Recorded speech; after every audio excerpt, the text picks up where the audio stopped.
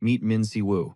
This guy didn't just get lost. He was trapped in a monster-filled nightmare dimension for a solid century. Sentenced to a 100-year grind in absolute isolation, he took so much damage, his body evolved into an unkillable tank with infinite regeneration. After a century of straight torture, he finally clawed his way back to the tutorial tower. But here's the kicker. Nobody remembers him. While he was living through eternal hell, Earth only spun around the sun 10 times. Talk about extreme time dilation. In this modern world, top-tier hunters are treated like A-list celebs. But our boy didn't come back to sign autographs. He came back to wreck shop. He speedran the entire tutorial, wiping every monster off the map in just 5 days. The world absolutely shook. Now, flexing decades of combat experience, he can literally leech skills from other players. That century in the abyss didn't break him. It forged a god. Suddenly, a voice echoes from the shadows, rambling about a fallen star that crashed into the demon realm 100 years ago. It warns him that his cheat code powers won't fly here anymore. The boss battle is starting. A massive dragon stares down the mortal, asking the ultimate question. What is your desire? Why are you here? Breathless, the kid keeps it real. He just wants to go home. He wants out. The beast thinks that's a hilariously basic wish for someone who walked through fire. But it admits the kid's GPS was spot on. Fate led him exactly here. Then comes the plot twist. The dimensional crystal needed to leave isn't loot in a chest. It's physically inside the dragon's heart. Si-woo flashes back to the absolute misery he endured just to reach this moment. 100 years of fighting in a dumpster fire of a world, fueled by nothing but pure desperation to survive. The dragon, feeling a bit of pity, decides to grant him mercy by ending his pathetic existence with one shot. But Si-woo just smirks. About time we wrap this up. Boom. A blinding aura explodes from his body, launching him straight at the beast. The impact rocks the dragon.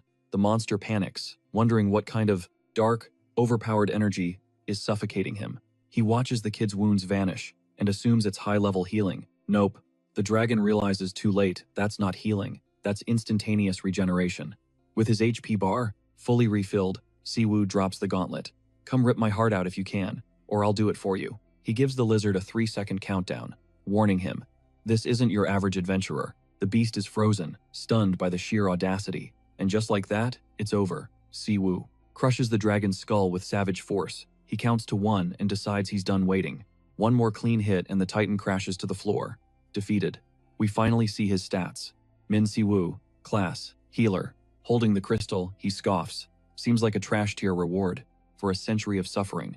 A voice snaps back, telling him to show some respect for the priceless artifact.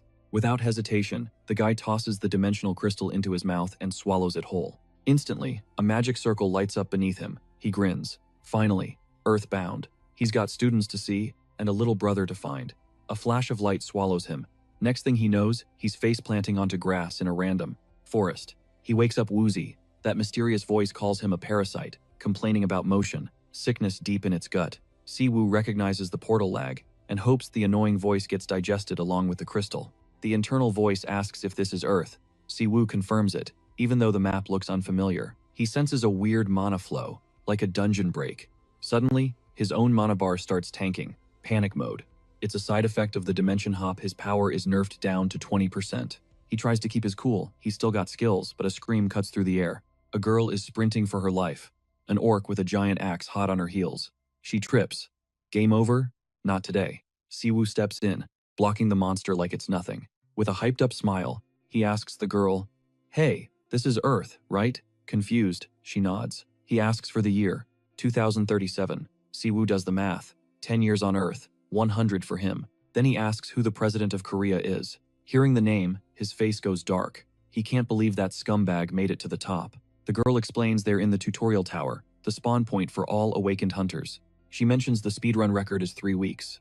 Suddenly, a massive tiger troll slams down in front of them. She's freaking out. Min Si-woo just sighs. 3 weeks? That's painfully slow. Even with his stats debuffed, he shoves the girl aside and delivers a world-ending punch right to the beast's face.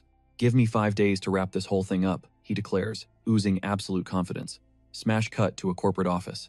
A high-ranking boss is debriefing a squad that just made it back from the tower dungeon. The messenger drops a bombshell. There is an unregistered player ghosting the system and causing total administrative mayhem. The moment the boss sees the photo, his jaw hits the floor. He stammers out a name, barely able to choke out the question. "Is that my brother?" Meanwhile, back inside the tower, Min Si-woo locks eyes with the young girl. He hits her with a blunt question. Is she planning to shadow him forever?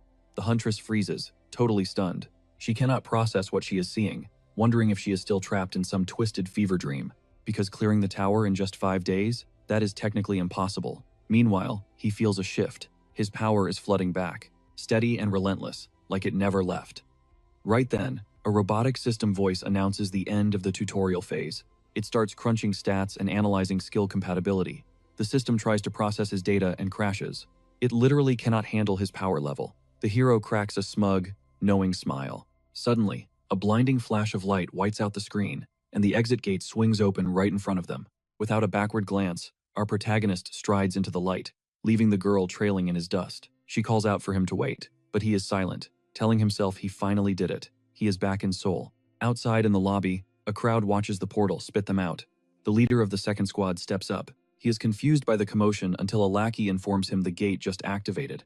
He clocks the girl from the entry list, but the guy is a total ghost in the records. He walks over, and our hero greets him with zero stress. The issue, the guy explains, is that his name is nowhere to be found. He scans the MC from head to toe, and he seriously doubts some scrawny kid cleared the tower. The disrespect is loud and clear. With a crooked smirk, he shoves another guy aside and claims he will handle this personally. He demands to know why he is not in the log. Minji-woo calmly replies that he did not use the front door. The guy snaps, calling him a liar since everyone uses the gate.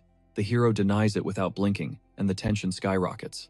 Pissed off, the guy tries to intimidate the protagonist, getting right in his face, ready to teach him a lesson. He presses for the truth, convinced the kid is using some kind of disguise skill to fool them. So, what is it? The truth? Or things are gonna get ugly? He loses his cool completely, screaming at him to talk. Or basically, he is gonna catch the beating of a lifetime. Instead of flinching, the protagonist just flashes a smile, a mocking grin, telling him to shut his trap because his breath smells like literal crap. The guy is shook. He never expected that clap back. But every tough guy eventually meets a tougher one. Minji-woo cracks his neck and asks if he really wants to get pulverized. He challenges him straight up, repeating that he needs to zip it because the stench is unbearable. The brute turns purple with rage and throws a punch loaded with insults, but our boy catches the fist like it is nothing. He reminds him he gave a warning, and to top off the humiliation, he flicks him, leaving a massive cartoon bump on his forehead. The bystanders are jaw-dropped. Cut to seconds later, and the entire security team is laid out on the floor. While a couple of officers try to figure out what the hell happened, an employee explains the kid just soloed security. The boss demands his location. As the leader of the Empire Guild, he needs to know if the CCTV caught the action. They confirm it and roll the tape. On screen, the guards are being tossed aside like ragdolls, zero effort required. Watching the footage, they are floored by the protagonist's speed. The leader leans in for a closer look, and yep, it is Minji-woo, his brother. He checks the photo and confirms it is him, looking exactly the same as he did 10 years ago. Without hesitating, he barks a cold order. Issue a search warrant and mobilize every single guild member immediately. But do not engage.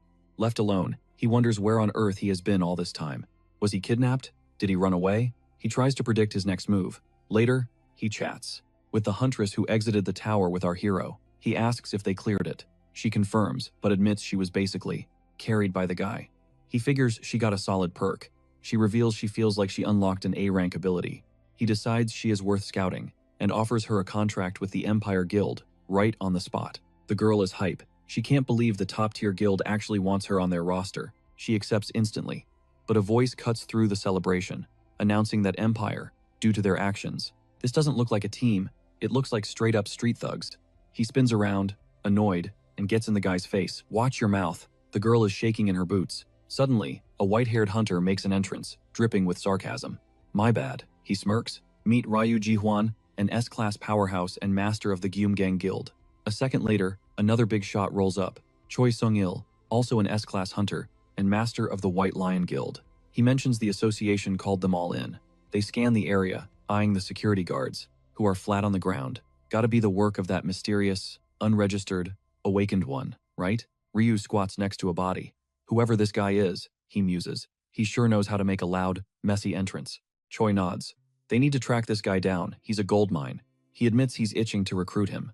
Ryu busts out laughing. Let's make it a race, he challenges. First one to spot him, keeps him. He's implying the competition is gonna get ugly. Meanwhile, the protagonist's brother watches the whole showdown in silence, radiating barely contained rage. Choi decides it's time to split up. Ryu flicks his business card to the girl, who's still in shock. We'll be in touch, he promises, then bounces. Outside, a blue-haired kid is waiting. He sees Ryu approaching and asks, "How'd the meeting go, boss?" His master barks an order. "Round up every S-rank hunter in Goomgang. Form squads, send them out. We've got a target to find." The kid asks who exactly they're hunting. Ryu cracks a mysterious grin. His eyes go dark. "Not just anyone," he reveals. "We're after the cursed bloodline of Min Sejun, leader of the Empire Guild." Smash cut. We see our hero, strolling solo through the busy city streets. The parasite immediately starts gripping. 100 years. And your first move is eating chicken? Our boy just keeps chewing, happy as a clam. "Zip it," he mumbles. "I'm recharging my humanity here." Back on the move, the creature asks, "So, what's the plan? Where are we headed now?" He gets serious. "Isn't it obvious?" He stares off into the distance. "There's only one place to go. Home." He stops in front of a house. It's old and beaten down. "This is it," he confirms. Hesitating for a split second, he pushes the wooden door. It creaks open. A voice echoes in his head. "Welcome back." Cue the flashback. He sees his parents greeting him after a long day. He sees his little brother sprinting over when mom calls him. A glowing memory of a family dinner, everyone smiling. But then reality hits like a truck. The place is trashed. Abandoned. Empty bottles and cobwebs everywhere. It's a depressing sight. He stands in silence, taking in the wreckage with a hollow, sad look. Later, leaning back on the porch, he sighs. "I can't even remember my parents' faces anymore. They say forgetting is a blessing. But for him, it's a straight-up curse." He fought for 100 years without a break. His body froze in time and his senses dulled. Terrified of losing himself, he clung to his memories like a lifeline. His brother's face, his precious disciples. Those memories stopped being the past and turned into obsession, regret. But he was okay with that, because that was the only thing keeping him sane for a whole century. The parasite starts complaining again. "It's freezing here. The demon world was way warmer." The hero claps back. "Yeah, but the demon world didn't have chicken." He notes he won't be staying long. Time to move. He decides his next move is checking on his disciples to see what they've been up to for the last 10 years. He hopes his brother, Sejun, is all right. Suddenly, a shout shatters the silence. "Busted." A squad of hunters rolls up. Our hero quips, "Took you long enough." The leader steps up, demanding to know if he started the brawl outside the tower. Another guy sneers. "What, you want a medal for that?" They claim they're with Goomgang. Our boy couldn't care less about the name. When one guy threatens him, he fires back, "You should be walking on all fours. It'd match that face of yours." He doubles down. "Guess they're letting gorillas become hunters these days." The hunter snaps. "That's it," he roars. "I'm gonna teach you a lesson." Glowing with green energy, he lunges forward, aiming a haymaker right at the hero's face. Bam! The fist slams into nothing but air. The hero is gone. His buddies start laughing, thinking the dude got sleep-moded with his hands still in his pockets. Turns out, that lightning flash skill doubles the user's speed. The MC asks the parasite if it's hungry for a snack. The creature gives the green light. It's the first meal since they touch down. He launches straight up, leaving the redhead hunter totally shook. Blink and you miss it, he reappears right behind him. The guy screams, having zero clue what just hit him. One surgical strike sends him face first into the pavement. He's coughing up blood from the sheer force of the impact. While his squad scrambles back in terror, the hero looms over the body, queuing up his next dark move. He reaches out and gives the order to his predator. Feast. A circle of dark magic erupts out of nowhere, catching every hunter in the vicinity off guard. Predator mode activates, ripping the skill straight out of the defeated enemy. He's stoked it works on Earth, even if the parasite complains the flavor has nothing on fried chicken. One trapped hunter is twisting in agony, proving the power difference.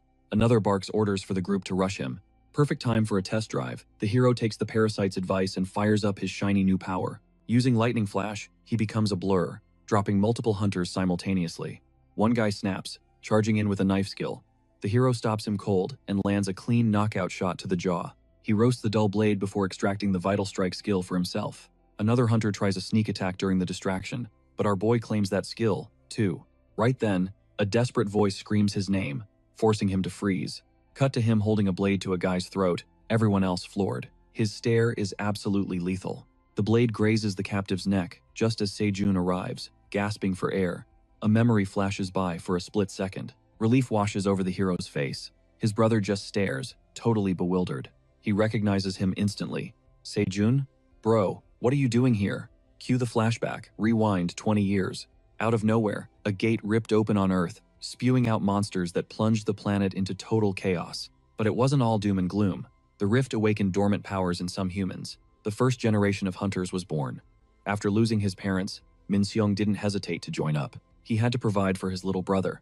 In the memory, tiny Sejun asks why he's skipping school. Min Seong smiles calmly, saying he's starting work today. The kid looks down, heartbroken, asking if it's his fault. Big Bro reassures him fast, he just picked a career early. Sejun asks how long he'll be gone.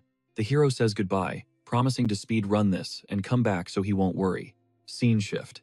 Now, the MC is gazing up at his brother's insane new mansion, totally awestruck. He can't believe his eyes. Sejun shrugs it off, saying he just used the survival skills his big bro taught him. But internally, he admits the truth. He bought this place waiting for the day his brother returned.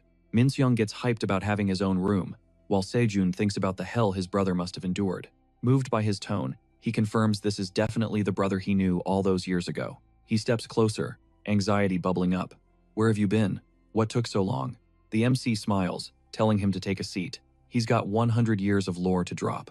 In the living room, he summarizes the trip. He got transported to another world and found a parasite that can jack skills. Thanks to that creature, he slayed a dragon and used a crystal to get back home.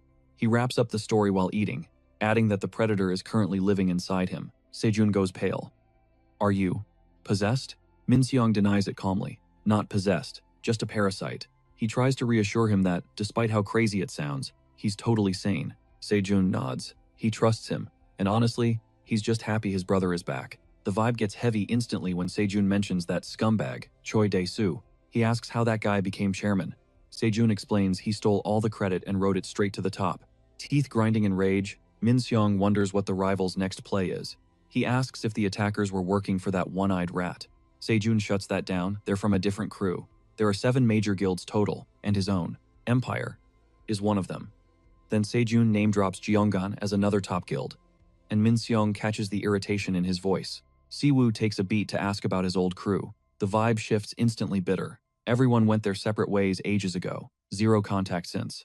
One headed back to the motherland, another sold out to join Dae-soo. But someone's missing. Siwoo drops the name. Where's Min-jun? Sejun's face goes pitch black. He drops the bomb. He was murdered. The news hits Siwoo like a freight train, leaving him stone cold. Who did it? But his brother shakes his head dead end. No killer ever found. The body just vanished into thin air. The leading theory? Another hunter did the deed. Even a top-tier special agency dug into it but came up empty-handed. Siwoo frowns at the acronyms.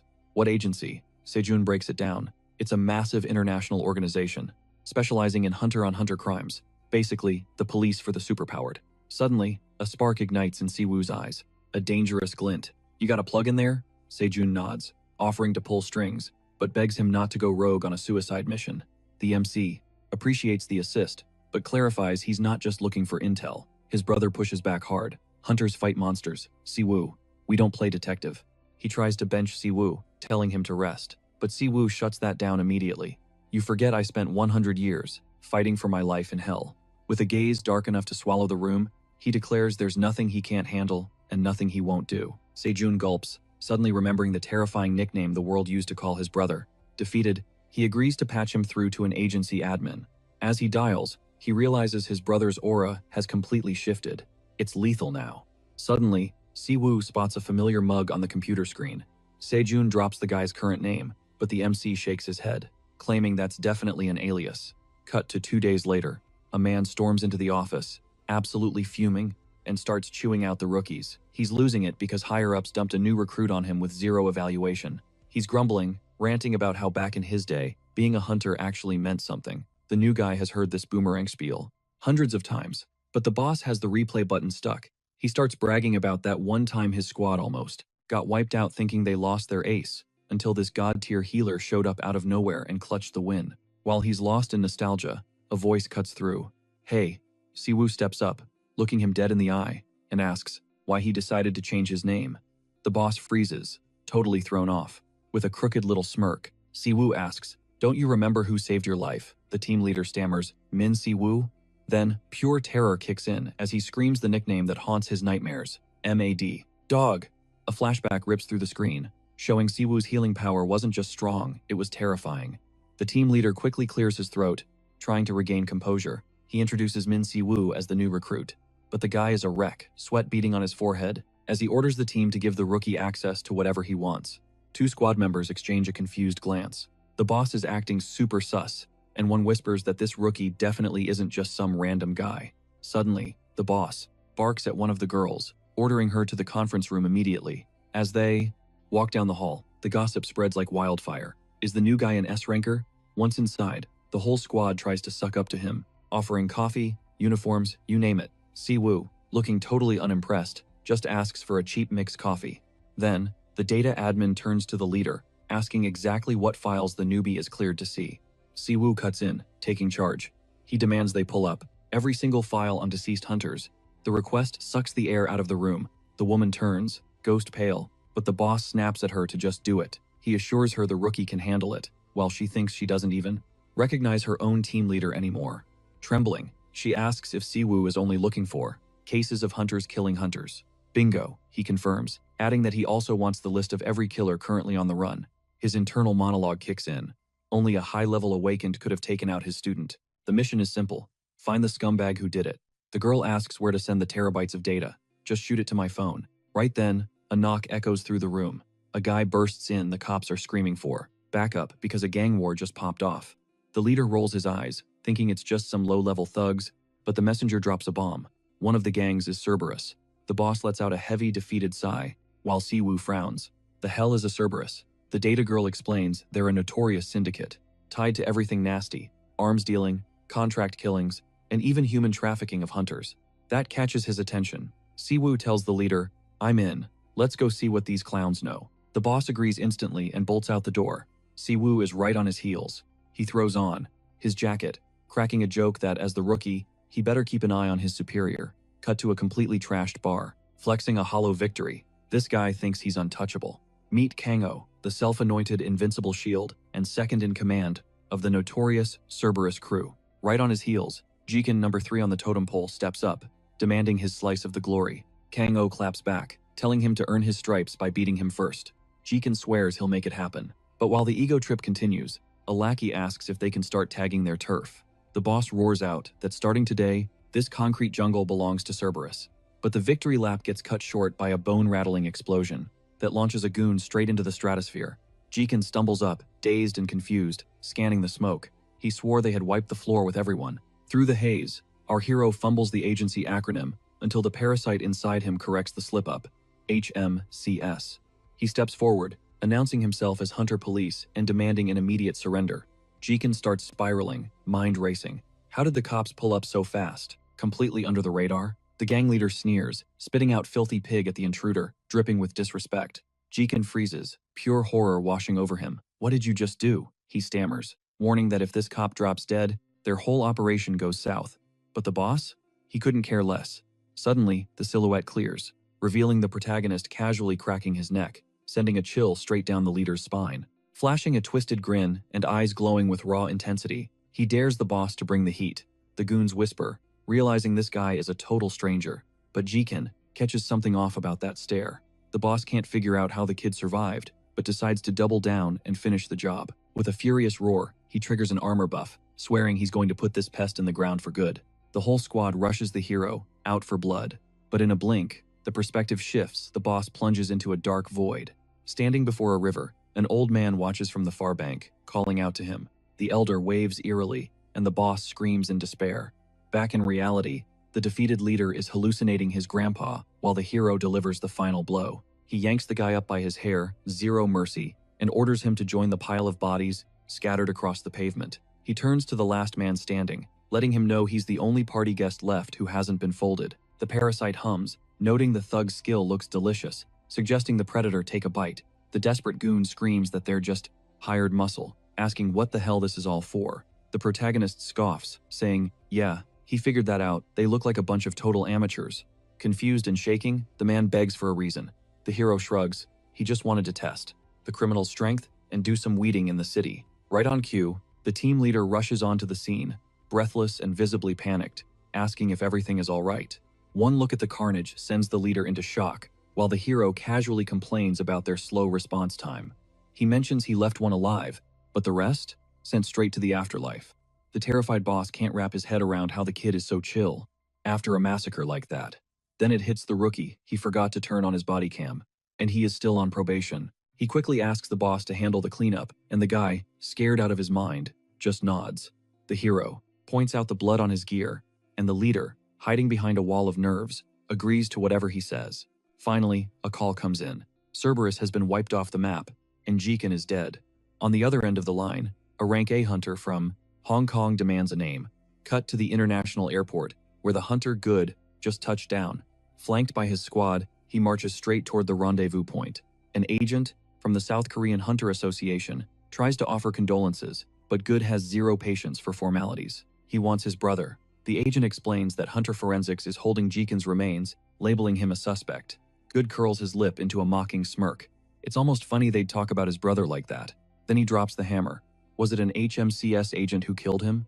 The official stays dead silent, unable to spill that kind of intel. Annoyed, the redhead switches gears, asking if he's at least free to leave his hotel whenever he wants. The answer is a hard no that would violate the law and trigger immediate deportation and a fine. The message is loud and clear. Pay your respects and get the hell out. Ignoring the warnings, he calls up one of his guys, Yen Fan. The response is instant, and the order is ice cold. Find the target. As he walks away, his eyes burn with pure hate. He swears he's going to rip the heart out of whoever killed his brother. The scene cuts to Min Seob, asking his brother, Sung, if someone raided Min Seob's stuff. Sung nods, explaining that a couple of days after the hit, the house was completely cleaned out. He adds that every hunter's mana is like a fingerprint, and the killer wiped everything to cover their tracks. Min Jong wasn't just digging in the dirt, he was a legitimate archaeologist. But here's the kicker. Every single artifact that could hold a trace of his mana, poof, gone. Min Si-oo isn't buying that narrative. He thinks the killer wouldn't go through all that extra drama and suggests it was probably just some random loot goblin. Se-yeon looks absolutely shook by the idea. To drop the mic on his argument, he flashes the inventory of missing goods, stacked with high-tier loot, and asks who would be crazy enough to risk that much heat. Min Si-oo, completely unbothered, claps back. He says if he was the killer, trying to scrub the mana signature, he would have just torched the whole house. Se-yeon pivots, asking, okay, but what if a scavenger broke in after the place was empty? Min Si-oo nods, noting he's seen that exact scenario in the archives. He decides to pay a visit to some local fences, even though his brother insists it's a dead end since the case is ancient history. Flashing a cocky grin, Min Si-oo says you never know until you try, and promises to be back by nightfall. But literally 2 seconds later, he's cringing inside, realizing he sounded way too overconfident. The parasite immediately starts yapping about the lack of progress, and decides it's driving the bus now. It steers him down a path straight into a dead-end alley. Our MC starts roasting the entity, but then he catches a vibe nearby. A goon is debriefing his boss on recent events, asking if the boss heard the rumors. They're venting about those HMC scumbags launching. Raids on the black market dealers 1 got snatched just yesterday. The lackey explains they don't even need a warrant, and get this, they're authorized to flatline any awakened criminal who resists. He suggests laying low and stashing the merchandise, since the feds are specifically hunting for stolen hunter gear. Cue Min Si-oo crashing the party. He busts in, shouting that he'll be the one taking that inventory. The lackey freaks out, instantly recognizing the HMC nightmare who's been spearheading the raids. The protagonist demands answers, but the boss barks an attack order. The goon hesitates, his skill set isn't built for PvP, but he makes a frantic call. Suddenly, the squad rolls up, asking if the boss is good. The boss bursts out laughing, telling Min Si-oo he made a fatal glitch coming here solo, and he's about to be fish food. Surrounded in the tight alley, our boy scans the crowd, looking totally unbothered. He thanks them for saving him. The hassle of hunting them down one by one. Golden energy starts to flare up as he tells the parasite that vacation time is over. He orders it to charge up the ultimate ability. The entity tries to negotiate for a snack. With a magic circle lighting up the pavement, Min Si-oo takes the deal. Power surges around him. The thugs recoil from the blinding light as the MC unleashes a massive shockwave. A colossal golden blast detonates, flooding the narrow alley. The explosion is so bright it's basically a flashbang. Debris goes flying and the henchmen drop, fried to a crisp. One survivor, shaking on the ground, looks up and stammers, "What kind of monster are you?" Min Si-oo flashes a sinister, menacing grin. He asks if the guy means him and introduces himself as the Mad Dog. The parasite gloats, claiming everything goes smooth when it's in charge, but the MC calls it dumb luck. Suddenly, the entity pings mana on an item. Min Si-oo confirms he finally secured his disciple Min Yong's belongings. The stash includes research notes, but the lock is magically sealed, requiring the owner's specific mana signature. The parasite gets salty about not being able to read it, But the protagonist clarifies he was only after the mana stored inside the book. Wasting zero time, he dials Byung-gu to tell him he's got a bundle of criminals gift-wrapped and ready for pickup, and tells him to bring the whip. After hanging up, he mentions one last stop and vanishes into thin air. Hard cut to a secret location. It's an underground market where people freely trade. Skill intel, a neutral zone known on the streets as Black Heaven's Fall. Inside, a mysterious woman is shuffling a deck when she suddenly catches a vibe. It's the High Sorceress Mu Mion, one of the 12 leaders. She smirks, sensing someone interesting is about to pull up. The MC scans the venue calmly. Nothing has changed in 10 years. Not a single new crack, not a detail out of place. But the parasite isn't chilling, it's twitchy, itching for a brawl, hunger pulsing with a desire to devour everyone. In the courtyard, all eyes lock on him the second he steps in. He's definitely turning heads. Still, he makes one thing clear. This is a neutral zone. No PvP allowed. Then, Mumion steps up and greets him casually, like no time has passed at all. Been a while, she says. She hits him with that inviting smile, confessing she's been waiting for this moment. Then she waves him into her room. Things are getting spicy. Folks, let's roll. Once they're inside, she drops the nostalgia card, telling him he hasn't aged a day in 10 years. Our MC claps back instantly. Curious, she tilts her head, dying to know what kind of power kept him away for so long. But he shuts that conversation down with zero chill. He slams the diary on the table and orders her to extract the mana from it. She actually digs his cold attitude, mostly because he cuts straight to the chase. She accepts immediately. This is exactly her kind of gig. She sets up a chalice and a dagger, telling him to do the honors. Minseo doesn't hesitate. He grabs the blade, knowing full well that reversing mana to its raw state is physically impossible, but he makes his move anyway. He slices his palm open and lets the crimson liquid drip right into the chalice. Her skill, Mana Recoil, kicks in to pull off a miracle. It's like trying to unbake a cake should be impossible. As she holds the book, we get a dark revelation. Skills like this break the laws of physics and use forbidden arts, which is exactly why criminals would kill for them, and why the authorities keep them on a tight leash. Myung finishes the ritual, praising the quality of his blood like a sommelier.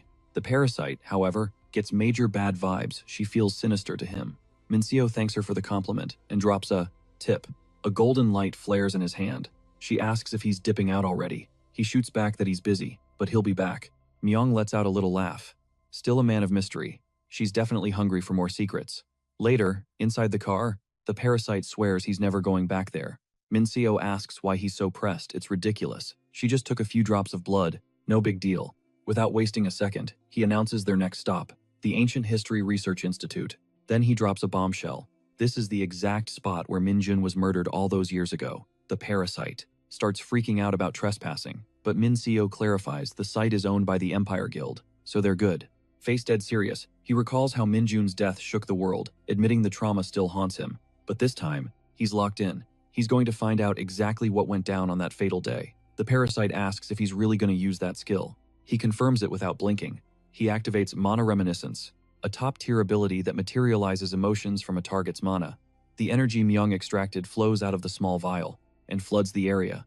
Images of the past start reconstructing before their eyes. The parasite complains, "Not enough. Mana, boss." The resolution is trash. The protagonist corrects him. It doesn't show 4K video. It shows emotions. He analyzes the scene with a grim expression.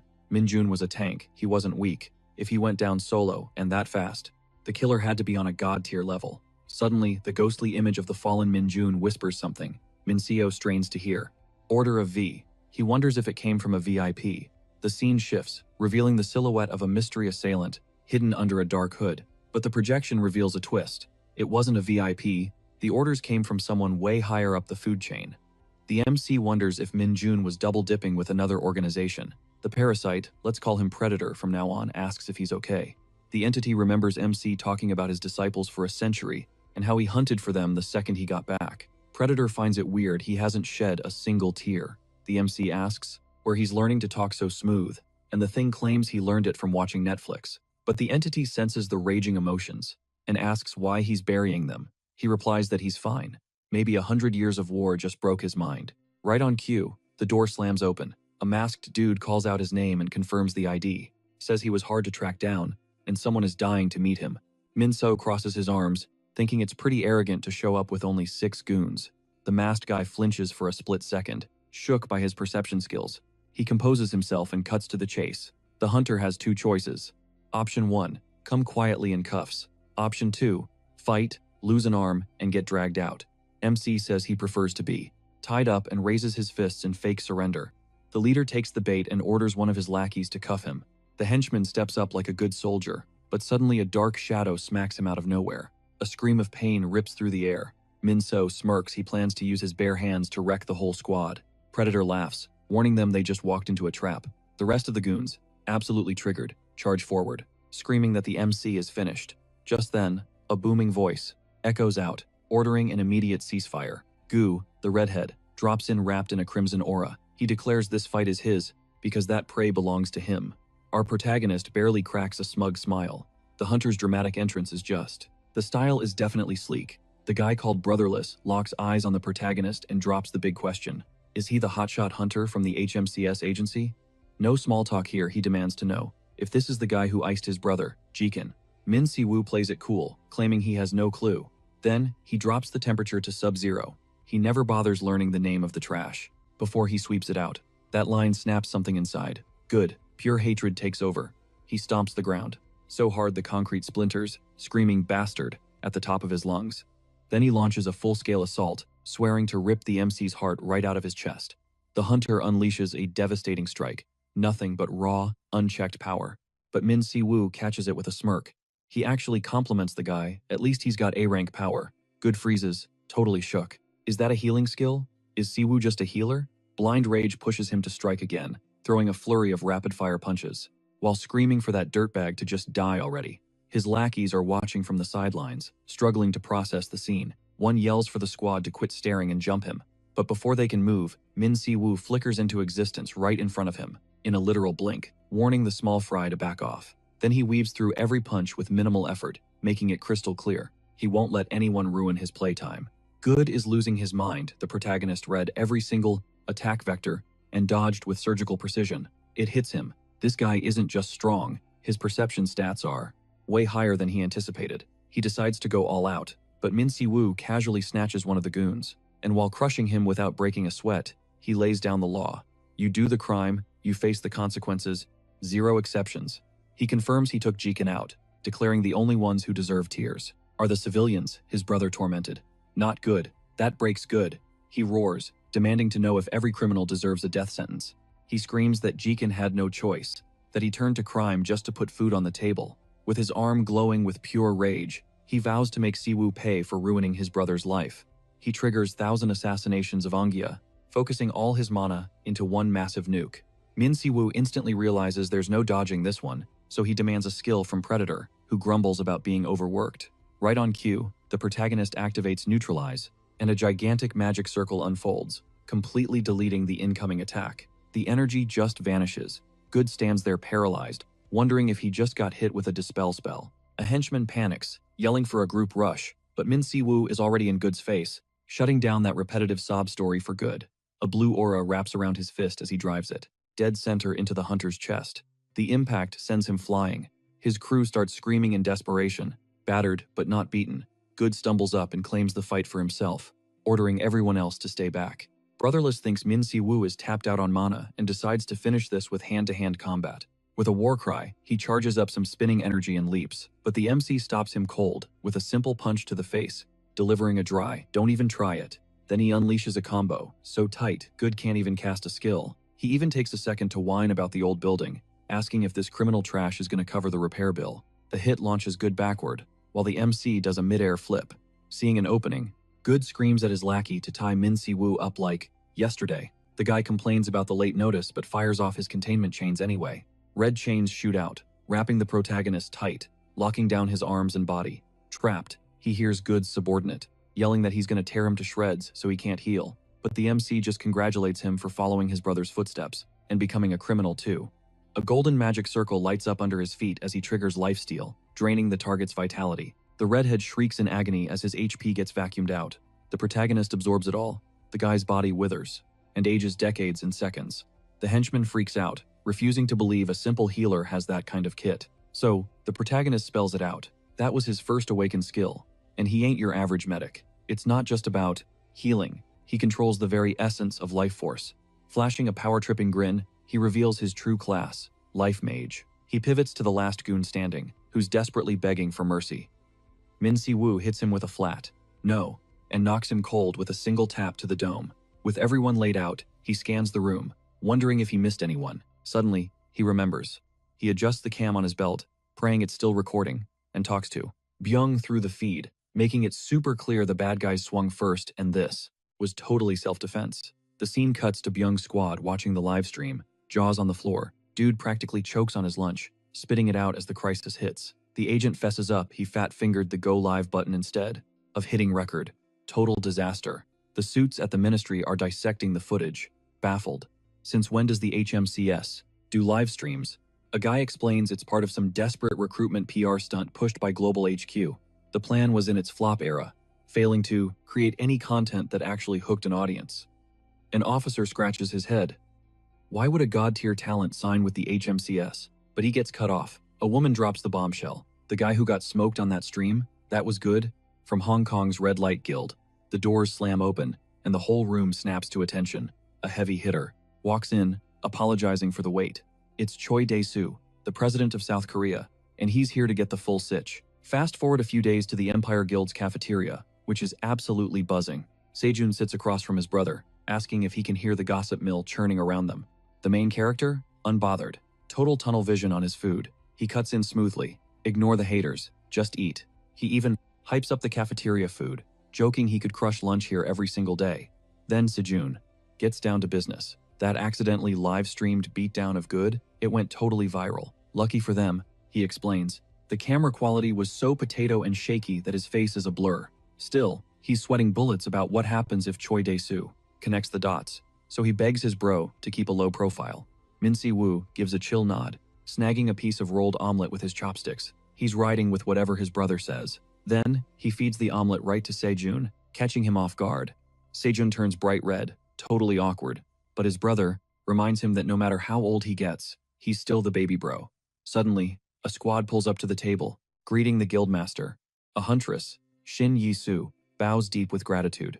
She claims she unlocked an A-rank ability, all thanks to him.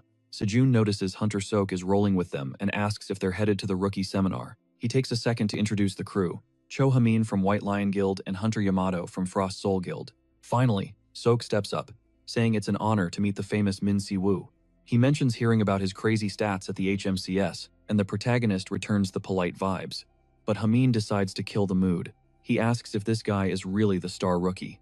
Everyone is hyping up. He questions if Si-woo is really the one who flattened good on video, adding that he seriously doubts it. With a twisted smirk, he points a finger and declares Min Si-woo looks weak as hell. The other hunters freeze, totally shocked by the disrespect. Sejun says his name with a warning tone, thinking it's way out of line to pull up and start trash-talking like that. Hamin defends himself, claiming he's just asking questions. Sok tells him to watch his mouth. Tension is spiking. Sejun threatens to report this behavior to his master, Sung Yul.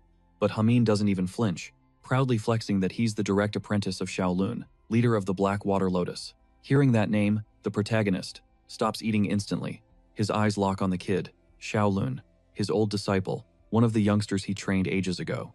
Hamin is about to keep bragging when the protagonist starts slow clapping, dripping with sarcasm. Enough of this performance. He stares him down and drops a bomb. If your master didn't teach you manners, maybe he at least taught you how to fight. Hamin explodes, furious that someone would mock his teacher to his face. In a blind rage, he jumps up and kicks the table violently, making everyone jump. With eyes dark with anger, he threatens the MC to watch his back tonight. Seok goes into full panic mode, apologizing profusely for Hamin's toxicity. But Sejun waves it off, telling his brother to just ignore the idiot. Si-woo is the picture of calm, saying the kid behaved well enough. Inside, he's smirking. After all, this kid is his apprentice's apprentice, his grand student. He'll let it slide this time. Cut to an office scene. A man confirms he's marking the case closed. The HMCS branch director, Baek Gun-ho, asks what brings a visitor here. This could have been an email. The guest is Sung Il, master of White Lion, here to apologize in person for the incident. He starts making excuses for his members' disrespect, but Baek cuts him off. He smiles and downplays it. No fight, no blood, so no formal apology needed. However, he tests the waters, asking if Sung Il is actually here to poach the new recruit. Gun-ho explains the rookie is too valuable and has already been deployed on prison escort duty for awakened criminals. Sung Il says it's a shame, noting it's rare for a center to lock down talent that fast. The correctional facility sends out an SOS to the HMCS. The director gives the nod until now. These messy jobs were always farmed out to the major guilds. Scanning the report, he figures the tides are finally turning. Sung-gil rises from his seat. He asks if he can dispatch Jaemin to apologize in the flesh. The director agrees instantly. It's the perfect PR move to smooth things over. Sung-gil signs off, thanking him for the time. Gunho wishes him a safe trip, but the act doesn't fool Sung-gil. He knows the old man is stashing that recruit, and he vows to hunt him down, whatever the cost. Immediately, he gets Miss Seo on the line. His order is sharp. Prep Jaemin for a field op. She asks for the drop zone. The target is clear. Incheon City Correctional. Meanwhile, the scene shifts. Outside the slammer, a guard is roasting in the heat, griping about the weather. He wonders why the HMCS still hasn't deployed a soul. His partner assures him they're inbound, but the first guard switches gears to trash talk a new inmate. He's livid instead of behaving. This guy is a total nightmare. Name's Jerry Volk. Came in quiet, then snapped and flattened 5 guys in a heartbeat. Inside the hole, Volk eyes the cuffs digging into his wrists, contemplating his next move. Suddenly, a rat scuttles up, whispering a message. The escape is set. There's a job waiting on the outside. Volk doesn't blink. He lifts a boot and stomps the rodent flat. Yet, the voice persists. All he has to do is unleash total anarchy. Under a light drizzle, the main character pulls up to the complex, scanning the perimeter. Target confirmed, Incheon Correctional Center. Suddenly, Jaemin storms into the prison like a hurricane, screaming that the prisoner is already gone. He curses the sloppy transport job, wondering why the hell Sung-gil even sent him here. Then, in the distance, he spots a bus and points aggressively. Is that the one? The guard nods. Jaemin clicks his tongue, jumping back into his ride, grumbling that if they cross province lines, he's demanding overtime pay. He slams the gas, roaring that Sung-gil better pay double for every extra hour. Cut to the interior of the bus. The MC sips his drink, cool as a cucumber, and calls out to the prisoner. Jerry Volk snaps back, ordering him to drink in silence. But the kid drops a simple no. Volk calls him an arrogant brat, asking if he's supposed to be the warden. At the next facility, Min Si-woo, totally unbothered, repeats no, while loudly slurping his drink. The prisoner pegs him for a rookie, doubting he can handle this solo. Min Si-woo shoots him a look of pure boredom, and asks if he's actually someone important. Volk lets out a surprised wow at the sheer audacity and zero fear. He can't fathom how the kid got this gig without knowing who he is. Min Si-woo replies that the only thing he knows is that he talks way too much. That ticks the man off. Volk starts bragging before leaving. He crushed 5 awakened prisoners, and he did it while wearing heavy-duty restriction gear. Min Si-woo asks why they'd send a rookie to escort such a powerhouse solo. He drains his cup and drops the truth bomb. They sent him to die. Instantly, a massive explosion rocks the highway, engulfing the bus in a roaring fireball. The impact launches the vehicle off the road. It flips and crashes into the grass. Outside, a young man surveys the wreckage and asks his master if the blast killed him. Suddenly, Volk kicks through the twisted metal frame, screaming at the old miserable geezer that he's out. He emerges from the debris, furious, asking if they were trying to kill him too. The old man scoffs, saying the gray wolf wouldn't die from something so petty. Volk tells him to shut his mouth. The disciple confirms he took care of the guard, noting his brain must be drowning in coffee and blood by now. The camera zooms in on Min Si-woo's hand, limp and motionless next to his spilled cup. The boy starts unlocking the cuffs, warning him to freeze since it's monotech. With a sharp click, the restraints shatter, and the prisoner is loose. Volk celebrates the relief, but a voice cuts in, ordering the criminals to freeze. Jaemin hits the scene, scanning the carnage. He instantly realizes the bus took the sketchiest route possible. He mocks the rookie. Sung-gil bet on the wrong horse this time. Cracking his knuckles, he demands to know which organization they work for. The kid recognizes him immediately. A+ rank Hunter Jamin, from the White Lion Guild. The master senses they're alone, and Volk takes it as a perfect warm-up. Jaemin charges in, annoyed. Volk holds his stare, asking why they should answer. Then, he triggers his ability, and morphs into a massive, raging gray werewolf. Jaemin is caught off guard by the transformation. Man or beast, it makes zero difference. He triggers Relentless Assault, coating his entire frame in a gritty layer of crimson mana armor. Skill active, he lunges at the werewolf, unleashing a brutal, high-speed combo of strikes. The creature tanks every single hit. The beast knows this fight would be hell if he were solo, but Jaemin is totally clueless. His fists connect clean, dealing raw damage. Yet, the monster stays vertical, soaking up the punishment like a sponge. He even trolls him, asking if this weak sauce beatdown is just a massage to celebrate his freedom. The old-timer decides they're wasting daylight, and barks at the young guy to wrap this show up now. The kid complies, whipping out a neon-pink energy bind that snares Jamin with the 10-headed snake. Jamin scoffs, asking what he plans to do with that toy reptile, but the snake lunges, coils tight around his torso, and locks him down, leaving him cursing the skill.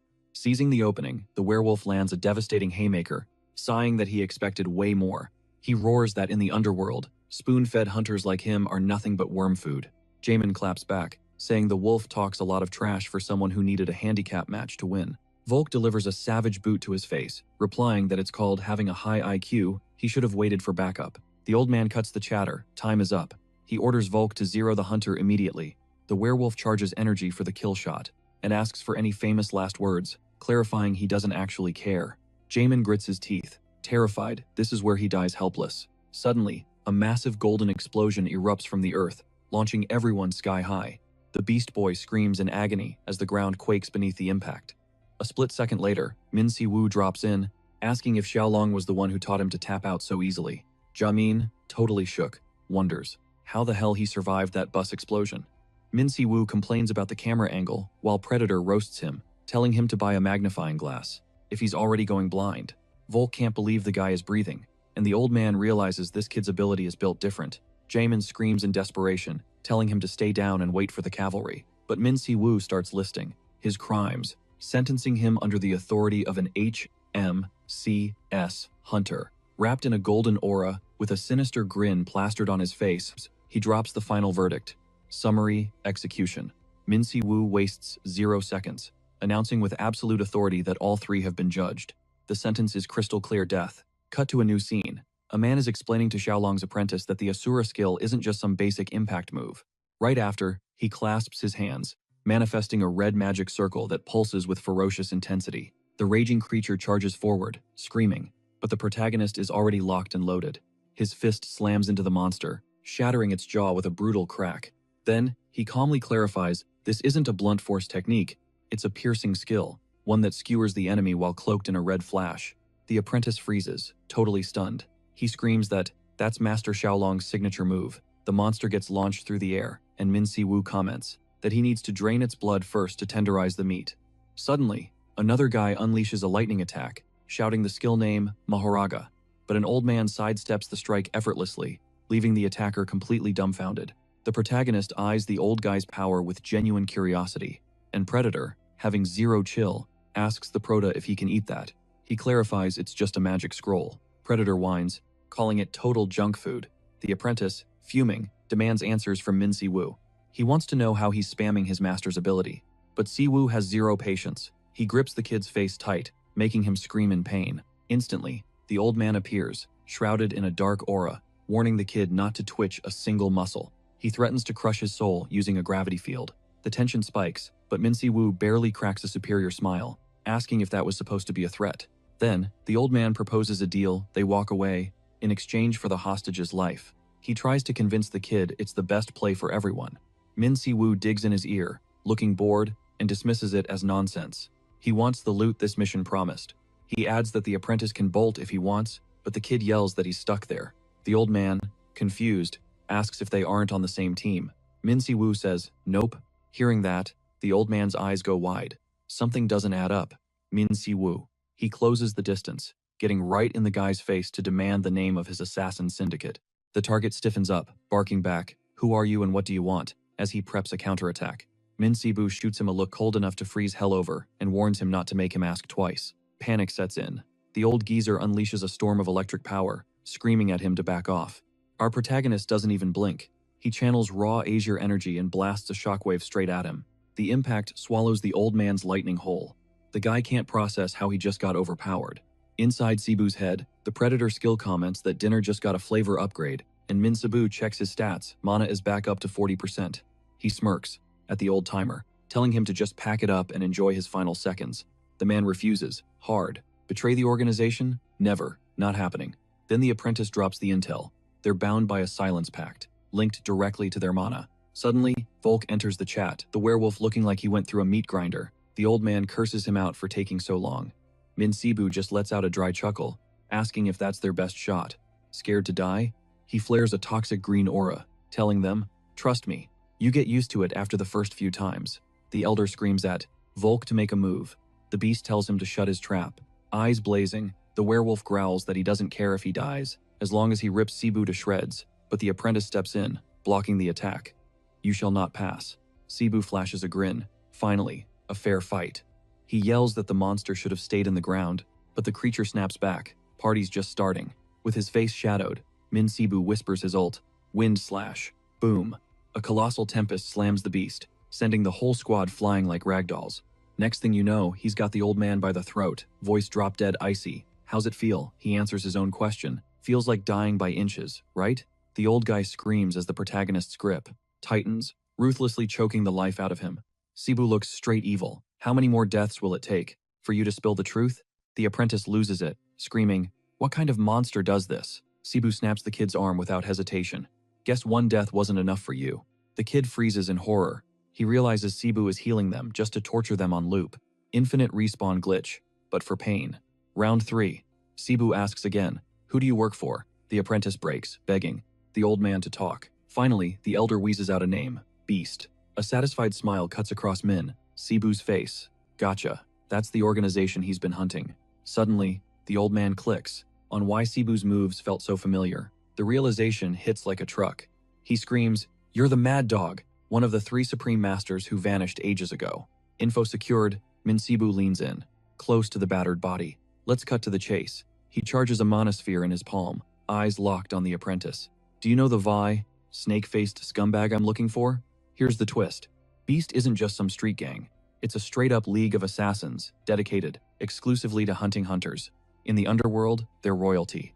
Total influence, lethal skills, and a zero-failure record.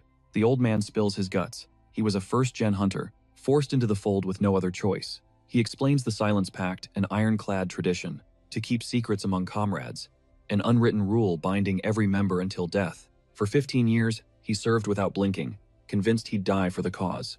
But Cebu's endless cycle of death and resurrection broke his spirit. He finally waved the white flag. Then the apprentice drops a bombshell. The target's codename is Black Mamba. It all fits. And get this, he confirms the guy is definitely part of the crew. Cebu makes a face. He finds the alias totally cringe and asks, that trash works for you? He fires back another question. He wants to know if they were behind Hunter Min Jung's death back in the day.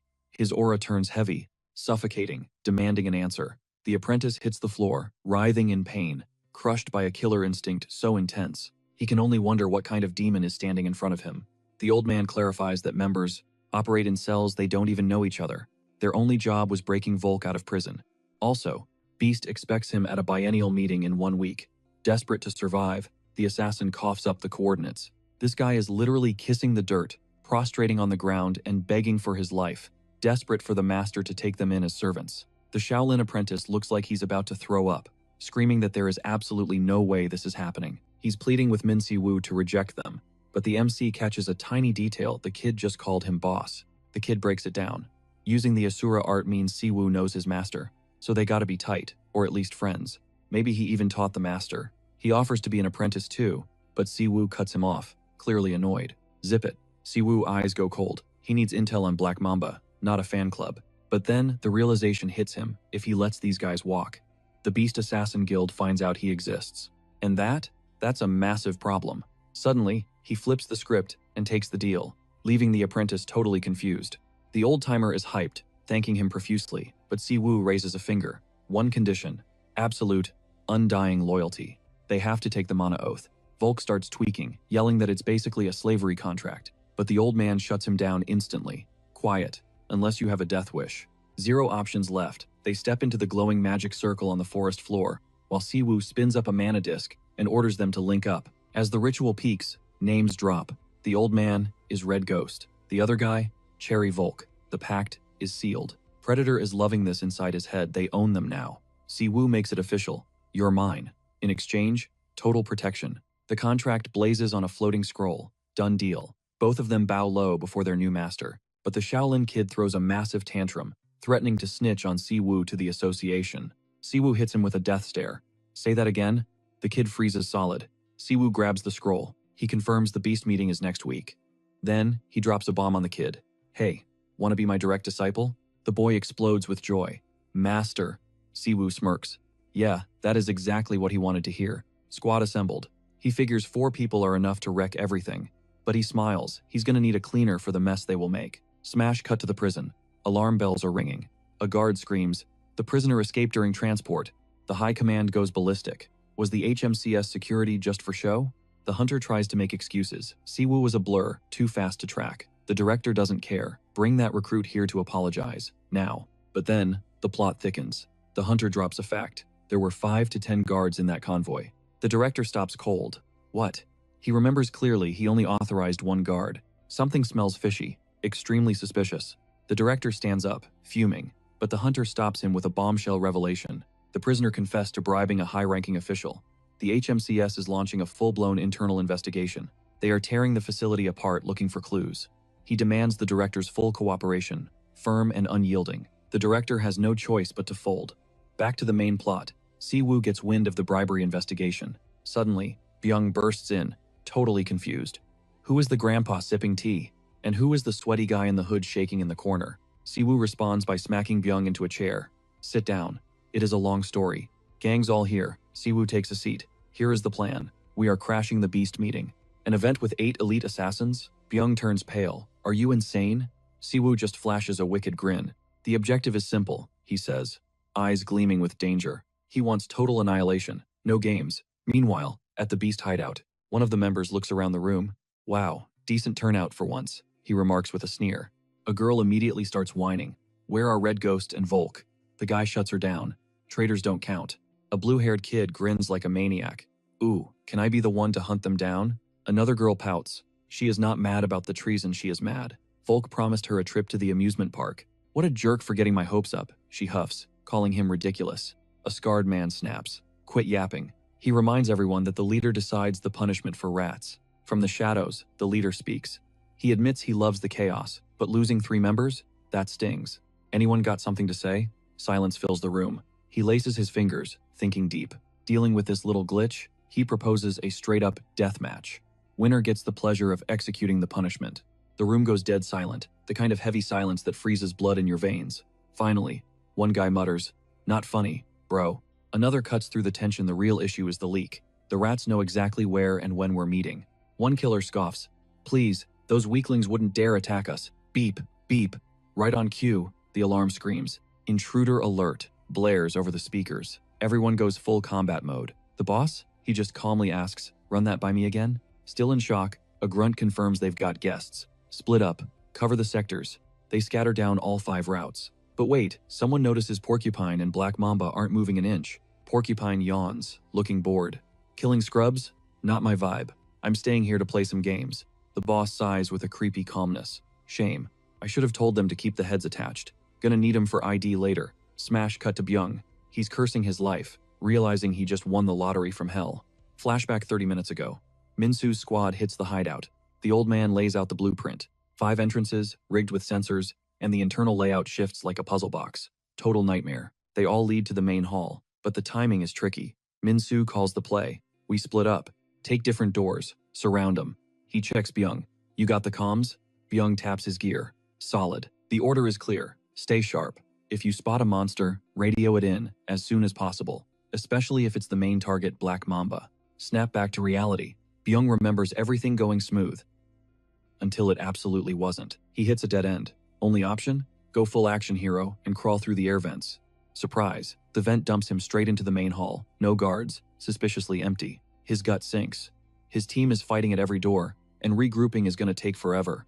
He makes a choice: thin the herd right now. Suddenly, a marble rolls across the floor with a weird sound. An assassin spots it and crouches down.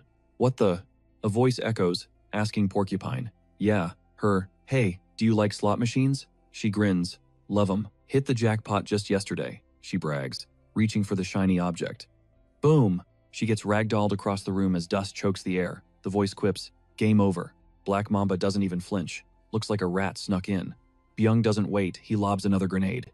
Mamba catches it mid-air like a baseball. Nice ambush, he says, as the grenade detonates in his bare hand. The smoke clears. Mamba, barely a scratch. I prefer face-to-face, he growls. Byung drops from the ceiling. No time to breathe. Mamba strikes, clocking him as a HMCS hunter.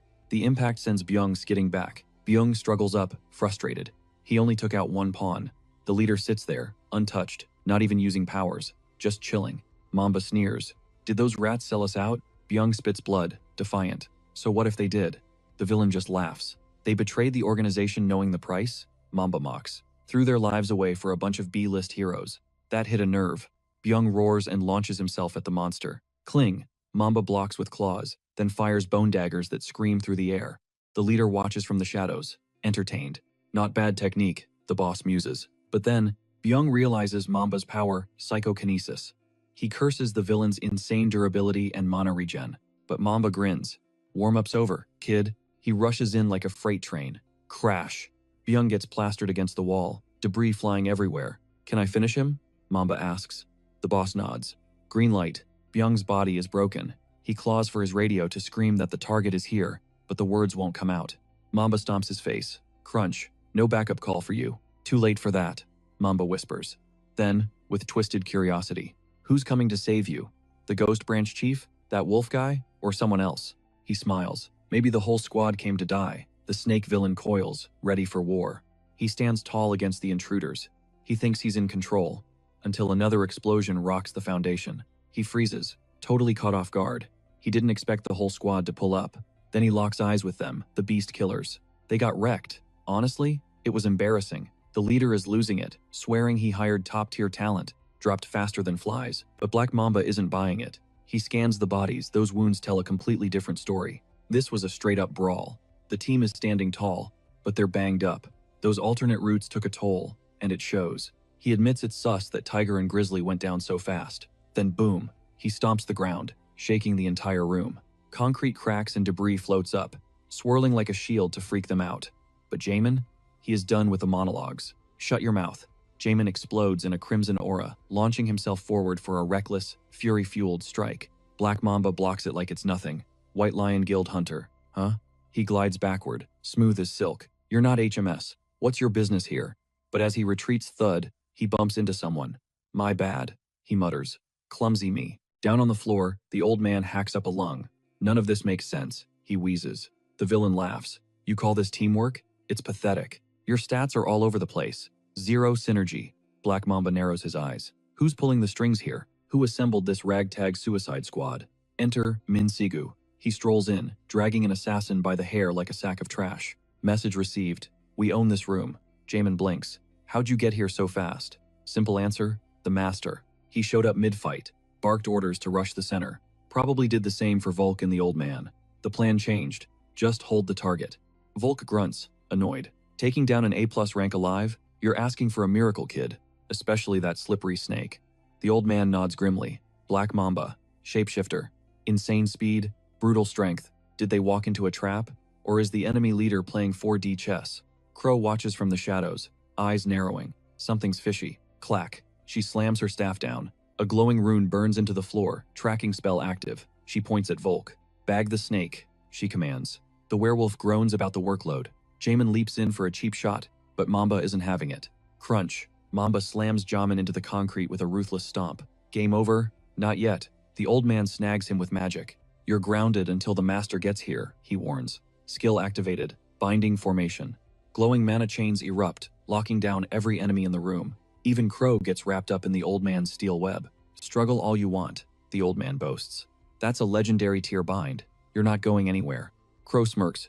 Your new boss has style, traitor. Then, snap. She shatters the chains like they were made of glass. The old man's jaw hits the floor. Impossible force.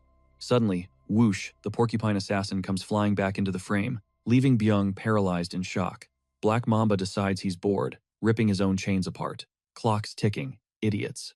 Reinforcements are inbound. We scrub this place clean. He triggers his ultimate. Draconian transformation. Scales ripple over his skin. A massive lizard man stands there, hissing one command. Just die already. Jamin yells. Byung, your ribs are toast. They're shattered. Normal steel won't cut it against this thing. The strategy shifts instantly.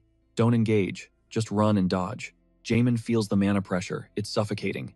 He manipulates the terrain. I'm the tank now. He knows the score. Victory is off the table. Buying time is the only win condition. Worse news, Volk is tangled up with Porcupine. Jamin's on his own. He grits his teeth. Guess I'm carrying the team today. This is gonna be rough, huh? But he lunges, burying his blade into the monster's hide. Got him. Toxic green smoke hisses from the wound. Okay, it bleeds. Byung watches, trembling, as the giant snake shifts. Elemental corruption magic. The air fills with spectral daggers. Then the villain spins, tearing the very floor apart. Debris rains down like meteors. Jaemin screams, Byung, heads up, 12 o'clock. A massive boulder is plummeting straight for him. Rookie mistake, the creature sneers. Never turn your back. Wham! A direct hit sends him flying, smashing into the ground and carving out a crater. The monster turns its cold eyes on Byung. You, official hunters never learn, do you? A massive claw wraps around Byung's throat, lifting him up. Did you really think my HQ wouldn't have security measures? Across the room, the assassin is relentless, slashing at Volk. Why won't you just die? Then, the other shoe drops. The floor isn't just concrete, it's a minefield. Tracking spells, self-destruct runes. Your fate was sealed the second you stepped into my den, the villain growls. He sighs, tightening his grip. I'm bored now. Stop squirming and die quietly. Suddenly, the air shifts. The monster's survival instinct screams, danger. He releases the chokehold and leaps back, just missing a lethal strike from the shadows. Enter the protagonist. He stalks toward the beast, leaving Byung speechless. Crack. One brutal, decisive blow that screams, I run this show. A wicked grin stretches across his face. Finally found you, you slippery bastard. No warning, no hesitation. Porcupine lunges, looking for the kill, but she doesn't even make it halfway. A web of jagged lightning snatches her midair and slams her into the concrete. She's out cold. The beast leader watches, stunned. This guy didn't just break in. He dismantled every single magical trap in the hall. That security system cost billions, gone in seconds. Min Si-woo stands there, calmly charging his energy, while Predator tosses out a lazy insult. To Si-woo, the leader's magic was child's play. And honestly, it was. Nullifying millions of dollars worth of spells without breaking a sweat? That's god-tier status. It's exactly why Crow looks like he just saw a ghost. Black Mamba finally reacts, blocking an attack while whining about the loud entrance. He admits he was caught off guard. He locks eyes with our main character, and the pieces click. He points a shaking finger. This is the villain who wiped out his entire hit squad. Si-woo is actually offended. Being called a villain by a literal assassin? The audacity. The beast leader turns to Mamba, asking if he messed with the wrong people. Mamba denies it, but the monster reads the room instantly. This reeks of revenge. Si-woo nods sharp guess. Tracking this guy was a nightmare since he never leaves traces. So yeah, it's definitely payback. But before ending him, Si-woo needs answers. He strikes an overwhelming blast of power, detonates, sending Black Mamba flying across the room. Mid-air, the assassin tries to figure out who the hell this guy is. Si-woo commands him to shut his mouth. From the sidelines, the beast leader watches the beatdown unfold. She's wondering what kind of monster she's dealing with. Mamba is spiraling, he never imagined. Someone could reflect his own magic back at him. He can't comprehend how he was found, or how this guy moves with such glitch-like speed. Bam! Another hit. The assassin spits a mouthful of blood, admitting he's never faced a fighter like this in his life. He prided himself on knowing every elite hunter in the game. But this guy? He's a total ghost. Si-woo unleashes a terrifying dark aura. Mamba screams, asking what he wants. Si-woo answers by stomping directly on his spine. He still doesn't get it. Si-woo grinds Mamba's face into the floor tiles, reminding him who's in charge. Another stomp to the back, warning him to stay quiet unless he wants to die by accident. The assassin gasps, begging for mercy. Si-woo grabs his jaw and gets straight to business. Higher than the VIPs. His eyes are burning with rage. Who ordered the hit on Minjun? The name freezes Mamba in place. He flashes back to the historian, Minjun. A nervous chuckle escapes his lips. So, Min Si-woo was connected to that kid? Our MC is out of patience. Talk now, unless that contract loyalty is worth more than his life. Gathering his last scrap of courage, the assassin nods. It is. He reveals a glowing magic seal on his tongue. Even if he spoke, Si-woo's ears would melt before he heard the truth. He spits on Si-woo, flashing a sick, twisted smile. A pro never gives up a client. That's the last straw. Si-woo wipes the spit off his cheek, absolute fury radiating from him. If he won't talk the easy way, he'll talk the hard way. Si-woo flares a golden healing aura. Mamba's eyes go wide with horror. You're a healer too? Panic sets in. He screams for his leader to save him, but she claims she's too surrounded to help. Trapped and terrified, Mamba breaks. He promises to spill everything. He starts to say the name Pandey. And snap. His head explodes like a melon. Si-woo stands there, frozen, processing that incomplete word. Pandemonium. From a distance, the beast leader smirks. Everything went exactly according to plan. With a single gesture, she unleashes a shockwave that knocks back everyone in the vicinity. Now she faces him directly, smiling. She knows exactly who he is. She drops his full name and legendary title, Mad Dog, Min Si-woo. the first-generation hunter who vanished 10 years ago. He doesn't flinch. Are you with Pandemonium too? He asks. She shakes her head. They're freelancers, not corporate shills. He figured it out based on her power level and her reaction to the name. Siwoo warns her if she's lying, he'll know. She assures him she's keeping it 100. She knows he gets it. She wonders why the world forgot about him. Then, she snaps her fingers, waking up the girl, Yewa Porcupine. Instantly, a massive explosion rocks the entire building. It was a self-destruct sequence. Floating high above the smoke, the leader and Yewa look down. They ask if the mad dog cares to join them. Siwoo declines. He's good. He got the only clue he needed. She smiles, understanding completely. See you around, she teases, vanishing into a portal. Afterward, View looks worried. Siwoo explains that the self-destruct spell was going to trigger no matter what they did. He tells him to clean up the mess. Mission accomplished. Crunching over the debris, Siwoo's mind is locked on one word, Pandemonium. He stands in silence, wondering what the hell Min Jun actually discovered. Min Siwoo is smashing keys on his computer, his eyes locked on the screen, but his brain is stuck on a loop. One name keeps flashing in his mind like a glitchy pop-up. Pandemonium. Flashback to 20 years ago. The first gate cracks open, unleashing way more than just nightmare fuel and shiny loot rocks. Mana flooded the world, the ultimate power source. Then came the demons, interdimensional beings who wielded that juice like they owned the copyright. Acting like they were the main characters, they capitalized on Earth's total meltdown and crowned themselves supervisors. They seized control of the gates and treated humanity like absolute trash mobs. But amidst the wreckage, some people actually simped for them. They bent the knee, formed a fan club for the Demon Lord, and branded themselves Pandemonium, a cult dedicated to serving the invaders. Thankfully, the first-gen hunters figured out how to hack mana and put a stop to that tyranny. Game over for the bad guys. Humanity clutched the win, and peace finally respawned on Earth. Siwoo knows for a fact Pandemonium was disbanded way before he even soloed the Demon Lord. It's been 10 years, so why is this dead name resurfacing on his radar now? It doesn't add up. He shuts his eyes and pings Predator mentally. He needs intel. You remember those otherworld demons? Predator grunts a yes. Hard to forget. They were built different. They enslaved dragons, whole species. Predator growls, clearly still salty about something they stole from him. From what I saw, wouldn't be shocked if they pulled that stunt across the multiverse. Siwoo scratches his head, totally vexed.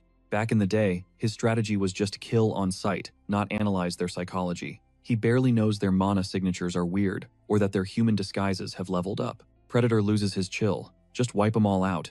Siwoo sighs. If only real life were that easy. The door creaks open. Enter Se-young.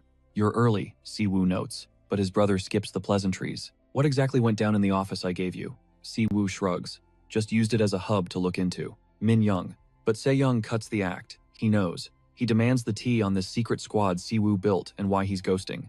The Hunter Association. If Chairman Dae-soo finds out, Se-young warns, looking stressed, it's gonna get ugly fast. Siwoo doesn't even blink. Byung covered my tracks. Besides, Dae-soo doesn't scare me. Then he drops a bomb. I was actually planning to pay him a visit. The room temperature drops. Se-young freezes. Siwoo explains he's done playing 4D chess. He wants straight answers. Se-young lets out a heavy sigh. You haven't even recovered your full mana yet, he pleads. Stop being so reckless. Siwoo stands up, looming over the desk. Se-young's voice cracks. The world's changed, bro. I can't watch you put yourself in the crosshairs again. To kill the heavy vibe, Siwoo grabs his brother in a headlock and ruffles his hair. Chill out. I got this. Se-young struggles, fixing his hair. Fine. Just keep your promise to train the rookie, Se-young insists. Shin's ability is a nightmare to control. The protagonist picks his ear, looking bored. Yeah, I'll give him some pointers. Gurgle. His stomach roars like a beast. Feed me? He asks. Se-young stares, shocked by the guy's bottomless pit of a stomach. Suddenly, the phone rings. Inside his head, Predator is screaming for fried chicken. On the phone, Byung is screaming, "Why'd you kick me off the case?" Siwoo winces at the lecture, but Byung drops the bomb. The op leaked to the press. The news is blasting how the HMCS went rogue and wiped out a squad of killers. Over at the Chaos Queen Agency, it's a zoo. They're fighting off paparazzi. Jung is frantic. Director Baek is watching me like a hawk because your name isn't on the report. Byung is hyperventilating. How do I explain I soloed the whole squad? Siwoo yawns. Just ask Hamin to bail you out. Byung is practically begging, but our guy? He hangs up, cold. Priorities. Dinner first. He wanders off, grumbling. Can I get 1 minute of silence? He faceplants onto the couch and lies to Se-young. Byung is totally stoked about the job, by the way. Then he pivots. So, what's the deal with demons these days? Same as 10 years ago? Se-young shakes his head. Nope. After they got wrecked, they begged for a peace treaty. They moved to Antarctica, set up some mana research lab. They keep their heads down. Zero drama, no public appearances. Honestly, most kids today think demons are just fairy tales. Siwoo isn't buying what they're selling. A peace treaty? Sus. Inside, Predator loses it. It's a total scam. I'm with you, Siwoo agrees. He stands up, pacing. But maybe, just maybe, there's a good apple in the bunch?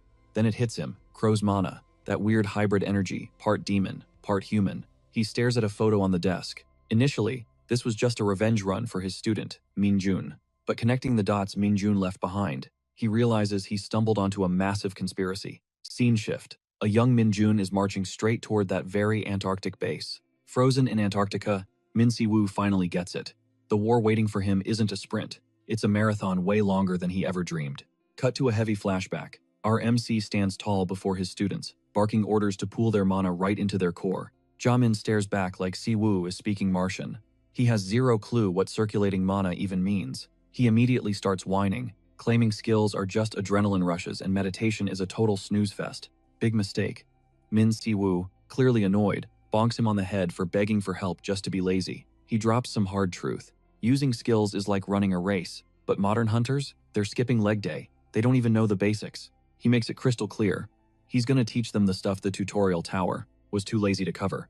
Listen up, mana is fuel, people. The reason Jamin can't feel his core, he's totally ignoring the fundamentals. Siwoo dives deeper into the lecture, breaking down the mana tank, the core. That's where energy stacks up to generate raw power and manifest as a skill. He taps Jamin's chest, showing him that a technique's true strength is all about controlling the flow. And get this, with the right grind, you can unlock even more power centers. Jamin is officially hooked. He's puzzling over the phrase Earth Time, while his hand starts glowing. The MC shuts down the Q&A, but Predator starts roasting him, reminding Siwoo it took him a literal century to master this stuff. He warns them, tomorrow's training, it's gonna be physically brutal. Suddenly, bam, the dorm door flies open. Enter Byung, looking desperate, screaming he's been hunting for Siwoo everywhere. Siwoo groans about his phone blowing up, but Byung cuts him off. They need to hit HQ, right now. Striding down the hallway, Siwoo asks what the regional director wants with him. He figures someone snitched. Byung denies it, clarifying it's all about that prison case. Suddenly, two guys block their path. One starts openly mocking Byung. Then, Changwon keeps the trash talk going, sneering and calling him a desk jockey. Byung is ticked off. How'd this guy get back from his mission so fast? He tells them to move, but the other guy claims he's just saying hi. Then he points at Min Siwoo, mentioning rumors that he caused. A massive mess. Min Siwoo looks visibly bored. He is so over this conversation. Tension spikes when Byung finally snaps, ordering the guy to step aside and quit the provocation. The sidekick doubles down on the mockery, saying they wouldn't get it since they've never left the country. Min Siwoo grits his teeth. He hates hearing them trash his team for doing the dirty work. He spins around, fixing the rookie with a look that is definitely not friendly. The rookie adjusts his glasses and scolds him, demanding he introduce himself to the veterans. Min Siwoo doesn't hesitate. He tells Four Eyes to get lost, along with his sweaty boss. That clapback earns a sinister grin from the bullies. Oh, they are ready to throw hands. The hand of Four Eyes is shaking with rage at Siwoo's audacity. He flares his mana, asking permission to teach this insolent brat a lesson. Right here, right now. But Byung shuts it down, reminding him they're inside the main building. Changwon explodes, screaming that Byung has no right ordering his squad around. Byung ignores him, and our MC finishes him off with a joke about his massive ego. Furious, Changwon swears he'll crush them, just to show who's boss. The shouting attracts stares and whispers from everyone. Just as he's about to attack, a voice cuts through the noise. Everyone already knows who's boss. At that exact moment, Branch Director Baek grabs him, declaring that the answer is him. Recognizing the big boss, Changwon and his buddy turn pale, totally shocked. The director walks up to Min Siwoo and scolds Byung for letting things get out of hand. Then, he throws an arm around Min Siwoo, inviting him to try some exotic tea blend he brewed just for him. Changwon tries to protest, but the director calls him by name, silencing him instantly. With a razor-sharp smile, he reminds him about the special perks he asked for in Japan and orders him to focus on his actual job. No room to argue, both guys take the L and stay quiet. From a distance, Changwon wonders what makes this rookie so special that director Baek is hyping him up so much. Back in the office, the director says it's a pleasure to finally meet Hunter Min Siwoo in the flesh. Siwoo says the feeling is mutual, then asks straight up what he wants, making Byung sweat bullets. The director busts out laughing, loving the direct attitude. Then he drops the details. An escort mission at Incheon prison, all thanks to that recent beast incident. They've got the green light to investigate the agency's internal rot, but he emphasizes that the priority is hunting down that escaped prisoner. And he's grilling Min Si-woo hard, because let's be real, it's pretty sus that a powerhouse like him just lost the target. The director signals Byung to clear the room, and the subordinate practically teleports out of his chair to give them space. Before dipping, Byung shoots a mental my bad to our MC for abandoning him. Once the door clicks shut, Director Baek drops the tough cop act. He claims he's a reasonable guy who knows what's really up. He looks Si-woo dead in the eye and says, "I know you smoked that beast and the fugitive." Our boy just sits there, stone-faced, while the director rants about how they can't have a rogue awakened running loose in the streets. Suddenly, the vibe changes. Baek mentions he invited a special guest, a hunter, who has been dying to meet Si-woo. That catches our MC off guard. He slowly turns toward the entrance just as the director introduces a living legend.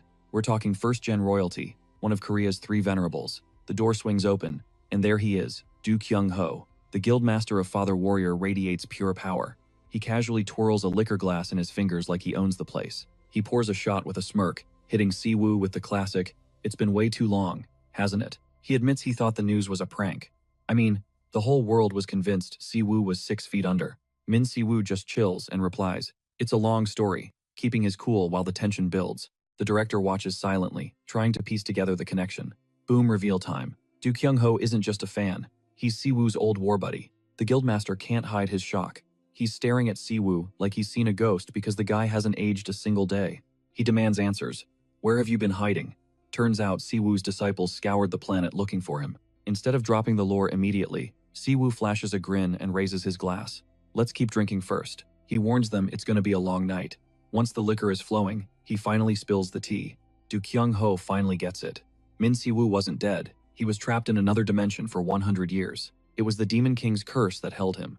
But the reunion vibe shatters when a massive truth bomb drops. The hunter freezes, brain buffering. Suddenly, bam! He slams his fist on the table, absolutely losing it. He's raging. How could you idiots sign a peace treaty while that monster was still breathing? The master tries to de-escalate, explaining that the Demon King is basically a vegetable, just a walking corpse. Get this, the demons themselves begged for the treaty, pinning the whole war on their previous boss. Si-woo argues they were just scared, but Kyung-ho reminds him that humanity was running on fumes. They couldn't handle another round. The planet was already wrecked from the first gate's opening and the endless monster waves. Add the demon war on top of that? Everyone was completely tapped out. Shockingly, the demons offered to help rebuild civilization and teach humans how to seal the gates. The price tag? They just wanted their king's body back and a quiet spot in Antarctica to call home. Back then, people were desperate for peace and trying to figure out this whole mana thing. So, the world leaders signed the paper, with Choi Dae-soo repping Korea. Since then, the demons have been ghosting humanity, staying in their icy lane. They only pop up when we need tech support, but some first-gen hunters never bought it, they just vanished. Do Kyung-ho admits he didn't care much either, until now. Because the math isn't mathing. He drops the real bombshell. Min Si-woo's name and title have been completely scrubbed from history. Every record from the last decade? Deleted. And all fingers point to that snake, Choi Dae-soo. The cover-up was so clean that even Kyung-ho couldn't recall Si-woo's face until he walked into this room today. It's terrifying that a war hero could be memory holed like that. Si-woo asks the obvious question. Did Dae-soo make a deal with the devils? Kyung-ho nods grimly. Dae-soo always had a massive inferiority complex and wanted to surpass Si-woo. Looks like his jealousy never faded. The director looks sick to his stomach at the thought of such high-level treason. Meanwhile, Si-woo is calculating. If Dae-soo is collaborating with demons, what does that bastard get out of erasing him? And what's in it for the demons, other than revenging their fallen leader? Kyung-ho warns him it's just a theory, they need receipts. But Si-woo is already seeing red. He can't forget who started this war. The scene shifts as Kyung-ho suggests a lead. Track down Si-woo's former disciples. They might know something, he urges. Si-woo hesitates, knowing it's not that simple since everyone split up. They all went their separate ways, but his friend drops a name. Jae-hwa is still here in Korea. Now she's leveled up to an S-rank hunter. Smash cut to her glow-up, transforming from a kid into a total powerhouse, leading the Blue Flower Guild. Min Si-woo flashes back to when she was his shadow, so seeing her on Dae-soo's payroll feels totally off. He takes a swig of his drink, muttering that people change, she's got her reasons. Then he grimaces at the taste, and Do-kyun roasts him, telling him to grow up and get a real palate. The guildmaster regrets ghosting Se-young, but Si-woo insists it's for the best. They don't spot the stalker in the corner snapping a pic. a creepy grin plastered across their face. Cut to some guy on the phone, leaking intel to his boss about Min Si-woo's little meetup. On the other end, a mystery woman praises the hustle and orders an immediate extraction. Meanwhile, Yehua's phone buzzes. She checks the notification, and her expression goes pitch black.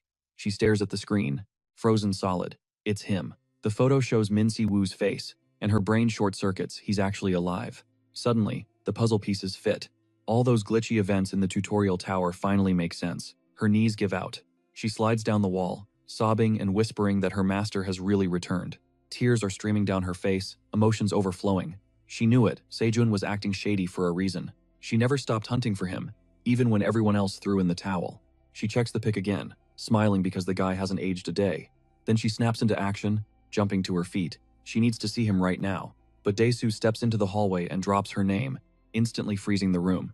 The chairman looms over her, his presence heavy, and his glare cold. He asks where she's rushing off to, reminding her to call him uncle when nobody's watching. Yehua grips her phone tight, faking a chill vibe and claiming it's nothing. But he clamps a hand on her shoulder, telling her that her panic says otherwise. He stares deep into her eyes, reading her like a book. A twisted smile forms on his lips as he confirms the rumors are legit. The mad dog is back. Dae-soo laughs in her face, saying she looks like a loyal puppy waiting for its master. He messes up her hair, calling her naive for getting her hopes up. Keeping his cool, the chairman reminds her she's his only niece, and he's not planning on letting her walk away. She snaps, smacking his hand away, and screaming that she only joined him to find her master. Then Dae-soo drops the bomb. He knew the whole time he only let her investigate, because she became a valuable asset. The truth hits her like ice, while he twists the knife, saying hunters aren't people, they're just expensive tools. Yehua loses it, screaming he was never family. Min Si-woo was the one who saved her. But Dae-soo plays his dirtiest card. He asks what her precious master will think when he finds out about her dark past. Better choose wisely, because Si-woo doesn't forgive criminals like her bloodline. He turns to leave, tossing one last verbal dagger over his shoulder. She can try, but she'll never wash away her rotten origins. Left alone in the hallway, she clenches, her fist cursing him under her breath as her world collapses. Cut to a massive hangar where Shin and the squad are gearing up. She's scanning the crowd for a specific face while some random guy tries to flag her down. She walks up to Min Si-woo, acknowledging the guildmaster picked him as leader, but she's got questions about the two guys with the serial killer vibe standing next to him. Min Si-woo stays totally chill. He calls them his associates, kind of like rookies, but with a lot more mileage. That settled, Shin and her partner Kim introduce themselves to the group, but the huntress can't help, staring at the bald old-timer. You don't see an aura like that every day. Suddenly, the old hunter flashes a smile. That's way too friendly. She's totally thrown off. He compliments her manners, and a hyped-up Jisoo Shin promises to give 100%. The MC cuts in, scolding Kim and reminding him this is his second shot at life. Briefing over, the squad heads toward the entrance of Gate 5. The rookies admit they're jittery, but Min Si-woo is cool as a cucumber, calling it just a dimensional hallway. Just doors. Then one of them brings up the creepy rumors about people vanishing inside. The MC shrugs it off. They just got stuck. The veteran nods, adding that these gates are basically guild property now. He explains that portals have turned into a massive cash cow, packed with high-tier loot. Stepping through the warp, the vibe shifts instantly. They spawn into a gorgeous, high-def forest that has Jisoo totally starstruck, while the rookie looks like he's about to hurl his lunch. The new kid jinxes it immediately, bragging about 0 monsters on the radar. The bear groans at the attitude, and Min Si-woo has to explain that these days, they have literal boot camps for this stuff. Ever since the tower fell, guilds have been drafting awakened folks like pro athletes.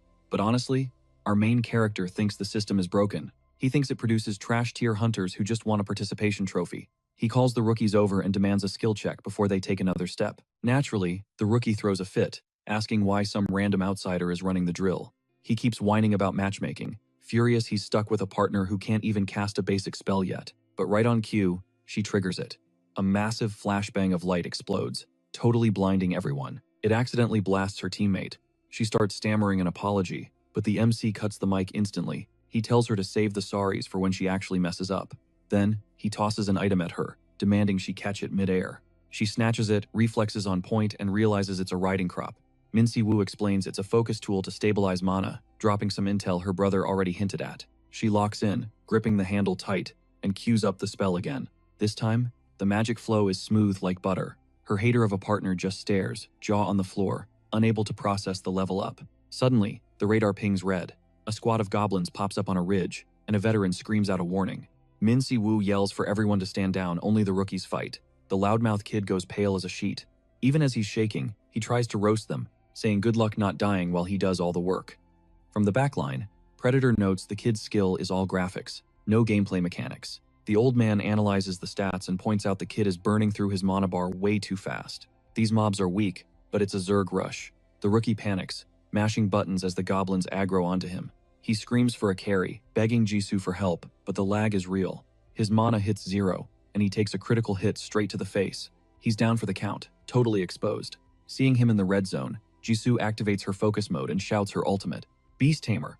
The goblin that was about to finish him off suddenly freezes, glitching in midair. Under her control, the monster heals like a well-trained pup, awaiting commands. She points a finger at the downed hunter. She orders the creature to back off, and it obeys without hesitation. Feeling that main character energy, Jisoo turns to the group, asking for a rating on her performance. The mentors admit it's a super rare dominant skill, total S-tier potential. Predator is practically drooling, wanting to consume that power. The MC just shrugs, calling it not bad, but warns her she needs to multitask, because suddenly, Wave 2 starts spawning. Surrounded and with her teammate unconscious, the rookie starts freaking out. Cut to evening, Jisoo is thanking the MC profusely. She says she finally caught the rhythm of her powers. The bear is worried she looks like a ghost, but Min Si-woo calmly offers her an out, saying she can switch teachers if this is too hardcore. She smiles, declines the offer, and admits she needed that ego check. A few feet away, her partner is passed out cold, using the bear as a pillow. Jisoo realizes the skill is just hardware. Mastering the mana flow is the software. The MC nods, satisfied. She passed the vibe check, class dismissed. But suddenly, the group senses movement in the bushes. A massive crowd is approaching. Who are these NPCs, they wonder. Jisoo explains her guild is brokering a deal with Blue Flower for a new gate. Hearing Blue Flower, Min Si-woo's interest spikes, leaving the rookie completely out of the loop. Without a word, he ghosts the group, walking toward the newcomers while the young hunter tries to figure out the plot twist. A scout reports to Yewa that they found hunter corpses inside the gate. Their insides were liquidated. The guild leader's face goes instantly cold. She asks if it was an internal sabotage attack. Then, her sixth sense tingles. A familiar aura. A tiny smirk curls her lips as she whispers one word. Finally. Right on cue, our protagonist spawns in front of her with a casual wave. Your master returns and you don't even say hello? He asks, flashing a cocky grin. Yewa replies, You're finally back, master. He invites her to catch up, but she shuts him down cold, turning her back on him to handle business. Her guild members are confused. Why is the boss acting like an ice queen? Predator laughs at the rejection, saying he got friend-zoned at light speed, while the old man asks if that was really his student. She's got an attitude, the MC confirms, but something feels off. He replays the moment her eyes were glassy. Was she crying? Flashback time. We see a young Yehua sobbing and hiding until Min Si-woo discovers her. He slides in next to her, smirking like he owns the place, asking if she's crying because she just took a massive L. Then he ruffles her hair, totally unbothered, telling her if she's gonna bawl, do it loud and proud. She snaps back, obviously triggered. He's dropping secret techniques on Seong just because they share blood, while she claims she's a nobody, just some stray from the streets, zero value.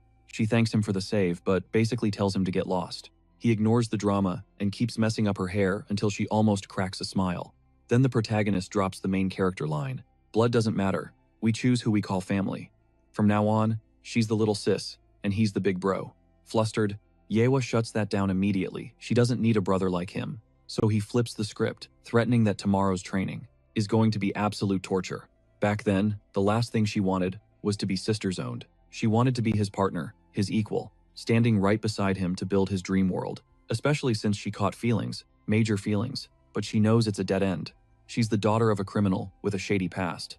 Even with her heart in a blender, she decides to fight for him, the man who gave her a second shot at life. She is absolutely down bad for him. Man, who understands these things? Anyway, smash cut. Yewa storms into Seyun's office. He looks totally shook. She drops the honorifics, calling him by name. The guy starts sweating, asking what's up. With a stone-cold look, Yewa says they need to talk. Serious business only. Meanwhile, Do Kyun-hoo tells Dae-soo that, somehow, he still trusts him. He brings up the glory days when the three venerable masters fought back-to-back to keep the world from burning. Dae-soo cuts the nostalgia trip short and tells him to get to the point. No hesitation, Do Kyun-hoo asks, Did you meet Min Si-woo? The guildmaster lets out a nasty, disrespectful laugh. You think 10 years is enough to leash a mad dog? He claims everyone has him wrong. He's not working for world peace or humanity. He grinds his teeth, mocking their old squad title as a joke. Then he snaps, voice booming, revealing his true colors. I want to be supreme. It's all about absolute power, and mana is the only currency that matters. He straight up admits his goals align with the demons. Sure, the nations formed alliances out of necessity, and yeah, humanity survived, but that's just a bonus. He glares at Do Kyun-hoo. You came here just to lecture me on history? The old hunter doesn't blink, accusing him of making a dark pact and being the reason Min Si-woo disappeared. Dae-soo laughs it off, denying everything.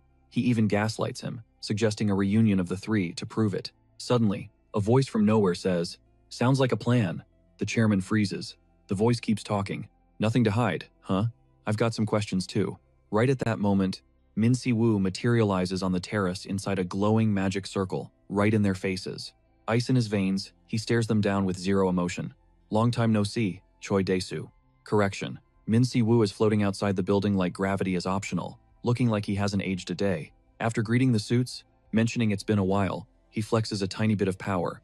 Boom, the massive glass window explodes into a million shards. As the glass rains down, Dae-soo just smiles through the chaos and says Min Si-woo's name. Showing zero fear, the legend descends smoothly, touching down on the floor like a feather. Casual as ever, he apologizes for the dramatic entrance, claiming he just wanted to skip the elevator. Then, he takes a few steps, and before security can even react, he says he has one question, straight for the jugular.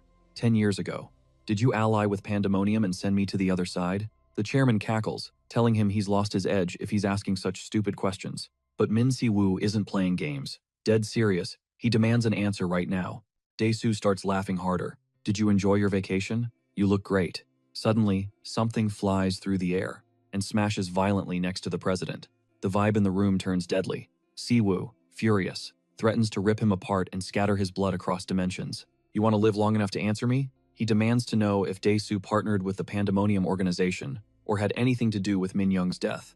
A terrifying dark aura explodes around him as he warns, "Don't you dare touch my students." Dae-soo, with a twisted grin, just goes, "Aha." He's not even flinching. He bursts into maniacal laughter, shouting, "That's the mad dog I remember." Min Si-woo cranks his power to the max, grinning back. "Good. I was missing the thrill of the battlefield anyway." Dae-soo explodes with a gnarly crimson aura, flexing that he's leveled up by crushing top-tier awakeners worldwide. Then he drops the gauntlet on his old rival. "You want the tea? You gotta bleed for it first." Min Si-woo smirks, accepting the invite. He knows violence is the only language this guy speaks. Just as they're about to throw hands, Do-kyun flashes between them like a glitch. The chairman screams for them to freeze, ordering everyone to chill out immediately. He reminds them this isn't the place for a boss battle. He checks the protagonist, warning that a brawl right here would pull way too much heat. The guy clicks his tongue, annoyed, but the master insists he stand down for Sejun's sake. It's a bad look if his brother's guild goes to war with the government. Seeing the mood kill, Dae-soo loses interest instantly. He whines that Do-kyun is always such a buzzkill. He gets all nostalgic about the old days, when they used to scrap without catching feelings. For him, those were the glory days, way better than this boring timeline. Finally, he spills the info. He had zero to do with Minjun getting deleted. He also clarifies that Yohwa joined his squad by choice that's on her. He turns his back, tossing a comment over his shoulder to Min Si-woo. "Make an appointment if you want to play detective." Si-woo stands there silent, downloading every word. Next to him, Do-kyun lets out a heavy sigh of relief. At least they dodged a nuclear meltdown today. Cut to the next scene. Dae-soo steps into the elevator. With zero chill, he orders his assistant to shut his trap and stay in his lane. The kid shrinks back, terrified, stuttering a sorry. Then, the chairman demands an A-rank portal prep and orders Yohwa to be brought to him. Flashback, 7 hours earlier, under a full moon. We see Yohwa hitting up Sejun for intel on the guild. He reveals that the hunters found inside the portal had their insides completely liquefied. He theorizes it's either a busted unique skill or something they all ingested. Plus, they were all linked to this shady trading guild called YZ that's totally off the grid. Sejun listens close, then drops a rumor he dug up. Word on the street is that guild is run by a demon master. The reveal leaves him shook. Sejun asks for her source, but Yohwa just says he's free to use the intel. She turns to dip, promising to keep digging and keep him posted. Before bouncing, she begs him not to find her since Dae-soo has eyes on him and she's stressed about it. She also pleads for him to keep her visit a secret from the master. She's not planning a reunion. That confirms Sejun's suspicion. Yohwa teamed up with Dae-soo just to track down Min Si-woo. But he doesn't get why she's still sticking with Dae-soo now that Si-woo is back. He recalls Si-woo had blind faith in his students, even though they always seem to be hiding a ton of secrets. Feeling uneasy, he sighs, wondering what Yeohwa and Shaolun are actually cooking up. Suddenly, Min Si-woo bursts into the room. Sejun jumps up, totally spooked, barely able to speak.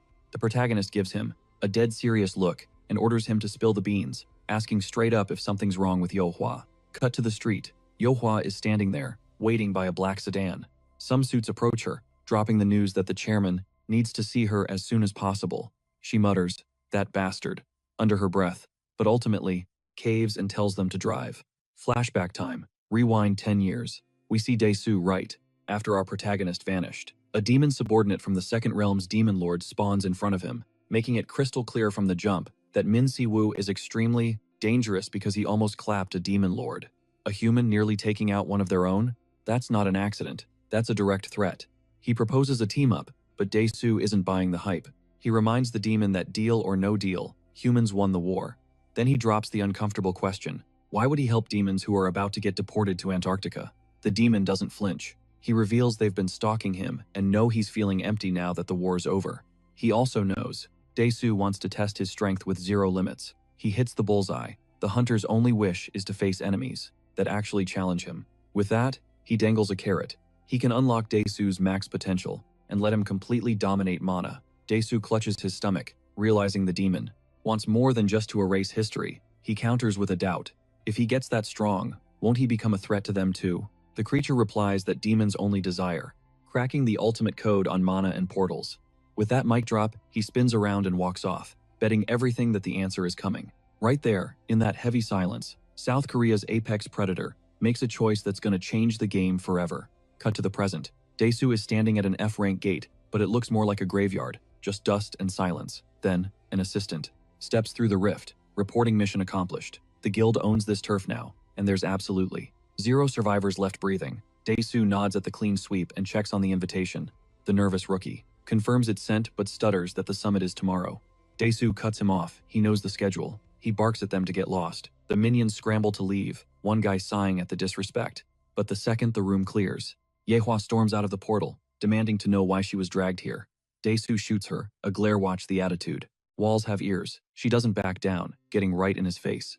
That's when he drops the bomb. He knows she's suspicious. She thinks he's behind the MC's disappearance. He sets the record straight 10 years ago. He told the demons to kick rocks. He never worked with them. But yeah, he admits he let them wipe Min-woo's records because, frankly, he didn't give a damn about the guy's legacy. Yeohwa loses it. She can't believe he's this heartless. Dae-soo keeps talking. He admits he was always uneasy. Not about being president, though. It was the doubt. He needed to know who was the true alpha, him or the so-called mad dog. Furious, Yeohwa calls him a total scumbag and flares her aura. She lunges at him, screaming that he's been in bed with the demons since day one. It all clicks for her now. He always knew exactly what was going down. She leaps for the kill, shouting about her master vanishing, and his name being dragged through the mud. But Dae-soo catches her attack with one hand like it's nothing. The power gap is insane. He trash talks her. She's reckless and slow, just like her mother, and blasts her back. The ground instantly shatters. Dust clouds explode, and a crater opens up where she lands. He tells her the brutal truth. She's just a tool to pump up the hate for the mad dog. He confesses that his inferiority complex has been haunting him like a ghost for years. And now that the MC is back, it's time to exorcise that demon. Even while bleeding out, Yeohwa laughs, doubting that her master would fall for such a cheap trap for someone like her. But with zero hesitation, Dae-soo guarantees it. He knows the MC is going to react exactly on script. He stomps on her, admitting he never bought Min-woo's happy family act. But the look in Min-woo's eyes, that night proved him wrong. That's why she's the bait. She's the only card that can trigger a death match. Then, he summons a glowing magic chain and starts binding his hostage. The shackles wrap around Yeohwa as she screams. Completely pinned down, he explains that even an S-rank hunter couldn't break these cuffs. Smiling like a villain, he orders her to stay alive until her hero arrives. That's her only job. She struggles, calling him absolute garbage. Suddenly, the whole place shakes. Something is coming from the sky. Min-woo crashes down like a meteor, smashing into the earth. With pure violence, the impact sends rocks flying everywhere. Dae-soo screams in pure euphoria. Finally, history gets rewritten. Everyone's gonna watch this relic die and hail him as the strongest alive. But Min-woo steps out of the dust with a dark smirk, calling the guy's speech total nonsense. He attacks instantly, tearing up the terrain and rushing the president. At breakneck speed, Daesu manages to block and bursts out laughing. Even as he gets pushed back, he calls Minwoo mediocre, claiming that 10 years of rust have created a massive power gap between them. The Predator warns that they can't fight like this, but Minwoo doesn't care. He flares his power to the max, he's going all out. In this brawl, Minwoo stares him down and tells the Predator to shut up, he's finishing this. The parasite chimes in, warning that Daesu is a monster, and breaking his own limits right now is going to have nasty consequences. Minwoo ignores it, calculating coldly that 50% of his power is plenty to snag the win. Daesu mocks him immediately, asking if the big bad Minwoo is actually scared. No more talking. They launch at each other, ready for the first major collision. Minwoo even tells the president that he doesn't need full throttle to crush a piece of trash. The impact triggers a massive explosion. Yehua realizes it instantly, this isn't a normal fight. It's a clash between awakened beings. She's frozen, unable to even track their movements because the speed is just too god tier. Suddenly, Daesu manifests a gigantic red spear and cackles maniacally, completely drunk on the adrenaline. He screams that this is what real freedom tastes like, shattering every limit with a totally unhinged grin on his face. He vows to drown himself in the raw essence of mana. But Min Si-woo just scoffs, roasting him for still playing with vintage toys like a total noob. Then he sketches a magic circle in the air, summoning a massive earth wall to tank the incoming hit. That red spear obliterates everything in its path. Predator screams in pure terror, questioning if Daesu is even human or just a straight-up monster. The MC just watches the chaos, noting that the guy has always been reckless and built like a tank. Wasting zero time, he spawns a weapon, pointing out that Daesu is acting way more like a beast than a man right now. He floats up with a chill laugh while the president charges, cloaked in crimson energy. Daesu fires off a barrage of swords, but Min Si-woo casually preps his counter. The president roars that he is going all out, unleashing a point-blank energy blast. The attack slams into a shield. Daesu instantly mocks him, claiming that defense is way too flimsy to hold him back. Spiderweb cracks spread across the barrier as he taunts Min Si-woo, asking if that is seriously the best he has got. A massive hammer materializes in Daesu's grip. He wants to test that shield's durability limit and unloads his full strength. The impact nearly shatters the defense completely. Min Si-woo reacts instantly, shouting Frostfang and summoning a barrage of ice lances. A razor-sharp hailstorm rains down on the president, leaving him zero room to dodge. The spears converge and detonate right in his face, creating a massive sphere of blue energy. The hammer clatters to the floor.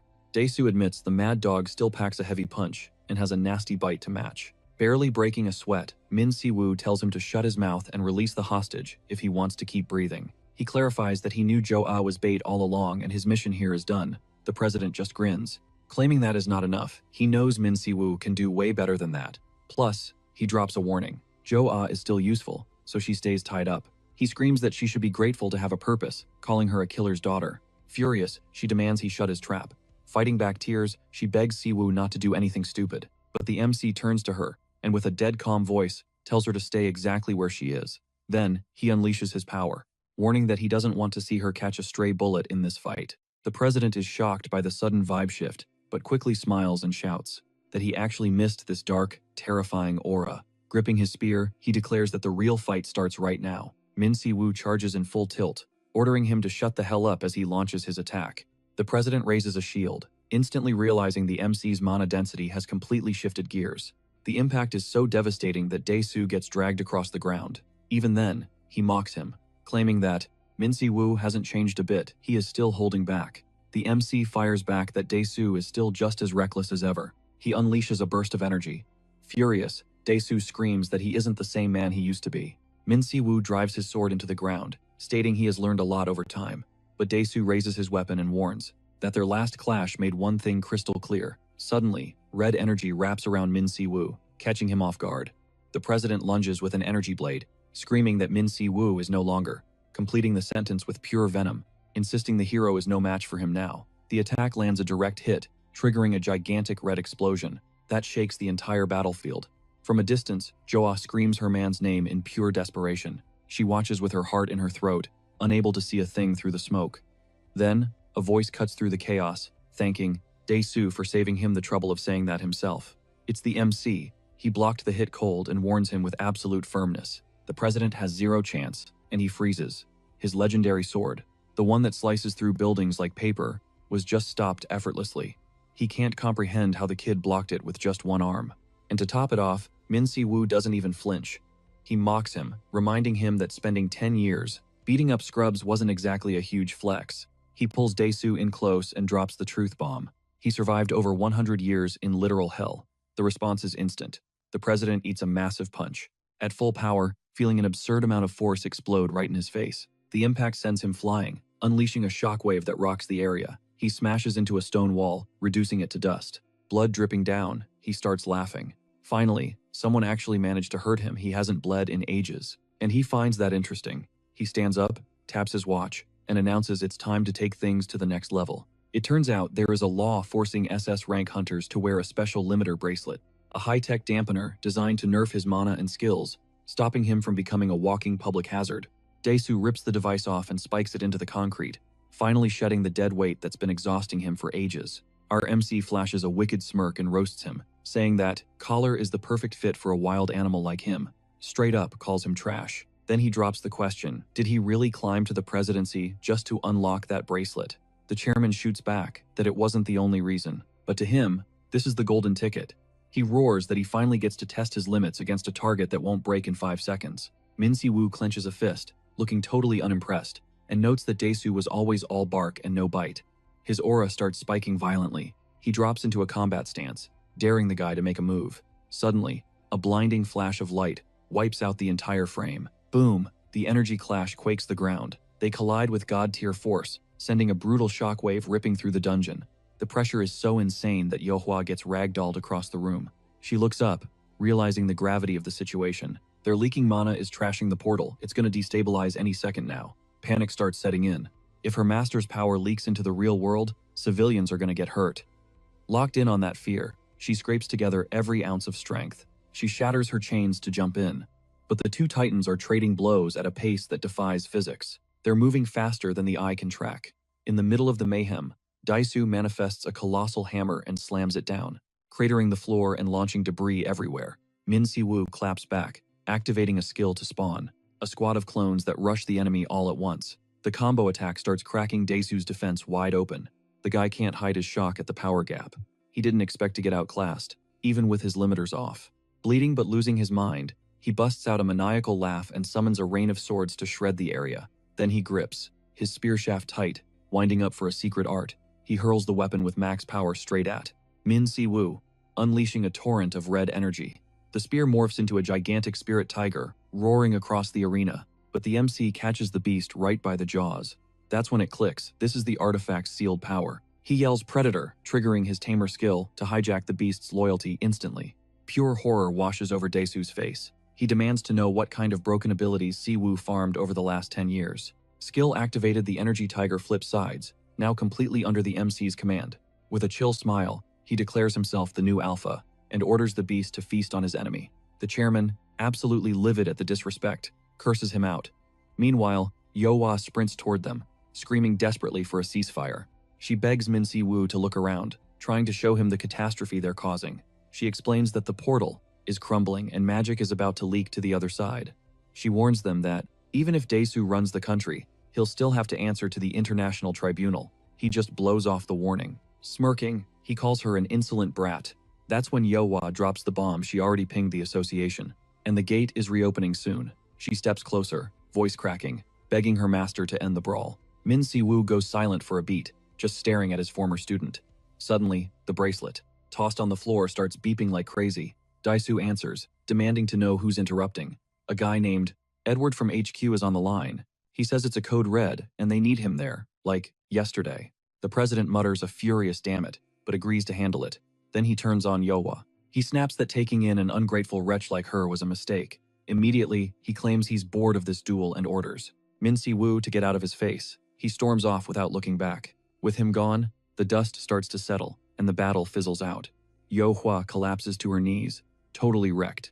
Because now her master knows her darkest secret. She wonders if she needs to confess that she's the daughter of a criminal. Then Min Si-woo walks up and gently pats her head. He just asks if she's okay. Stunned by the vibe check, she looks up and realizes her master is still the same kind soul she remembered. Even after all the drama, she can't hold it back anymore. She hugs him tight and breaks down sobbing. Keeping it light, he jokes that she's still got energy to burn. Or rather, she's pushing herself way too hard for her master. Dae-soo doesn't miss a beat. He claims the intel on the hunter is total fake news. He points at Yohwa without blinking and says he'll take the heat for her false alarm. He even has the nerve to mock them, spinning it as just a closed-door training session and saying everyone needs to chill out. The screen flickers to life, revealing the heavy hitter himself, VP of HMCS International. Edward Blackwood isn't buying the act. He shuts it down, reminding Daesu that the brawl went down way before the chairman unlocked his limiters. He drops the hammer. SS rank hunters are strictly banned from throwing hands in private disputes. It's a major violation. If a fight is unavoidable, they have to loop in the association to prevent collateral damage. Edward keeps the pressure on, warning that a stunt like this could land him in a courtroom. Even if his home country tries to shield him, the international regulators are going to demand some serious answers. Then, flashing a practiced, diplomatic smile, he suggests they keep the peace and not escalate things further. He basically orders Daesu to clean up his own mess quietly, right there in Korea. The chairman swallows his pride and agrees, but Edward isn't done tightening the screws just yet. He says they'll let this slide, but there's a catch. He needs a sit-down with the mystery fighter Daesu clashed with. Sipping his coffee like he owns the place, Edward mentions he's dying to meet the hunter who stood his ground. Daesu hangs up, instantly clocking the real target, Min Si-woo. Cut to black, then a scene shift. With a silent vow, the stage is set for a reunion in South Korea. Daesu is grinding his teeth, replaying the humiliating L he just took. He never thought he'd face that kind of raw power. Flashback time. We see him cocky, absolutely convinced he'd stomp Min Si-woo without breaking a sweat. But reality hit him like a freight train. He's consumed by frustration. The protagonist is so overpowered he barely feels human anymore. He's racking his brain for the secret. It feels twisted that all his grinding was made to look like a joke so easily. But then, a creepy grin spreads across his face. He realizes he's been craving this, the adrenaline of a death match. He clenches his fist, knuckles white. He needs to level up, find something to shatter his own ceiling. Now he's got a purpose, a boss battle to win. He officially welcomes the Mad Dog as the ultimate target to crush. Time skip, 1 week later. Night falls over the Blue Flower Guild HQ. A guy asks Yewa the tough question. Was she ghosting everyone out of shame? She owns it, admitting that knowing her master was back was the only comfort she needed. Min Si-woo lets out a heavy sigh, asking if she's for real. He's not buying the pity party. Yewa pivots, asking if he looked into Min Young's death. He nods. He confirmed the hit, but the trail for the person calling the shots leads offshore, outside of Korea. Si-woo figures Daesu just played her like a pawn for his own gain, not to specifically target her students. Yewa, clearly rattled, tries to stammer something about blood ties, but our boy cuts her off. He already knows. He gives her a reassuring pat, telling her straight up, he wouldn't defend anyone who treats him like garbage, family or not. She cracks a smile, thanking him. She admits he's the reason she managed to bounce back, but Si-woo warns her it's not game over yet. She's got to sever those toxic roots. He tells her to stand tall and be proud because her conscience is clean. A quick flashback flickers by him, promising to help her steamroll through her problems. Yewa smiles, realizing she's got a squad behind her. Fueled by that support, she grabs her phone. She's ready to face the music and apologize to Si-young. She knows trust is a slow build, but she owns her mistakes. Min Si-woo scratches the back of his neck awkwardly, suggesting they meet him tomorrow. She jumps a bit, but he drops the bomb. He's already set it up with Si-young. He checks his phone, 9 missed calls. Suddenly, someone screams his name from down the hall. Byung bursts in, looking like he's seen a ghost. It's urgent. He just got a ring from HMCS International HQ. The big boss, VP Edward Blackwood, is jetting into Korea, and he's coming specifically to meet Si-woo. Si-woo scrunches his face in annoyance. That guy Edward found out about the brawl. What a drag. He asks what the hell the VP wants with him. The agent says they were vague, while Byung is floored that Si-woo is on a first-name basis with Edward.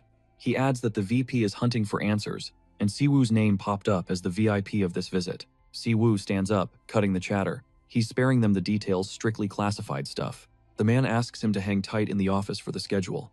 Meanwhile, the boss is going nuclear on the phone, demanding Byung get intel by any means necessary. Yewa tells him to chill and fly under the radar. Later, he's surprised to find her walking right next to him. Yewa explains it's just her commute home. Si-woo takes the opening, asking what her next move is. She pledges to help the investigation, leveraging the full weight of her guild's resources. Then, out of nowhere, a pitch-black sedan slams on the brakes right in front of them, horn blaring aggressively. They both freeze, totally confused, but Yewa clocks the ride immediately. From the back seat, a voice drips with sarcasm, roasting Min Se-gu for playing savior, even after knowing the ugly truth. The tinted window glides down, slow-motion style, revealing Daesu inside face like stone, eyes screaming murder. The chairman barks at Min Se-gu, calling the mad dog to hop in. Yehua ain't having it. She's shook by the audacity and demands to know why Min needs to bow down to this guy. But the chairman claps back instantly. You want to stay close to your student? Listen up. The threat hangs heavy in the air. She steps up, fists clenched, ready to throw hands. She screams, "Scumbag!" But Min Se-gu cuts her off with a chill smile. He tells her to head home. "I'll hit you up when this is over." Yehua watches, heart racing. As her master cracks the car door, he slides in. Zero hesitation, no looking back. The engine roars to life, leaving her stranded on the curb, speechless as the ride fades into the distance. Min Se-gu admits to himself she was spot on. Inside the whip, the chairman laughs at him for showing his face after taking such a massive beating. Dae-soo grins, admitting his schedule is getting messy, so he proposes. Let's make it official, a death match. Min Se-gu shuts him down cold, sneering that it's wild a guy like him actually runs the show. Then, arms crossed, he drops the name that changes everything, Pandemonium. The chairman spills the tea. Remnants of that ancient crew are still active globally. The intel is solid. Demons hit them up 10 years ago, right after Min Se-gu vanished. He stays, quiet, wondering if they're just a cult or straight-up demon proxies. The chairman shifts in his leather seat and keeps going. Since the peace treaty, tracking these monsters is basically mission impossible. Big shots are watching, but nobody's seen anything real. Then he drops the bombshell. Rumors of half-demons popping up in the Middle East. Min Se-gu's eyes snap up, locked in. Tell me more. Cut to a sun-drenched desert city. Half-demons hybrids of humans and monsters. They look like regular folks. No horns, no wings, but there's a major catch. They wield dark mana. Dae-soo admits he hasn't seen it with his own eyes. Foreigners are banned from those hot zones. Then, he flips the script. You used dark mana in our fight. Did you switch sides to the demons? The chairman smirks, convinced Min Se-gu traded his honor for raw power. Teaming up with the very things he hates, pure disgust washes over our hero's face. I ain't nothing like them. Done with the talk, he orders the driver to pull over. Tires screech to a halt. He steps out into the open air and drops a final warning. I'm not with the demons, and I definitely ain't with a snake like you. Before slamming the door, he demands an apology for Yehua. Don't come find me unless you're ready to die. Dae-soo just laughs, loving the vibe, and asks, why protect people so much weaker than you? Min replies, cool as ice. You'll regret asking that one day. He tells him to stay in his lane. The car peels out, leaving him standing solo on the pavement, lost in thought. Smash cut to HMCS headquarters. The staff is freaking out. Global HQ just walked in the building. Whispers flood the hallways. Branch inspection? It's always something. Outside, Director Baek's office. The boss welcomes Edward Blackwood, introducing Min Se-gu as their newest hunter. The blonde guy sits like royalty, greeting them properly. But Min Se-gu skips the pleasantries. What do you want? With a cheeky grin, Edward turns to Director Baek. Give us the room. The director is dying to know the tea, but he knows better than to defy a suit. He steps out, promising to wait in the hall. The second the latch clicks shut, a massive scream rocks the walls. Min Se-gu covers his ears instantly. Edward grabs him by the collar, shaking him. Where have you been for the last 10 years? Before Min can speak, Edward punches him in the chest. You jerk. Then, taking a breath, he admits he's just glad Min is in one piece. Tell me everything. Min sighs he knew this was coming and tells his old friend to take a seat. After hearing the saga, Edward realizes Min survived in a dimension where time plays by different rules. He feels guilty that the world forgot their hero, admitting that even he was starting to let the memory fade. He gets choked up, remembering exactly who Min Se-gu is. Savior, the guy who yanked him back from hell's doorstep more than once. Min Se-bu hates that label. He brushes it off like dirt on his shoulder and cuts to the chase. Where is Yehua? Edward breaks it down. The main office isn't flying solo. They're teaming up with top-tier guilds on a massive operation. Specifically, the Blue Flower Guild. Since Blue Flower is a partner, that's how Edward secured the intel. He uses this opening to pitch a transfer. Come to the European headquarters. Min Se-bu shuts him down instantly. Hard pass. Edward actually looks thrown off by the rejection. He pushes back, insisting Se-bu is a leviathan swimming in a puddle. A player of his caliber needs a proper teammate to watch his six. Plus, with head office authority backing him, any investigation becomes a breeze. We're talking unlimited budget and resources that dwarf the local branches. Se-bu hits him with a "I'll sleep on it" and pivots. He wants the tea on this mystery case, keeping the guild so busy. Edward drops the intel. Hunters stumbled upon a portal out in the desert. It was a massacre. Hunters dropped dead from poisoning. But the autopsy threw a curveball. Their systems were flooded with illegal performance enhancers. Se-bu scoffs. Since when do illegal boosters for the awakened even exist? That sounds like science fiction. Edward doesn't blink. He confirms the impossible with zero hesitation, then drops a bombshell that makes the blood run cold. Headquarters has been tracking random deaths globally for over a year now. The forensics team found something nightmarish. Victims' organs weren't just damaged, they were shredded at the cellular level. That's why they kept a lid on it. The dead were all low-life criminals, and the substance vanished from their systems without a trace. A perfect crime. Then the narrative flips. They got lucky. A witness to a similar freak event in China finally decided to spill the beans. According to her, a group of awakened inhaled this mysterious black dust. They didn't just get high, they lost their minds. Total psychosis followed by self-destruction. Cebu connects the dots instantly. That black dust. It's the same weapon that wiped out those hunters in the desert. Edward corrects him coldly. Connected is an understatement. That desert is ground zero. But the math ain't mathing. The portal is a recent discovery, but these accidents go back over 6 months. That's when Edward drops the missing piece. The guildmaster of Blue Flower located the raw, original form of the dust right there at the site, and she spotted a vehicle from a shady group called the YZ Guild. The plot just got a whole lot thicker. Hearing this, Cebu collapses into his chair, face-palming hard. He silently groans at the absolute mess his student has dragged herself into. Edward flashes a grin that screams, "I got you." He admits he knew Yewa was Cebu's disciple the entire time. Since she found the substance first, she's in the crosshairs. Edward points out the obvious. Cebu joining the case is the only way to save her skin. It's a leverage play. Help us, and you make her life a whole lot easier. Then he twists the knife. Are you really gonna let your apprentice drown in this disaster? The vibe around the mad dog turns pitch black. His aura screams murder before he even speaks. He sighs internally. He knows when he's been checkmated. He agrees to the mission, tossing in a casual excuse that he had unfinished business in the Middle East anyway. Edward claps, looking like the cat that got the cream, and offers to handle the beef with President Dae-Soo. Cebu leans back, looking bored, and cuts him off.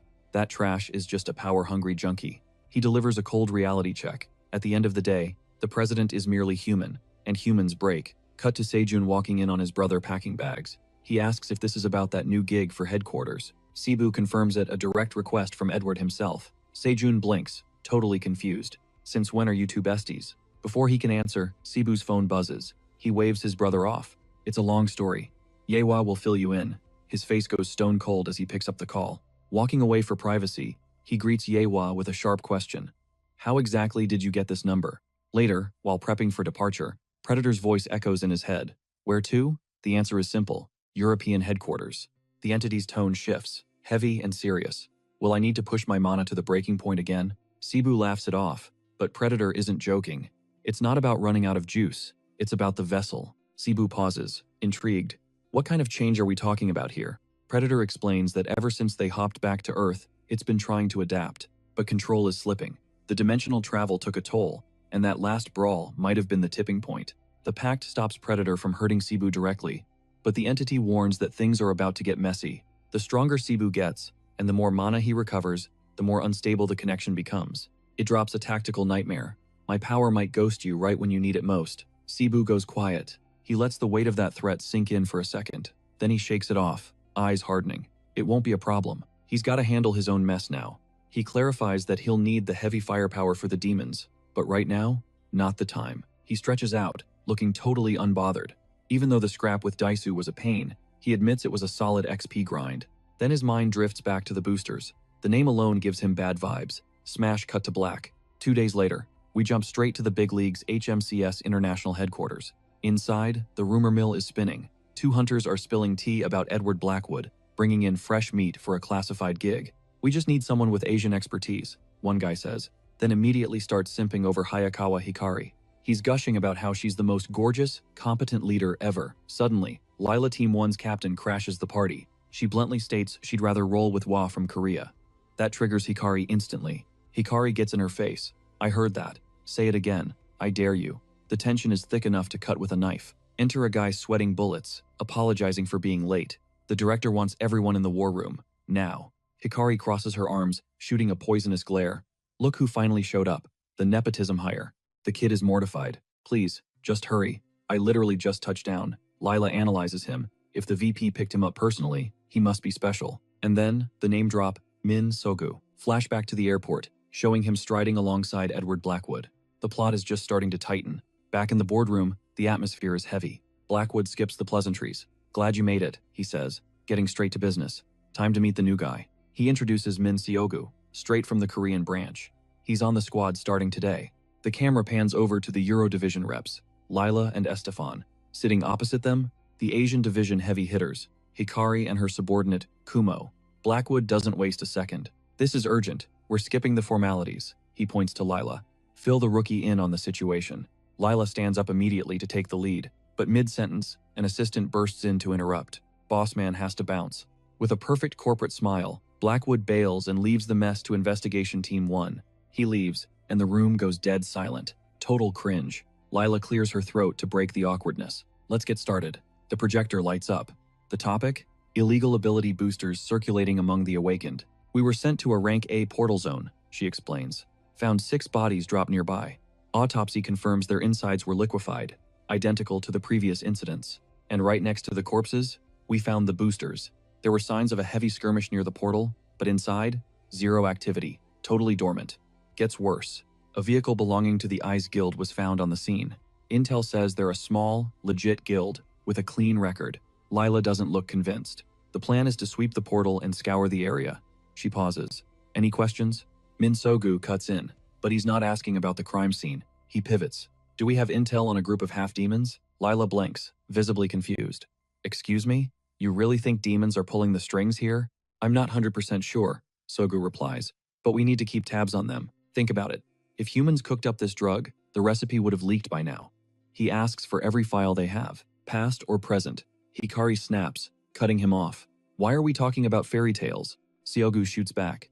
Just sharing what I heard. How are you so sure I'm wrong? Hikari lets out a mean, mocking laugh. That is absurd. We're chasing ghosts now? Because some random hunter heard a rumor?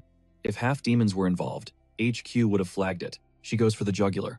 You have no rank. You were hired purely on nepotism. Sit down. The room freezes. Hikari doubles down, reminding him of the peace treaty signed 10 years ago. Voices start rising. Lila stands up abruptly. Enough. Estefan jumps in too. Chill out, people. The investigation is starting, Lila warns. You're experts. Act like it. She glares at Minsogu. Focus on the mission. He nods, but his eyes say just for now. Conflict managed. Lila announces she's sending the coordinates for tomorrow's drop. Meeting adjourned. Pack your bags. We're heading to the airport. But as they walk out, the tension follows them. Hikari is practically vibrating with rage, obsessed with who this guy thinks he is. She can't wrap her head around how someone so arrogant and abrasive could actually vibe with the vice president. Lila tries to talk her down, telling her to chill, but Hikari snaps back, accusing her of playing favorites. Lila denies it, but she has to drop some truth. Like it or not, Min Siwoo clearly has serious skills. Cut to the empty lounge. Siwoo lets out a yawn that screams, pure boredom. He's already sensing this trip is going to be a massive drag, and honestly, he hates wasting time on nonsense. The door swings open, and Edward walks in, throwing shade about the warm welcome from the squad. With a look that says whatever, Siwoo hits him with a sarcastic, Mr. Vice President. Edward sits down and vents immediately. Running a global organization? Not exactly a walk in the park. Siwoo stands up, reminding him that reality hits hard, and big power always comes with big-time responsibility. Curious, Edward leans in and asks, what's his read on the team? Siwoo shrugs. Some are annoying, sure, but he doesn't care as long as they stay out of his lane. Edward grins, same old Siwoo. Then his face hardens. Don't start drama. The HQ's reputation is riding on this. Scene shift. The squad rolls up to the HMCS base in the Middle East. A guide greets them, saying rooms are prepped, and a ride is waiting to take them to the site. VIP treatment. Next day. While Lila is being polite about the hospitality, Predator is whining to Min Siwoo about the killer heat. Siwoo scans the area, zero demon vibes. He really hopes Daisu didn't play him. He steps toward Hikari to finish their earlier chat, but she shuts him down cold. Eyes sharp, she warns him to stay alert unless he wants to die a stupid death. Rubbing his temples, Siwoo realizes one thing with absolute crystal clarity. This girl, she is going to be a massive headache. Later, Siwoo goes rogue to launch his own little investigation. He corners a local, asking straight up about half-demons. The guy shrugs, claiming he's only heard whispers, and his village is buried way out in the deep desert. Next, a kid glued to his phone barely looks up, denying he knows anything about the ISE Guild or demon-run organizations. Suddenly, a girl jumps into the convo. They look like regular humans, she explains. Only a mana scanner can spot them. She adds that hybrids born during the war, 10 years ago, were total outcasts. Nobody wanted them. So yeah, no blame if they decided to ghost society, maybe even blending into the crowd right under everyone's noses. Siwoo scratches his head. Dead end. He's getting nothing solid and starts wondering if he needs to trek deeper into the wasteland. Suddenly, Predator pops up, calling him food and mocking him for being an outsider. The entity reminds him they move as a pack, but Siwoo insists on rocking that lone wolf style. He flops down, saying it's his free time to handle personal business. Right then, a voice calls out his name, snapping him out of it. It's Lila. She asks why he's chilling out here instead of the fancy HMCS building. He tells her he's just killing time, looking into things, and flips the question back to her. She says Stefan went to handle the portal permits since the government is still doing their assessment.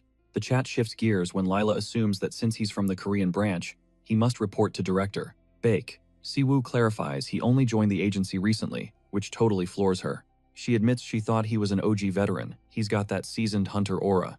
To deflect, he mentions, Blackwood said she made a name for herself.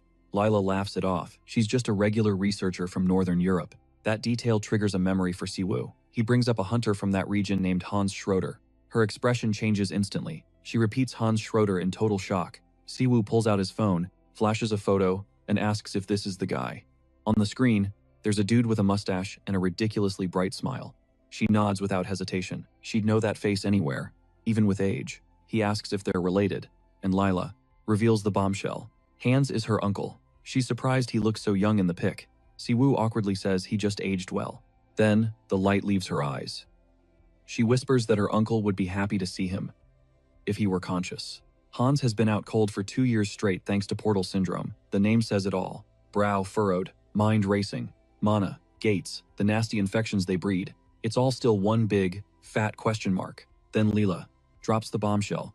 Her uncle dove too deep into a gate, trying to play hero for a buddy. He stayed way past his curfew. By the time the rescue squad dragged him out, lights out, comatose. Since then, she's been speedrunning high-rank gates in her spare time, desperate for a cure, but she's coming up empty. Minsik hits her with the real question. You hunting rare loot? Secret elixirs stashed inside? She nods. Sounds wild, sure, but the guy is her only blood left. She's gotta try. Right on cue, Stefan bursts in. Green light secured. Authorization is ready to roll. Lila stands up, heading out to grab Hikari. As she walks away, Minsik makes a mental note. Visit Hans as soon as possible. Smash cut to the desert. The whole squad is crammed into an SUV, tearing through the sand.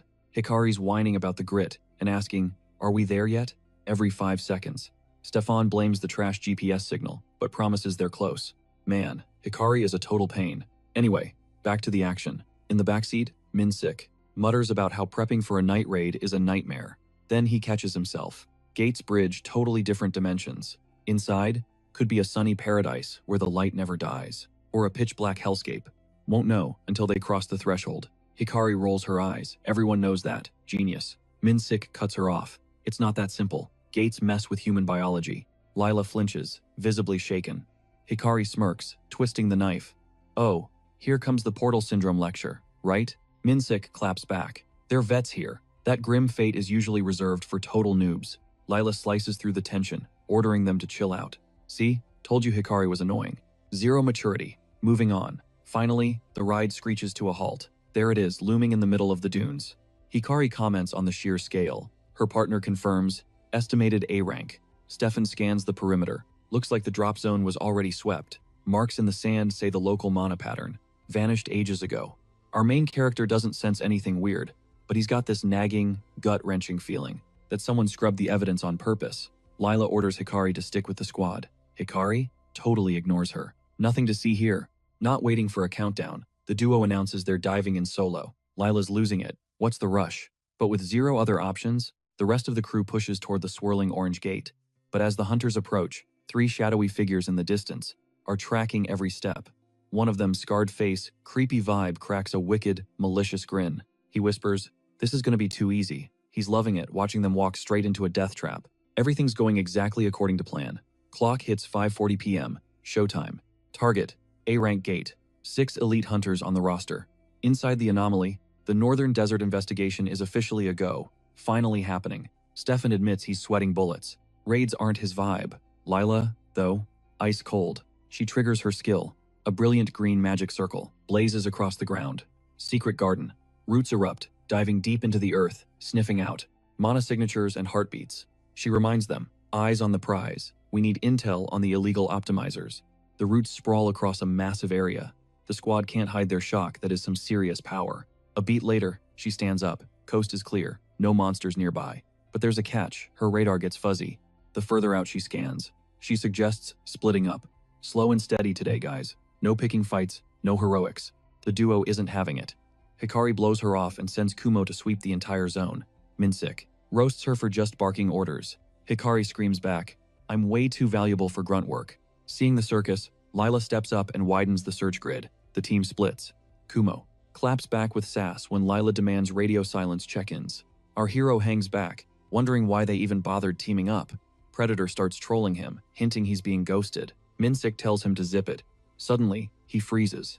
Something on the ground catches his eye. He squats down, analyzing a dark stain in the dirt. Def not normal. Predator whines about the filth, but Minsik nods. This didn't spawn here. Someone dragged it in from the outside. He rubs the grit between his fingers, vibe checking the energy. Is this demonic? No time to overthink. He jams a hand in his pocket and snatches an item. Smash cut to an old-timer picking up his phone. On the line, it is his master. The bald guy, posted up outside the gate, demands an update. The servant reports a shady squad lurking nearby. Master wants a head count. 5 bogeys, he confirms. As the crew steps through the orange rift, the master is revealed to be Min Si-woo. The servant begs to join the raid, but Min Si-woo shuts him down. Hold the line here. Stop reinforcements. Block the exit. Predator looks shook. The old guy is actually here. Min Si-woo clarifies he tagged along for the ride. Flashback. He told him to keep his distance. Dude was a ghost at the airport, totally low profile. Predator calls him a manipulator. Min hits back. You do the crime, you pay the price. He taps the dirt with his boot, hunting for whatever is fueled by this corrupted mana. He glances up at the sunset and realizes nightfall is going to make things messy. Meanwhile, deep in the desert, Kumo sprints back to Hikari with intel. Gasping for air, he drops the bad news. Nothing. 0 monsters. 0 optimizers. Hikari is stunned. How is an uncharted gate completely barren? Her partner points out the battle scars outside. Maybe the hunters wiped each other out. She shakes her head. No way. There would be bodies. The government locked this zone down, and anyone breaking in leaves a trail. Kumo suggests they were chasing high-tier loot, rare items. Hikari feels the regional director breathing down her neck. Failing is not an option. She makes a move, summoning Kagutsuchi. A massive serpent of purple energy manifests. With a scream, she commands it to rip the earth apart. Boom! A violet shockwave shatters the ground and blasts into the sky with savage force. Lila flinches, her radar was empty. Panicked, she radios Stefan, but he is already sprinting toward the blast. As he takes off, she groans. Why is there always a problem? Then, out of nowhere, shadowy figures surround her. One flashes a creepy grin. Back in the desert, Kumo stares, awed by the raw power that just leveled the zone. Hikari moves to loot the magic stones. Sure, she nailed it, but the blast uncovered buried bodies. The huntress lets out a terrified scream. Kumo rushes over. Relax, not humans, monsters. He explains they are dark creations. Their hands twitch. Suddenly, a horde of ghouls erupts from the sand, hungry for blood. Undead swarm them instantly. The huntress scowls, mind racing. How the hell did they hide without tripping sensors? Her partner is confused too. Undead do not usually pack up like this. Whatever. She attacks first, calling her spirit, Kagutsuchi, to wipe the board clean. At her command, it forms, a titanic purple energy snake. It lunges, shaking the very earth, and sends monsters flying. A follow-up beam fries every zombie in its path to a crisp. Smirking, she quips, try sneaking up on me again. But the win is short-lived. More freaks claw out of the sand. Her partner panics. Is there a whole army buried under their feet? He freezes, brain short-circuiting at the sheer number of enemies spawning. Suddenly, the kid spots a blindside attack. Watch your 6. Before the blow connects, a hunter blinks in, blasting a beam that saves her life. The rookie scans the battlefield. Where did all these things come from? Annoyed, she snaps back, asking how his boss missed a literal horde under their noses. The argument heats up, but the partner cuts in. Save the drama. We got incoming. He triggers Kamaitachi and dashes forward, leaving a streak of blue neon energy. He shreds the undead, but the bodies keep twitching like nothing happened. Smash their heads or they will not stop. Fed up, the girl screams for Kagutsuchi to nuke them all at once. The serpent whips around, obliterating the horde with its tail. She admits her power, drains fast against physical bodies. The hunter shrugs, pretty sure our leader already knows that. The partner figures out the meta smash, the skulls or die trying. He charges a beast, complaining the whole way. This is literally his nightmare matchup. His kit is built for massive area of effect nukes, not single target duels. He knows they're cooked if this keeps up. The mob density is just too high. Suddenly, a mysterious voice echoes from the shadows, summoning a literal storm. Crimson energy arrows rain down from above, drilling into targets with insane precision, straight through the undead skulls. The girl stands there, totally shook, wondering how anyone can land every single shot with such god-tier aim. In seconds, the horde gets wiped, flawless victory. Min Si-woo steps out of the chaos, watching everything with that ice-cold, calculating stare. Stunned, the huntress can't help but wonder what kind of monster Stefan really is. Totally gassed, he realizes why Leela's radar missed them. These things have zero vital signs. He suggests ditching the portal, gearing up properly, and spinning the block at dawn. Her partner nods, but she's hesitating. Min Si-woo tells her to cut the stubborn crap. Pushing forward is just gonna wreck the mission site. Face burning red, she silently agrees, knowing they're just burning mana and wasting time. But then, her partner screams and points at a nearby trench. Another wave of undead bursts from the hole, rushing them at full speed. She spins around to Stefan and asks if his boss is coming, or if he even managed to warn her. Panicking, he replies he tried to make contact, but she's ghosting his calls. Min Si-woo shoots him a look of pure disgust, asking if he seriously just left his leader out there solo. Before anyone can clap back, he dumps the monsters on them and takes off. He sprints across the wasteland, leaving the squad to deal with the new threat. While on the move, he whips out his phone and calls for backup inside the portal. He orders them to track the other team's trail and keep him posted on their location. After hanging up, he pauses and scans the canyon, calculating his next move. He figures the enemies probably snatched one of their teammates. Cut to the next scene, Lila is tied up. Thinking she never stood a chance, they totally jumped her. She's wondering how the bandits breached the perimeter, since security was tight and the portal was on lockdown. One of the captors gets triggered by her defiant stare, but the boss orders him to chill. He explains they need her as bait to lure the rest in and wipe the whole squad, killing two birds with one stone. Their endgame is taking over the black market. He tells his lackey to look at the big picture, but the partner protests about taking orders from a guy who looks like a bag of bones. The boss shuts him down, warning him to watch his mouth when speaking about him. He might look frail, but watch out, he's a necromancer. Speaking of the devil, the guy slices his own veins and lets dark blood drip onto the desert sand. The liquid spreads out, and suddenly, an undead hand violently bursts from the ground. The white-haired man gears up as the undead rise all around him. The voice concludes with a creepy calm, explaining that necromancy is an art that defies the natural laws of life and death. And even within those forbidden arts, his methods are the absolute worst. The leader views him as a despicable creature, something unlike anything he's ever seen. However, he admits he needs the necromancer's connections to rebuild the mast, his father's legacy. Just then, a curious goon asks for a whiff of the drug. The boss shuts him down instantly, asking if he's lost his damn mind. Another guy steps in, clarifying that the vial's contents can boost a mediocre skill, all the way to S-rank level. Then he warns that the user's body becomes a ticking time bomb, destined to implode sooner or later. The leader gets in the necromancer's face, demanding to know where that substance came from. The white-haired man just cracks a sinister smile, totally amused by the situation. He mocks him, asking how he dares to demand anything after being such a colossal failure. The leader makes excuses, claiming it was out of his control, just unforeseen variables. Leela, tied up, laughs right in his face, saying she actually admires his lack of shame. The guy in sunglasses glares at him, stating he has no intention of spilling intel to a useless leader. The goon loses it and lunges at him, but the necromancer senses the commotion and spins around. Cut to a woman suddenly appearing, ordering him to stand down. There are dangerous investigators lurking nearby. Ivan, the necromancer, greets her with a smirk, asking what Lady Crow is doing in a godforsaken dump like this. She freezes the moment she spots the hostage, asking who the hell that girl Lila is. She watches from the shadows, absolutely convinced someone is about to get wrecked. Ivan flashes a cocky grin, clarifying he wasn't talking about the hostage. She stays breathing, for now. Crow drops the bombshell he was referring to himself. He tells Ivan it's too late and starts glitching out of existence. Before ghosting completely, he taunts, "You really think we're on the same team?" The necromancer loses it, teeth grinding in pure rage. He curses the guy for hiding in the dark. A confused lackey pipes up, boss? Who was that?" "Shut your mouth," the boss snaps. "Play dumb." His face goes stone cold. Neither the girl nor the feds are seeing the sunrise. Cut to another scene.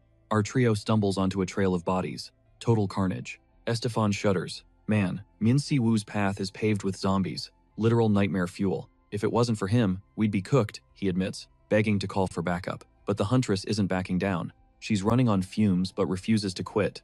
Her partner catches her right before she faceplants. Hey, I got you. Suddenly, Min Si-woo pulls up. Hikari blinks, shocked. You came back? The hunter just stares, ice cold as always. Estefan stammers.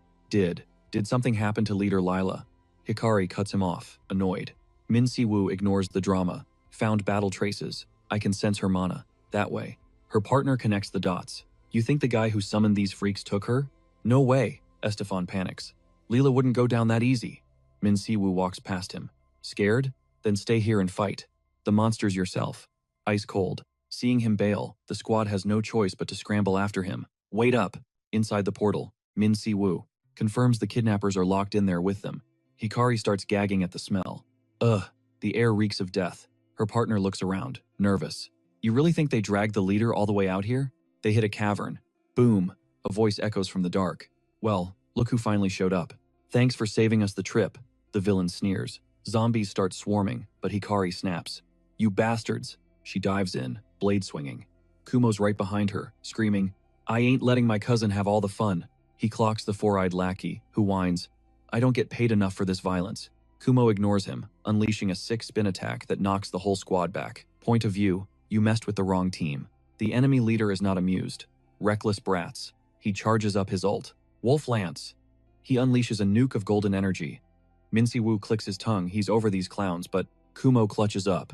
He pops a magic barrier, tanking the hit. Hikari scans the room. Too tight. Can't summon here without crushing us. She switches strats. Use the chaos as cover to locate the missing Lila. But the necromancer teleports right in her face. Knew a rat would try to scurry away. Move, trash. Hikari screams, her body crackling with high-voltage lightning. White hair just sighs. You're annoying. Bam. He lands a brutal hit, sending her flying. Kumo watches her ragdoll through the air and screams. Even Min Si-woo's poker face cracks with concern. Hikari, Min Si-woo bellows, his voice cutting through the noise. Amidst the total chaos of the battlefield, our main character screams her name the second she takes the hit. He reaches out, and a massive golden magic circle erupts in front of him. The light catches her, swirling around with a weird, hypnotic energy. It's mesmerizing. Hikari's eyes go wide. She feels the surge coursing through her veins. She's never felt juice like this before. Ivan the necromancer freezes. He recognizes that technique instantly. Necromantic spirit magic. Fascinating, he mutters. He's never seen it performed live. Pretty ironic coming from him. Kumo, seeing red, charges the necromancer. You, dead man. But Four Eyes intercepts him. Easy, kid. The villain blocks Kumo's strike like it's nothing. We aren't done yet, little boy. Meanwhile, Predator senses the vibe shift. This guy's power is on another level. Not human. Not even close. Min Si-woo feels it too. He knows there's a trick here, and this is going to be a boss fight. Ivan sizes him up, giving props for his stance. Let's see if you're worth the hype. He snaps his fingers, sending the undead horde forward. Min Si-woo doesn't blink. Wind cutter, blades of air shred the darkness. The undead get sliced apart with surgical precision, cut down right at the source of their dark magic. The necromancer actually gives props, admitting the kid knows his stuff, clearing out his precious children with terrifying efficiency. Totally intrigued, he demands to know what kind of day job on Earth requires that level of killing skill. Then he cracks up, throwing out a twisted taunt. What are you, some kind of man-eating monster in disguise? Elsewhere in the chaos, more of those green freaks spawn in. Predator looks ready to hurl, screaming that this creep is literally building an entire army right now. But Minsu decides it's time to stop playing games. He unleashes a massive bolt of energy, smashing straight into the horde with devastating force. The blast fries them instantly, total crispy critters. Ivan just smirks, admitting he never thought a mere human could control mana with that kind of finesse. The MC fires back with his own surprise. He says he never expected the son of a junkie to have such a polished vocabulary. That specific phrase, junkie's son, absolutely triggers the necromancer. He repeats the words, his eyes burning with pure, unadulterated hatred. He vehemently denies touching the dust, spitting on humanity. He calls them pathetic wretches who can't survive a single day without their fix. Ivan drops a bombshell with a sneer. The client is actually human. Talk about a twisted species that loves cannibalizing its own kind. He claims he took the gig to gift these useless losers a glorious rebirth. With a sick, crooked grin, he gushes that human corpses look elegant, prime raw material. Our MC's gut instinct kicks in. He knows this psycho isn't bluffing. So, did he cook up the boosters? The MC calls him out, raising the dead as straight-up trash behavior. Absolutely shameful. Ivan just shrugs it off. As long as the moon feeds him mana, he can crank out endless supplies of his green children. Cut to the rest of the squad fighting for their lives against the minions. A hulking green beast hammers Stefan, who's totally overwhelmed trying to tank hits and protect the crew at the same time. Meanwhile, Min Si-woo casually flattens a monster like a bug, just interested in testing how much punishment the enemy can take. He smirks. He's figured it out. Half-demons don't run on mana, they burn dark energy. Ivan freezes cold. How do you know that? Min Si-woo doesn't hesitate. He reads him like an open book. He knows Ivan is a half-demon, a creature with cursed blood, rejected by demons and humans alike, a total outcast in both worlds. Our hero mocks him, claiming he could smell that stink a mile away. Then he drops the question that cuts deep. So, whose side are you actually on, Mutt? The villain snaps, letting out a manic, jittery laugh. His hands are trembling with pure rage. Boom! He unleashes his full aura, screaming that Min Si-woo is the filthy, disgusting human here. Predator warns that the enemy's energy is thick, but his attacks are getting basic. Si-woo decides to go nuclear. You gonna burn yourself out again? Predator asks. Si-woo shoots back that he just wants to crank up. His new skill, a notch. Don't be a chicken. Before the entity can even scream, no, don't do it. A massive purple shockwave detonates from the magic circle. Min Si-woo smirks. He lives for this heat. He triggers Tamer, and violet energy chains erupt from the floor, skewering the undead and locking them down instantly. Stefan gasps, hyped that the zombies froze mid-lunge. The villain boss is clueless about what just went down, until he spots Si-woo. It hits him the kid is somehow puppeteering the monsters. Then, the script flips. The zombies slowly pivot and start boxing in their former masters. The minions scream, "Stay back," totally freaking out. The boss panics, demanding Ivan fix this, but it's game over. The horde tears the two goons apart without mercy. The necromancer stares at our MC, realizing the impossible truth. He's hijacking the undead with domination magic. It's insane, but that pitch-black mana is undeniable. He's actually impressed. Wrapped in shadows, Min Si-woo steps up. The rattled villain can only ask one thing. What the hell are you?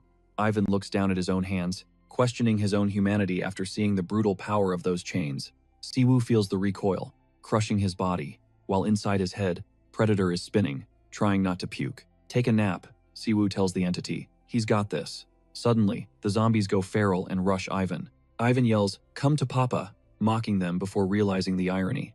Annoyed, he's forced to blast his own creations into dust with a devastating energy wave. The impact triggers a massive explosion that blows a hole straight through the cave ceiling, raining debris everywhere. Dust settles. Ivan vows to stop playing nice, but blink and you'll miss it. Min Si-woo is already behind him. Got any more tricks? Ivan is shook he never saw. The speed blitz coming. Suddenly, a voice echoes from the hole above, thanking them for the escape route. Finally out, the stranger says. The man rockets out of the cave, triggering a second blinding explosion of golden light. And just like that, Crow shows up, clutching an unconscious Ivan. Long time no see. She flashes a cryptic smile, standing between them while keeping the villain safe inside her barrier. Si-woo is straight to the point. Can I kill him? He thought she was staying out of this. Crow refuses. This guy is too important, and she doesn't want to fight. Min Si-woo knows. Ivan is the key to the boosters and needs to be taken out. But one look at his battered friends makes him hesitate. He crunches the numbers instantly. Fighting right now is a suicide mission. Crow's power levels are totally off the charts compared to that necromancer trash. Tactical retreat is the only play. But he doesn't leave without answers, getting right in her face to ask why half-demons are running errands for the bad guys. She hits him with that enigmatic vibe, claiming he's connecting the dots all wrong. According to her, the moderate faction is the one calling the shots. And Ivan? He went rogue. She smirks, claiming she doesn't even know who cut the check. Si-woo isn't buying it for a second. He calls her a liar. He knows she's been shadowing him, helping him this whole time. Crow flinches, that cool facade cracking just a bit as she denies it. She swears she only jumped into the fray because her squad needs Ivan breathing, not buried. She admits he's got questions, but she sticks to her script. She doesn't know anything else. The hunter looks away, adrenaline fading, his body finally shaking from that marathon brawl. In the background, the rest of the squad starts pulling themselves out of the rubble. Si-woo sighs. It's not worth it. He decides to let her walk, but drops a cold warning. Next time, no mercy. Stunned, Crow asks if he actually trusts her. His reply is ice. I don't trust you. I read your mana flow. That hits a nerve she didn't know she had. She turns to leave, wanting to ask one last thing, but Si-woo beats her to the punch. Who is us? She flashes a cocky grin. Fine. She'll give him a breadcrumb. Easy. She drops the name and vanishes into thin air with the necromancer. Si-woo stares at the empty space they left behind, realizing the half-demons were just pawns, disposable pieces in a massive 4D chess game. Humans wouldn't hire monsters that despise humanity unless the stakes were insane. And that mysterious drug, that wasn't normal magic. It felt evil, but not otherworld demon evil. He makes a mental note. He needs to track down this shady IZ organization. Later, Lila thanks the squad for the save and suggests they finally blow this popsicle stand and exit the portal. But Siwoo isn't done. Loose ends need tying. Hikari steps up, asking about the necromancer. Siwoo keeps it vague, saying the guy bolted while he was busy fighting. Another problem. Lila hangs her head, apologizing to the team for letting her guard down. But the girl isn't having the pity party, insisting they should just be glad everyone is walking away in one piece. Siwoo scans the group, thinking this right here is exactly why he works solo. Except, he hasn't really been solo, has he? He cracks a smirk. Right, partner? He reaches out mentally to Predator. Silence. Dead silence. Our hero is truly on his own in the void. Cut to black. 2 days later, HMS headquarters. Edward Blackwood looks absolutely shook hearing the report on the undead army. And the necromancer? Siwoo nods grimly. Based on his trash talk, that was just the tutorial. Edward looks crushed, guilt written all over his face, apologizing for the intel failure that almost got them wiped. The MC waves it off, telling him nobody could have predicted that mess. They survived. That's the win. Edward sighs, grateful. Because of you, the squad is back in action. Hikari's ready. He grins. The mad dog is off the leash again. But Siwoo is already walking away. Cool story. I'm busy. Bye. Back in Korea, he pauses outside. Someone's camping his spot. It's Hikari. I came to say thanks for the heals. She looks down. I sucked back there. My performance was terrible. She promises next time, she'll actually carry her weight. Siwoo barely breaks stride. Sure. He keeps walking, leaving her in the dust. As he walks, his mind drifts. Predator has been ghosting him since the boss fight, even though his skills are fully online. Mana flow? Green. Core recovery? Optimal. He looks up at the sky, wondering when his little buddy is going to wake up. Meanwhile, at HMCS HQ, the tension breaks. Middle East Division tracked down Almas. The agent clarifies, they didn't cook the drug. Their network crumbled when the boss died. VP Edward cuts through the noise, getting straight to the point. The portal. Status? The news is bad. It's wrecked. Total instability. We're sealing it shut. That leaves them wide open. Edward rubs his temples, exhausted. But the agent drops another bomb. The ex-chairman's loyalists? They've seized the HQ. And there's one name leading the charge. Inspector Juan Cargill. He's coming for your throne, sir. Suddenly, the door flies open. A guy strolls in like he owns the place. Whoops, forgot to knock. Speak of the devil, Juan Cargill. He gives Blackwood a savage, mocking grin. So, about that booster case. Is it true you're crashing and burning? Cargill leans in. I heard rumors you hired some random nobody, some generic hunter from Asia. He laughs in their faces. And you still came back empty-handed? He turns and walks out like a boss. Looking like a total wreck, Edward tenses up and claps back immediately. They got jumped. There was literally no other choice. But the inspector isn't budging an inch. That doesn't change the hard truth. They failed to track down the drug's creator. At this rate, he adds with toxic calm, nobody can deny this investigation is dead in the water. Flashing a sinister grin, Cargill drops his bombshell proposal. Take the case public. Edward openly scoffs. That's insane. If this intel leaks, civilians will find out about the drug, and demand is going to skyrocket. But Cargill isn't sweating it. We just track the supplier and shut him down, he says, ice cold. Besides, with things moving this slow, the truth is going to spill sooner or later anyway. Looking triumphant, he announces he'll consult the others, even though he already knows who's in his pocket. As the door clicks shut, leaving him alone, Edward spirals into his own head. That wasn't a debate he just survived, that was straight up blackmail. Cut to our main character on the phone. The case is about to blow wide open. He admits he wanted to handle this solo, but the rabbit hole goes way deeper than he ever imagined. On the flip side, the kid isn't buying the bald elder's story about the necromancer. Back on the line, Min Si-woo. Here's the hunt for Pandemonium and IZ came up dry. 0 results, but there's something way more pressing. Intel on the portal. Edward's on the other end. He explains they ran a new eval, and the portal is completely toasted. Unusable. Min Si-woo starts connecting the dots. Maybe it was misclassified, because of the insane body count found there. Usually, empty portals mean they've already been cleared out, but finding 0 monsters? That's sketchy. Edward asks for his take. Images of the villains flash through the hero's mind. He wonders what if they predicted an empty portal and set it up as a base. But then, a wilder thought hits him. What if the portal isn't even real? He drops a theory.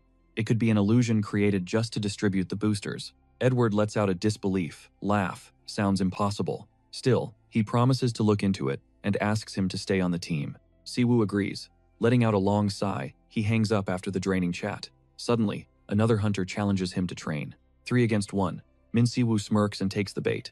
A solid warm-up is exactly what he needs right now. Meanwhile, the bald guy pulls another kid aside, telling him to let the protagonist chill for a bit.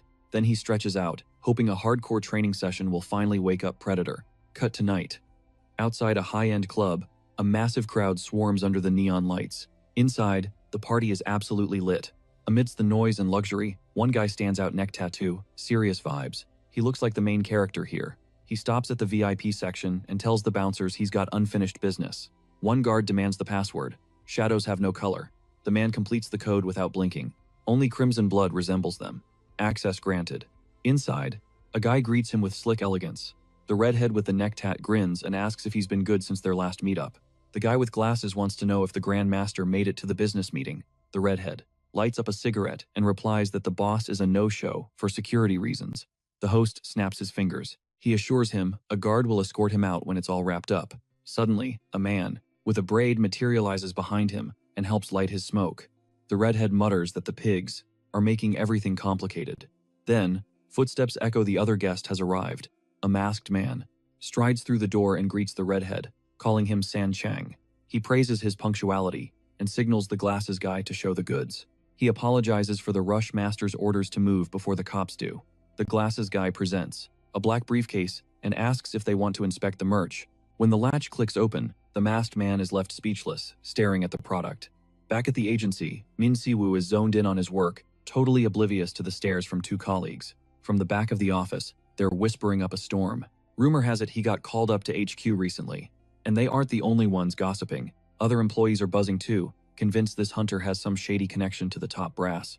Right then, Byung pulls up to his desk. He greets him with a smirk and cuts the small talk, asking about the new official doc. Si-woo looks up and asks if it's about the booster investigation, making it crystal clear he's already in the loop.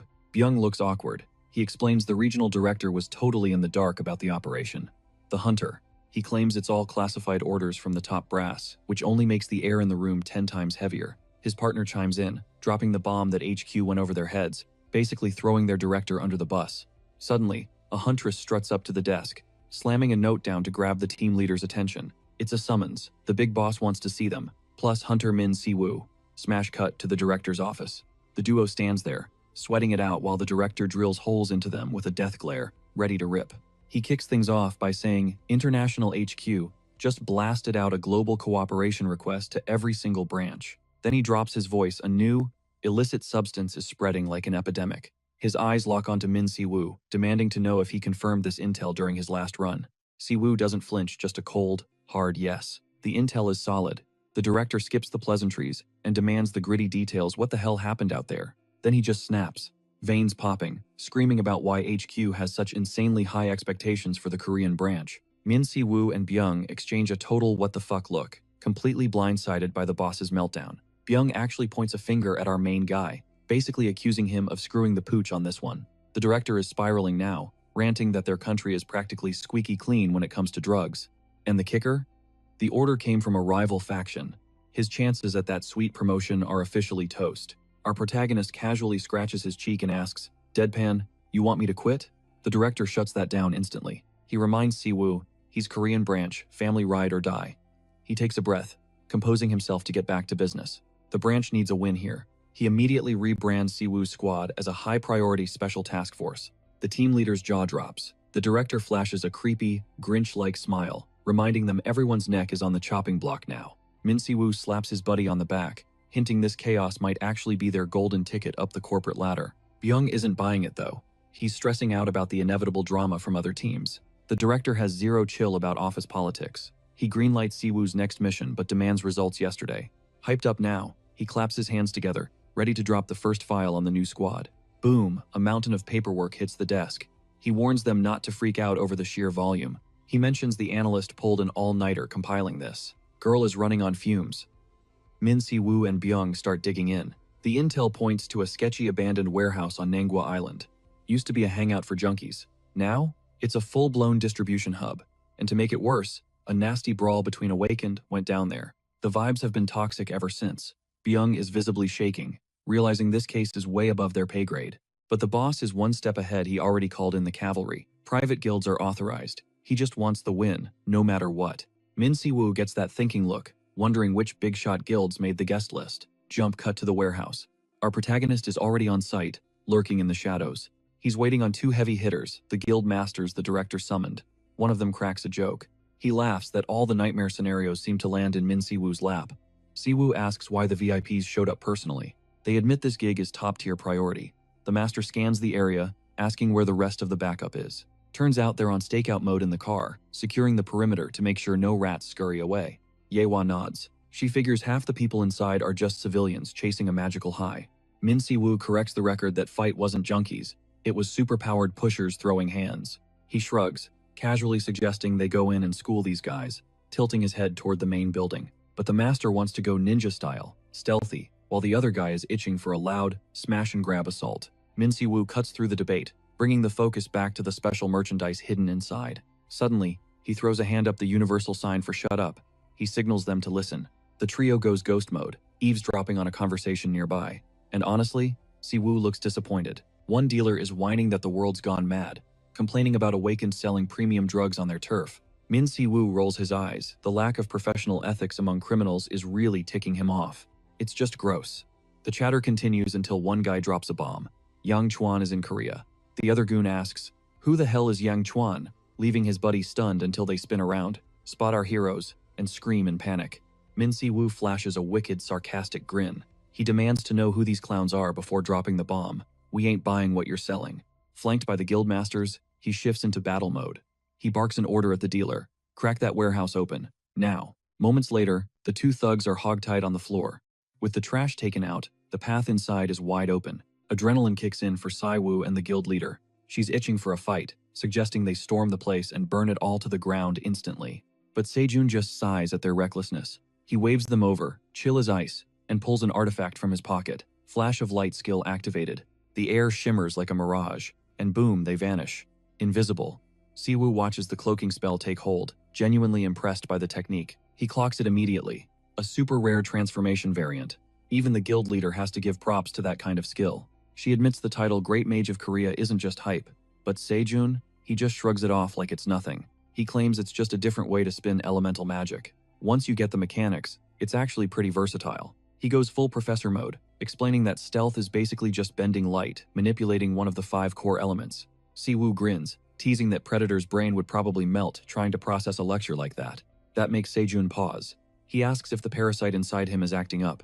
Si-woo waves him off, totally playing it cool. He reaches out and messes up his brother's hair, shocked at how tall the kid's gotten.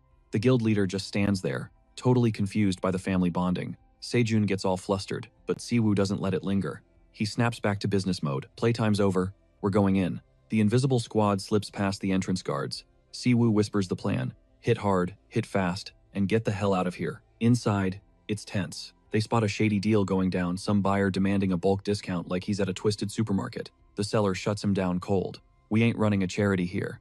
The client grinds his teeth, clearly losing patience. The vibe in the room is heavy. One guy's passed out cold on the floor, while another screams in desperation. The guild leader notes these guys are just vanilla criminals, not awakened. Sejun suggests they stay hidden and track where the real power players are operating. He warns that this facility is massive. Taking out these low-level pawns won't stop the organization. They need the head of the snake. The operation would just keep running. While they strategize, Si-woo keeps his eyes locked on the scene, deadly focused. He's hunting for the real target. Suddenly crash. A noise from the back of the warehouse makes the two leaders jump. Some junkie bursts out of a back room, screaming his head off about seeing something inside. He sprints right past them like a maniac. Sejun and the leader trade confused looks. The dealers just laugh it off, blaming it on a bad trip and complaining about junkies crashing in the basement. But one guard mutters something chilling. It's weird how people only lose their minds after going down there. Si-woo's gut twists bad sign. The leader shivers, saying the place feels like a nest of pure, concentrated evil. Si-woo stops dead in front of a heavy door. He orders the other two to hold the perimeter and stay put. Sejun steps up to follow, but Si-woo cuts him off instantly. "I'm not saying it twice. One look is all it takes to freeze them in place."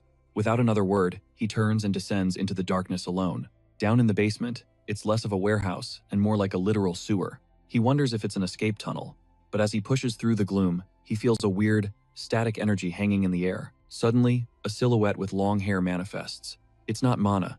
It feels like a summoned entity, something definitely not alive. The presence flickers right behind him. Siwoo wonders if it's a heroic spirit and charges up a mana blast, but he freezes. If that thing were a combat spirit, it would have attacked the second he flared his power. The figure shrinks down, morphing into a tiny, harmless ghost. Siwoo realizes his mana doesn't even phase it. No hostility at all. That can only mean one thing. Suddenly, a little girl steps out of the shadows. She begs him not to hurt her spooky friend. Siwoo is shook. He's still invisible. How the hell can she see him? In the middle of this filthy labyrinth, there's a kid clutching a teddy bear. What exactly are you? Siwoo asks. She fires back without skipping a beat, pointing a finger and calling him an intruder in her home. Siwoo can't believe she calls this sewer a home. Where I am, I make the rules, she says. Siwoo sighs, dropping to one knee. He decides to get real. Where are your parents? He spots the bruises on her arms. She admits her folks trade her for drugs and ignore her. She got hurt scrounging for food alone. The truth hits him like a truck. Without hesitation, Siwoo summons his light magic to heal the kid. A warm golden aura wraps around her, scrubbing the dirt from her clothes and erasing every bruise. The girl stares, mesmerized. She whispers that his power feels warm, totally different from hers, which feels like ice. She explains that her ghost friends hide her from the bad men. Siwoo cracks a gentle smile. Now, it all makes sense. He sizes up the situation, and the bodyguard standing watch. What's your name, kid? She beams. I'm Sion. Voice steady but warm, he drops a request. He needs a solid from her and the crew. It's make or break for his mission. Sion flashes a megawatt grin. You got it. She's hyped to help her new bestie. Cut to black. Scene shift. Shady back alley deal. A red-headed buyer eyes the briefcase, lips curling into a crooked smirk. That the goods? The dealer doesn't blink. Purest stuff straight from the abyss. He promises one hit turns a B-rank fight into a cakewalk. Limited edition, though. The buyer's still skeptical, eyes narrowing. What's the catch? Any side effects? The dealer waves it off. Relax. Getting hooked isn't easy. Thump. A weird noise rattles the ceiling, slicing through the tension like a razor. The dealer moves to check, but the buyer shrugs, unbothered. Probably just a rat. He steps toward the door, muttering about creepy sightings in the sewers. Suddenly, smack. A bloody hand slams against the glass, inches from the dealer's face. Panic mode. On. The redhead screams, totally losing it. Ghost. They bolt, terrified, only to crash straight into a wall of muscle. Min Si-woo. He's just standing there, solid as a rock, holding Cien. Just a little prank, guys, he says, cool as ice. Then boom, one hit. Blue energy explodes, knocking the buyer out cold instantly. His stealth mode flickers off. Still holding Cien, he smirks. Told you I'm a man of my word. He gently sets the kid down and gives her the signal. Dealers? Wrecked. With the trash on the floor, Min Si-woo decides to inspect their magic product. He nudges a body with his boot. Wakey wakey, time to talk. Nothing. Lights are on. Nobody's home. Did I go too hard? He wonders, swiping the drugs off the floor. This junk's been flooding Korea for a while. Flash forward. A mysterious blonde dude plummets from the sky, slamming into the concrete. Impact. Camera pans to a new baddie, a guy with a stitched-up face, eyeing the intruder. How'd they find us? He's rattled. Was there a leak about the product? Nah, impossible. He shakes the thought off. Gotta be a rat among us. He barks an order to a goon. Dump Si-woo's body. He thinks it's game over, but on the ground, Min Si-woo whispers a technique name, locking and loading a surprise counter. Boom. A purple magic circle erupts beneath him. Total ambush. Energy beams spray in every direction, blasting the boss's lackeys. Stitched Face barely manages to weave through the chaos, shook by the hunter's raw power. Min Si-woo hops up, dusting himself off. You guys are way quicker than you look. He notes they're tanky, definitely battle-hardened vets, standing tall even after that nuke. A cocky grin spreads across his face. So, who sent you? The leader sweats. This hunter recovered that fast? And has that kind of firepower. Danger level, critical. You play dead? Cheap trick. Min Si-woo fires back, says the guy hiding in the ceiling like a roach. A minion screams, which guild you rep? Min Si-woo just flashes that mocking smile again. Pure sass. He snaps a finger, triggering a containment spell. I asked first. The spell clamps down on the goon, squeezing until he screeches in agony. The leader tries to do damage control, charging blue energy in his palm. He unleashes Lion's Roar, throwing up a massive energy barrier to cover his squad. With the shield up, the lackeys scramble behind the defense line. You guys good? The boss pants. Min Si-woo watches from the other side, chuckling darkly. He grinds his teeth. Nice shield. Good warm-up. The minions? Totally wrecked. My ribs, 3 of them, gone. One groans. Suddenly, crack. A whip of fire shreds the barrier like paper. Seeing the writing on the wall, a desperate goon crawls over and grabs the dropped drugs. No other play. They down the pills, screaming, "You're gonna regret this." The dope hits instantly. Muscles bulge, veins popping. They rise, panting like beasts, wearing psychotic grins. "We're gonna break you." One lunges, firing a blast of energy. "Die." Min Si-woo sidesteps it. "Easy." "Okay." Power level definitely spiked. The other guy doesn't wait, he attacks. A cross-shaped slash tears up the ground. The hunter weaves past it, but he notices something. The raw power behind that hit just leveled up. Hovering midair, Min Si-woo drops a taunt, asking if they're ready to check into rehab after this beatdown. He clasps his hands, triggering a binding skill to lock him up. But flip the script, suddenly he's the one caught in a cage. Trapped inside a blue energy prison, he smirks. Rookie mistake. He missed one player on the board. The leader with the stitched-up face lets out a manic cackle, ordering his goons to delete the intruder permanently. But hold up, a female voice cuts through the tension as a blazing fire arrow gets knocked and ready.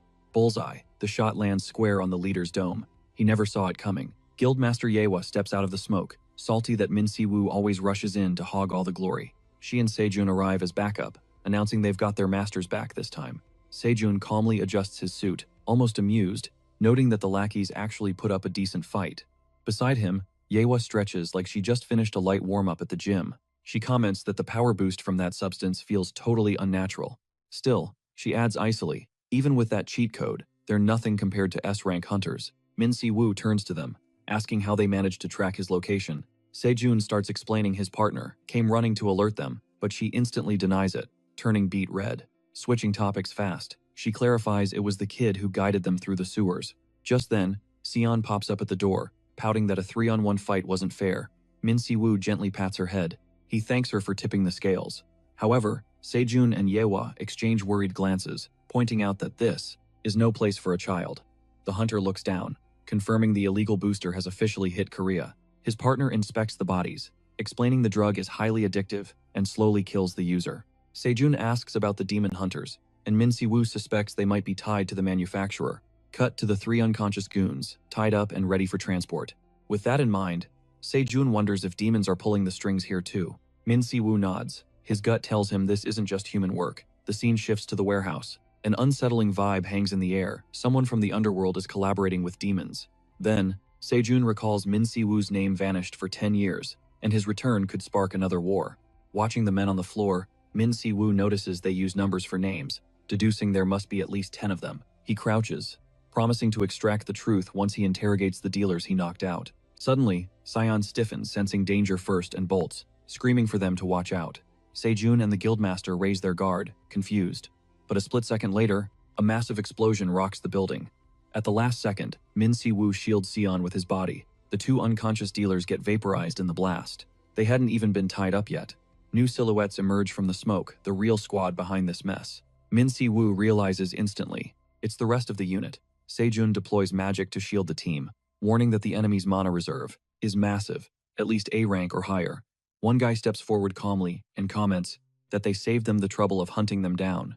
The trio braces themselves. Min Si-woo asks if he's the leader. The guy in sunglasses instantly recognizes the 2 guildmasters. He's done his homework. He orders his goons to take out the 2 S-rank hunters. Beside him, several vials shatter on the floor, releasing a blue dust that floods the warehouse. The leader, wearing a smug grin, guarantees they'll be leaving in body bags before launching a full-on assault. Sejun takes the rear, while Yewa provides support fire.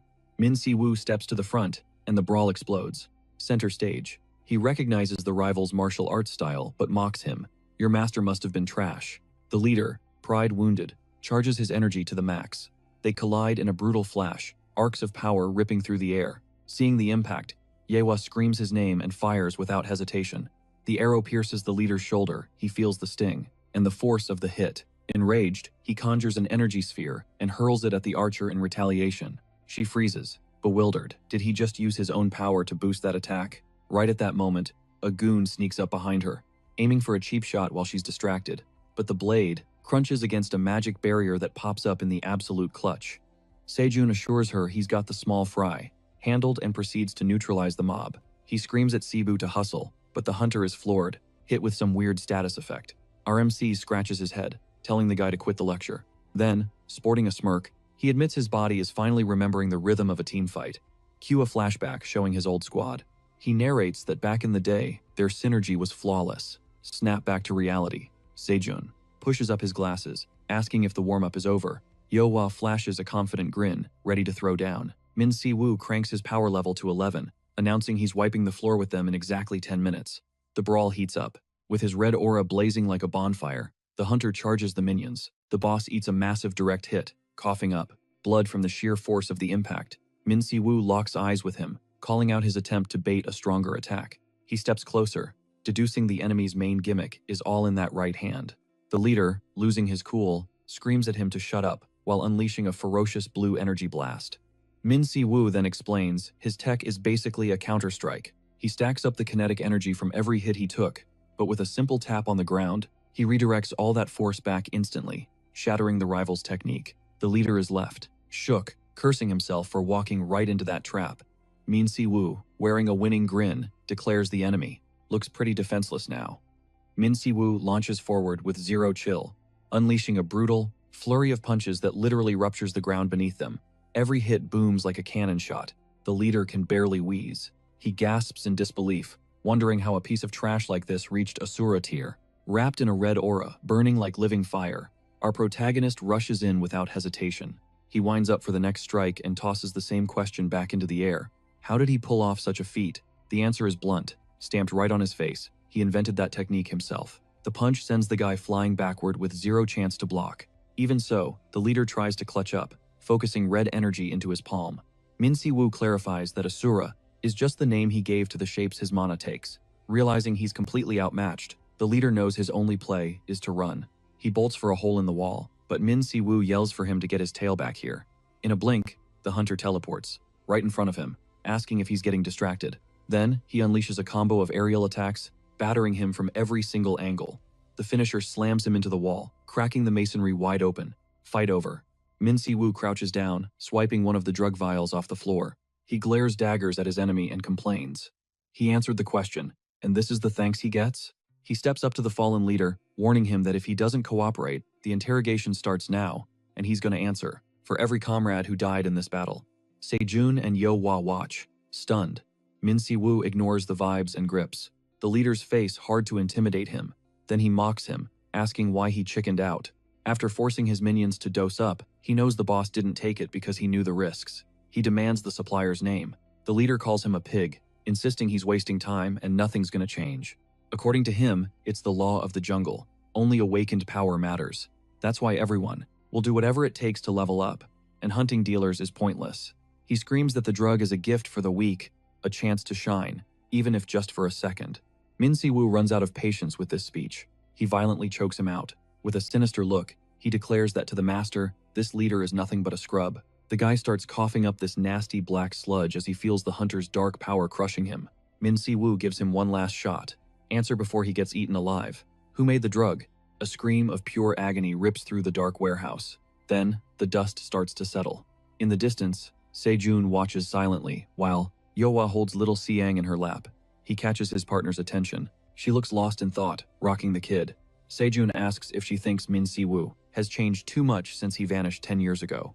Yo-Hwa nods. There's no denying he's gotten stronger, and way more ruthless. She explains he spent the equivalent of 100 years in another dimension, totally alone. Still, Sejun feels like something broke inside him, and sometimes he wonders if the guy is even human anymore. Zhonghua keeps the vibe calm, reassuring him. Deep down, he's the same guy, he just needs a minute to reboot. Suddenly, the MC glitches into the frame out of nowhere, asking if they seriously think he's lost his mind or something. Sejun puts on his best poker face and casually asks for the intel. Min So-woo rubs his face, totally exhausted, and admits there wasn't much. The distribution hit everywhere simultaneously, and the main Asian hub is actually sitting in the neighboring country. The thug literally blew up before spilling the beans, probably triggered by a mana contract or some dark magic failsafe. They decide to grab Sion and drag her along to find her parents or a safe house. They know the clock is ticking. That warehouse was definitely bait. Min So-woo connects the dots. If the main Asian center is overseas, there has to be a local base right here. Smash cut to a new location, a high-end, packed private venue known as Arkan's Sharks Club.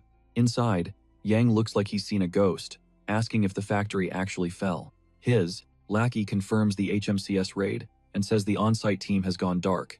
Hearing the police have the warehouse surrounded, he starts sweating bullets and asks about the guy with the glasses. They tell him Glasses is messed up over his brother's disappearance, but still following orders like a robot. The redhead, however, is absolutely fuming at the setback. He even had his getaway flight booked. Suddenly, his phone buzzes on the table, making him jump. He answers, fumbling and stuttering as he speaks to the Grand Master. On the other end, the boss sounds terrifyingly calm, mentioning that his guys reported a tiny hiccup in Korea. Yang swears he followed protocol, and that the simultaneous ops drew too much heat, but the master reveals with a barely audible smirk that they were the ones who leaked the intel to the hunters. He breaks it down for a stunned Yang. The factory was just a decoy to distract the HMCS. Then he orders the clown to keep pushing the product and ignore the risks. Yang is still freaking out about the agency closing in and the radio silence from his team, but the master assures him no one will talk because the strong hunters are already dead. He cuts the call with a confident smile, declaring their only job now is to hold the fort at Arkan's Sharks Club.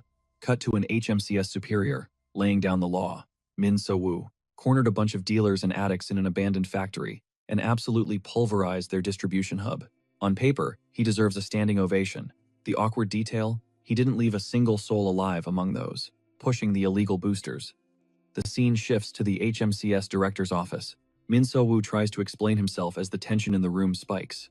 A colleague steps in to have his back, saying, "Hey, at least they got vital samples and origin data." Byung, totally indignant, throws a question out there. What else were they supposed to do when things went sideways? The director cuts the chatter and demands results from the rest of the squad. The answer? An awkward silence followed by a rough confession. No concrete leads, and to top it off, they lost the suspects they were tailing. The director snaps, exploding at them, to actually do their jobs properly. Then Min Seo-woo asks if it's really that big of a deal, noting they're already swamped with work. The director, losing his mind, screams that HQ isn't lying, even Japan is on high alert, and complains that the samples are useless without solid evidence. Through the murmurs, some agents whisper that the boss only cares about scoring points for a promotion. Amidst the chaos, Byung notices an empty chair and asks for Hunter Min. The answer leaves him blinking. Min So-woo just took the day off for personal matters. Cut to Sejun showing his brother a brand new house, asking if he digs the gift. Min Seo-woo, totally thrown off, admits it's nice, but isn't sure he can accept something this huge. Jonghwa jumps in immediately. "You deserve it. You've got way more people to look after now." Sejun reminds him he took in Jimin and little Sion. Min So-woo explains he looked for a place for her, but since she awakened without abilities, adapting would be tough. Jonghwa is fascinated by the girl's unusual vibe, and Sion confesses, totally chill, that she likes the lady with the red hair. Right after that, Sejun announces he split the costs and is considering this his second home. While Jonghwa takes Sion on a grand tour, Min Seo-woo smiles, realizing his friend's true plan. Suddenly, more people flood the patio, and Jimin can't contain his hype over the new hideout. Once inside, everyone is blown away by the luxury, wondering if their master. He can barely keep it together, seeing the new crib.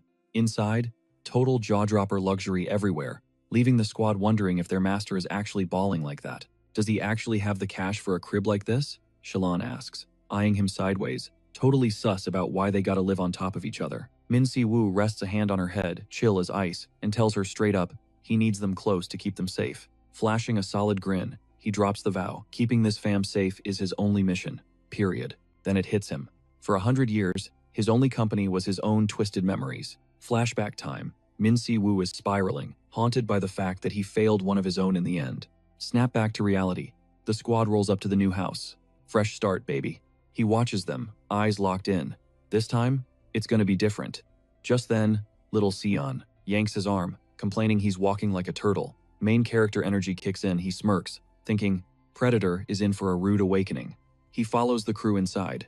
Night falls, and while Sion's out cold cuddling her plushie, Min Si-woo dials up Byung. He needs to know, are these drugs linked to the demons? Byung confirms the mana signature is totally alien, but drops a disclaimer, it doesn't prove a thing yet. He adds that this energy vibe isn't even rare anymore, and HQ agrees. Nobody wants to go poking bears, or starting beef with demons over rumors. Min Si-woo's blood is boiling. He realizes that over the last 10 years, those demons actually charmed humanity into trusting them. The investigation is dead in the water. He grabs an old journal. Did Min Young ever look into this demonic energy? He flops down, at his laptop, digging through ancient files until he hits a blog. Bingo. Exactly what he needed. The catch? Private access. Locked down tight. Annoyed by Min Young's ironclad cybersecurity, he spots a weird detail in the link. What the heck is STS? Suddenly, Sion pops up in the doorway asking why he's still up. Min Si-woo jumps out of his skin. She clarifies she literally knocked before entering. He tells her to get back to bed, but she hits him with a curveball. The ghosts told her about his phone call. Min Si-woo wonders if he'll ever get 5 minutes of privacy. But Xian ain't done. The ghosts also spilled what the bad guys were saying before he showed up. Fatigue gone. Interest peaked. He asks her to run that back. Every single word. Xian goes quiet for a sec, showing a nervous little twitch. Cut to them whispering about some guy named Yang at the airport, and goods getting moved. Meanwhile, in a dark alley, a blue-haired hunter is sprinting like the night is trying to eat him alive. Bam! He trips and faceplants into the concrete. Brutal impact. His head is spinning. Total daze. No strength to get up. He barely makes out a voice slicing through the silence. Finally, gotcha. 2 dudes step out of the shadows. One looks at him like trash, calling him a useless C rank for jacking the guild's portal. Still on the floor, the kid snaps back. He had no choice. He needed cold, hard cash to buy. Something specific. He reaches into his pocket and pulls out an item. The goons ignore it. Big mistake. The hunter clamps it between his teeth, laughs like a maniac, and screams that, as long as he's holding this, they ain't nothing.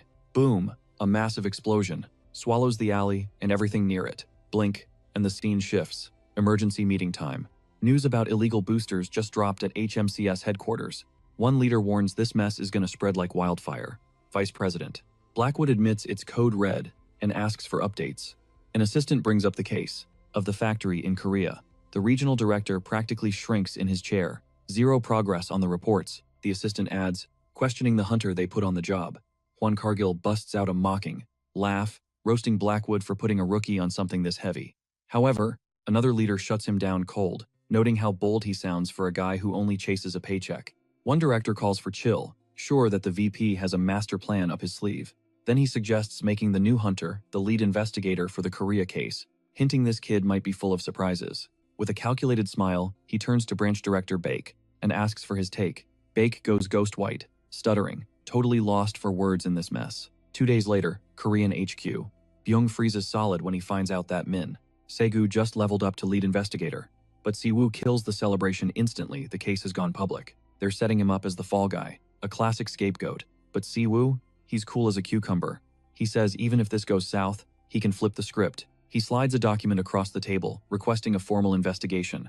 Byung stares at the paper, totally confused. What the hell is an archon? Byung asks. Si-woo doesn't blink. It's a key word from the factory girl's testimony, and it looks like the master key to this whole mess. Byung isn't buying it. The case is wide open, and archon is vague as hell. But Si-woo stays ice cold. With the jurisdiction we have, tracking this place down is just a matter of time. That sends Byung into full-blown panic mode. A nationwide manhunt is a massive deal, and archon could be anything. A password, a code, a shell company? Hell, it could be a person, a black site, or some high-end lounge. Si-woo rubs his chin, lets the gears turn for a second, then drops a bombshell.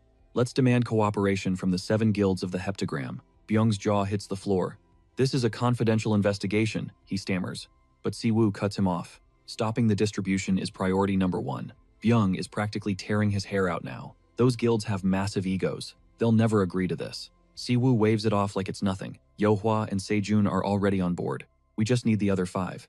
Wham! He slams his hand on the desk. Quit whining and make the calls. Right now. He leans in, voice low and dangerous. If we don't act, every hunter in Korea is going to end up hooked on those drugs. Scene switch. We cut to the Blue House.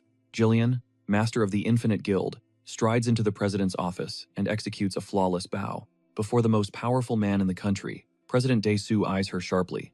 Does this matter? Involve your guild? She hands over a file. The HMCS has requested full cooperation from every guild in the heptagram. The president raises an eyebrow. Intriguing. What kind of case requires that much firepower? Details are classified, Gillian clarifies. But they need boots on the ground for a massive sweep. He scoffs. Asking for help with 0 ROI? Absurd. Then, it clicks. This has the Mad Dog scent all over it. That bastard is back in the game.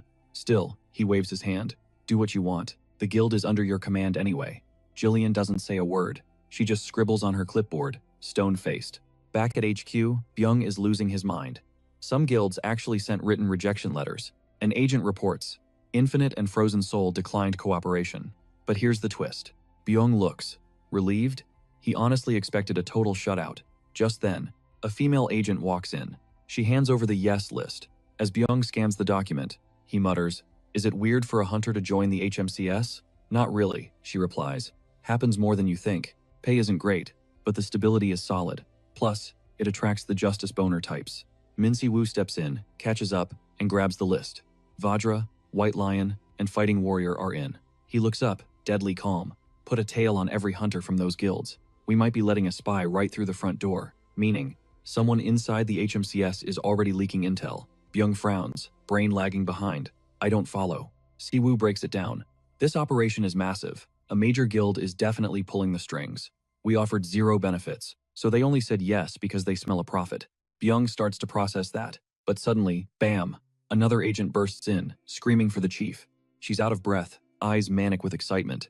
I found it. I finally found what we were looking for. She's pinned down the location, the place they call Arkan's Shores. Cut to a dark, deserted street. A lone figure walks the pavement. Click, clack. His footsteps echo in the silence. Meanwhile, across town, a grunt is sweating bullets, reporting to his boss, the redhead Jean. The HMCS found the secret site, and the intel came from a rat, a mole. An actual HMCS agent. Jean snaps. I thought the Korean branch was useless trash. How did they find us? He doesn't waste a second. Find out their plan. I want to know exactly when they strike. He leans in, menacing. Do your job, or go back to your pathetic little life. But the lackey stammers out a disturbing rumor. The investigators from the factory case? They're on the team now. And that's not the worst part. One of them is a rookie with a direct line to the vice president. The guy with the neck tattoos doesn't hesitate. They're watching us. He decides to wire the funds to keep their spy active. Cut to the lackey. Heading straight for the guy in glasses and the blue robe, the redhead hands over the list. He demands the full list of investigators, but the guy won't budge. He grips the paper tight, refusing to let go. A warning follows. Don't try anything stupid. Glasses frowns, visibly confused, asking, what exactly does "for now" mean? Yang knows this guy inside out. He can sense the thirst for revenge, but a massive situation is about to blow up. HMCS just compromised the bar, and there might be a rat in the ranks. Glasses asks if the Grandmaster knows yet. Yang snaps back, ordering him to go deliver the bad news personally, so he walks off. Yang whips out his phone for a critical call. We've got a major crisis on our hands, he says. Cut to an international location outside Korea. A voice cuts through the air, mentioning that the start was a total disaster. Inside a sleek car, the masked man asks, what's going on? The smirk instantly vanishes from his face. The news hits. Their safe house, the bar, is burned. Yang explains that the HMCS is breathing down their necks. Then Yang asks for backup. The guy just laughs. It's a massive risk with 0 guarantees, and Yang has way too much skin in the game. The redhead fires back hard. The masked guy has even more to lose here.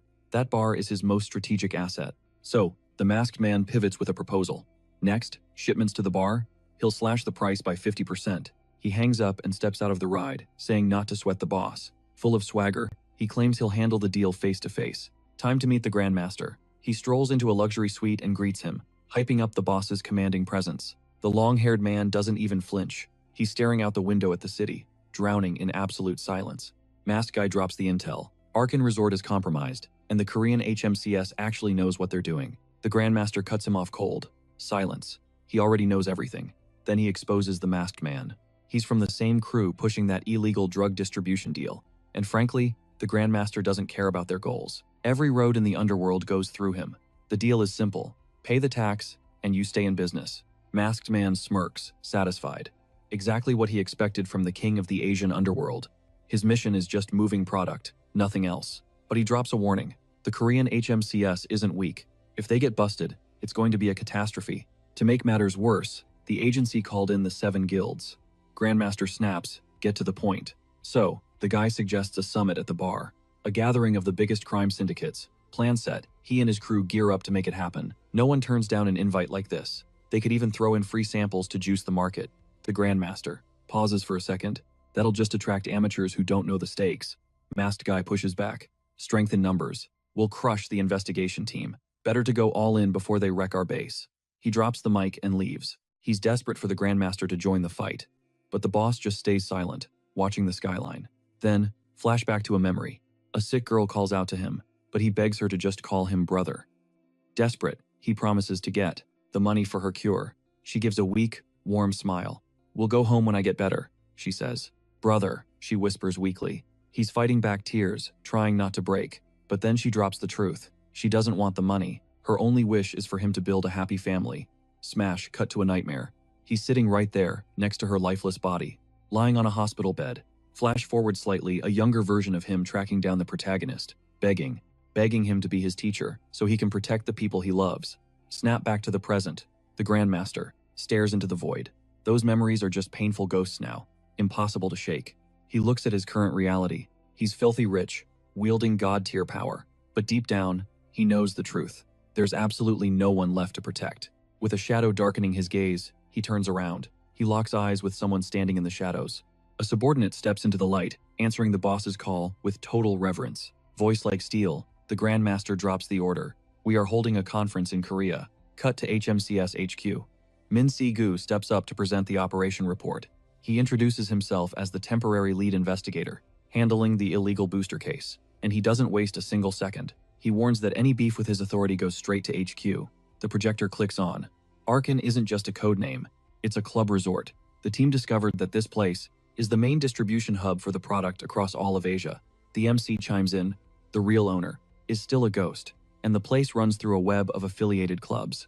Sejun speaks up, pointing out the obvious. A shady spot like that only survives this long, by greasing palms. Min Si-gu nods. They're already compiling a hit list of corrupt government officials, but the vibe shifts fast. He drops a leaked video proving the syndicates are onto them. They know about the investigation. That screams one thing. We've got a snitch. Hence the secret rendezvous. Only the agency's most loyal ride or dies made the cut. The mission is straight up savage. Wipe out the resort's distribution hub in a single, lightning-fast strike. But let's keep it 100. It won't be a cakewalk. Intel shows the place is crawling with heavy security. We're talking guards posted at every entrance, most of them deep in the pocket of major crime rings. One agent connects the dots. Is that why we tapped the heptagram guilds for backup? Minsu gives a grim nod. And he makes it crystal clear this op is strictly hush-hush. Loose lips, sink ships, no exceptions. Even the guild masters joining the fray remain in the dark. The timestamp, the coordinates, the strategy. Stay on lockdown until D-Day itself. Still, another agent pushes back, asking why the masters have to be. The Empire and Blue Flower squads are getting the full VIP treatment at the high table. Se-young and Yo-hwa hear the whispers of favoritism, but they keep their faces stone-cold, silent. Then the intel drops. Both of these guilds had the case files way before the news even hit Korea. The room shifts. With that context, the agents nod along, realizing Min Si-woo's play wasn't just bias, it was strategy. With the backstory set, he cuts the fluff and gets straight to the meat. He drops the official mission code name, Operation Doberman. Smash cut to a private holding room where the guild masters are pacing like caged tigers, their patience running on fumes. Ryu is fuming about being sidelined, waiting on the agency's beck and call. He starts throwing shade, scoffing that they aren't some third-rate scrubs to be treated like this. But Guildmaster Do-kyun shuts that noise down instantly. If you were gonna whine, you shouldn't have signed up. Ryu flashes a crooked smirk, but decides not to clap back at the veteran. Another master steps in to play referee, admitting the vibe is trash, but the logic actually holds up. Right then, it clicks. They finally get why every other major guild left this proposal on read. Finally, the man himself, Min Si-woo, walks in. He introduces himself formally, hunter and lead investigator on this case. He gives props to them for clearing their insane schedules and promises to keep the official briefing short and sweet. The objective? We are nuking the distribution hub for those illegal Awakener boosters. He tells them to squad up, and he wants the big bosses leading from the front lines, not managing from a desk. He hopes the top-tier guilds are cool with that, but drops a casual, feel free to bounce if you can't handle it. Ryu grins like a shark. He expected a mess. But this? This is entertainment. The chatter shifts to Si-woo, the rookie who speedran the tower in 5 days flat. Master Do-kyun drops the bomb. Is this the same hunter who ghosted the entire world a decade ago? He recalls the database being wiped, but he remembers the name listed as one of the 3 venerable masters. The curiosity is eating him alive. Why vanish into thin air only to come back smurfing as a simple rookie? Si-woo shuts it down cold. Irrelevant. My history has nothing to do with this op. The other masters look at each other, totally lost. They don't even know the weight of the title Venerable Master. But suddenly, the White Lion Master freezes. A memory from 10 years ago hits him like a truck. A world in flames, portals ripping open, total war against demons. Si-woo turns to leave, tossing back a, "Hit me up when you're ready." He walks out, phone already to his ear, leaving the heavy hitters stunned. Ryu just shakes his head, thinking it's wild that a legend like that was deleted from history. Cut to Japan, local HMCS HQ. An agent sprints up to team leader Hikari with urgent intel. Another agent reports a hit. That illegal booster just popped up in a riot case. Hikari's expression darkens. If they don't cap this now, it's gonna spread like a virus. She demands the name of the guy in charge. But they tell her the Red Fox leader is out of the country. Yeah, right. That's way too convenient. She realizes all the major crime bosses are dipping out of Japan. It's a setup. Everything is connected. Suddenly, Kumo bursts in, waving an official doc from International HQ. It's a direct order on the booster investigation. Hikari doesn't hesitate for a second. Pack your bags, kid. We're catching the next flight. A savage grin creeps across her face. Time to settle an old score. Smash cut to the airport. Lila is throwing a fit about being dragged out here during business hours. Meanwhile, Min Si-woo is on the phone, groaning about having to babysit reinforcements he didn't even ask for. Right on cue, Lila and Hikari pull up. The blonde hits him with a greeting loud enough to wake the dead. He rolls his eyes, telling them to check the attitude. This isn't a holiday. Yo-Wa freezes as the realization hits her. He didn't bring her here to meet a girl. He brought her to meet two. She's torn between feeling played and just being totally overwhelmed. Cut to the resort bar. A parade of supercars is clogging the entrance. It's the big villain conference. One guest is on the phone, shook by the turnout. Place is packed. I guess nobody has the guts to ghost the Grand Master. Inside, the party is lit. But under the clinking glasses, there's a rumor buzzing about a new booster. Everyone's whispering about the tech, a remote power-up that spikes your mana levels without even touching you. A gray-haired man watches the circus with pure disgust. This is a joke, he thinks. The Grand Master doesn't move like this. It reeks of a setup by that masked freak, the clown. Next to him, Orange Hair mutters, "We're desperate, man. The HMCS heat is too high. We had to go extreme. After all, we're dealing with Black Mamba. A guy you'd never want to bet against just got taken off the board. Permanently. That sets the stage. He figures the master is using this party as a smokescreen to push product. Silver Hair isn't buying it. No orders came down. So he calls the whole theory a massive reach. Then the girl chimes in, dropping truth bombs. Maybe it's a warning shot. Screwing up isn't an option tonight. Orange Hair scowls, totally sick of the ego trip. He swears he'll crush the master the second the guy outlives his usefulness. Out of nowhere, some random dude towers over their table, looking like he wants to start a war. He steps up, flexing hard, demanding to know what crew they run with while pointing a finger full of disrespect. This is Akai Kitsune turf. No place for stray dogs too. That's as far as he gets. Bam!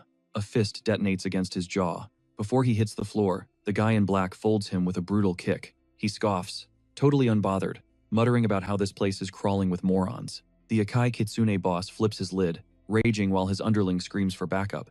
Another goon smashes a chair, screaming about how they're just low-tier awakened trash. Behind him, a chick crackling with raw electricity backs him up. Shut your trap, or you're gonna regret it. That's when Four Eyes steps in, slicing through the chaos like a knife. He orders a ceasefire, warning he'll toss anyone who keeps acting a fool.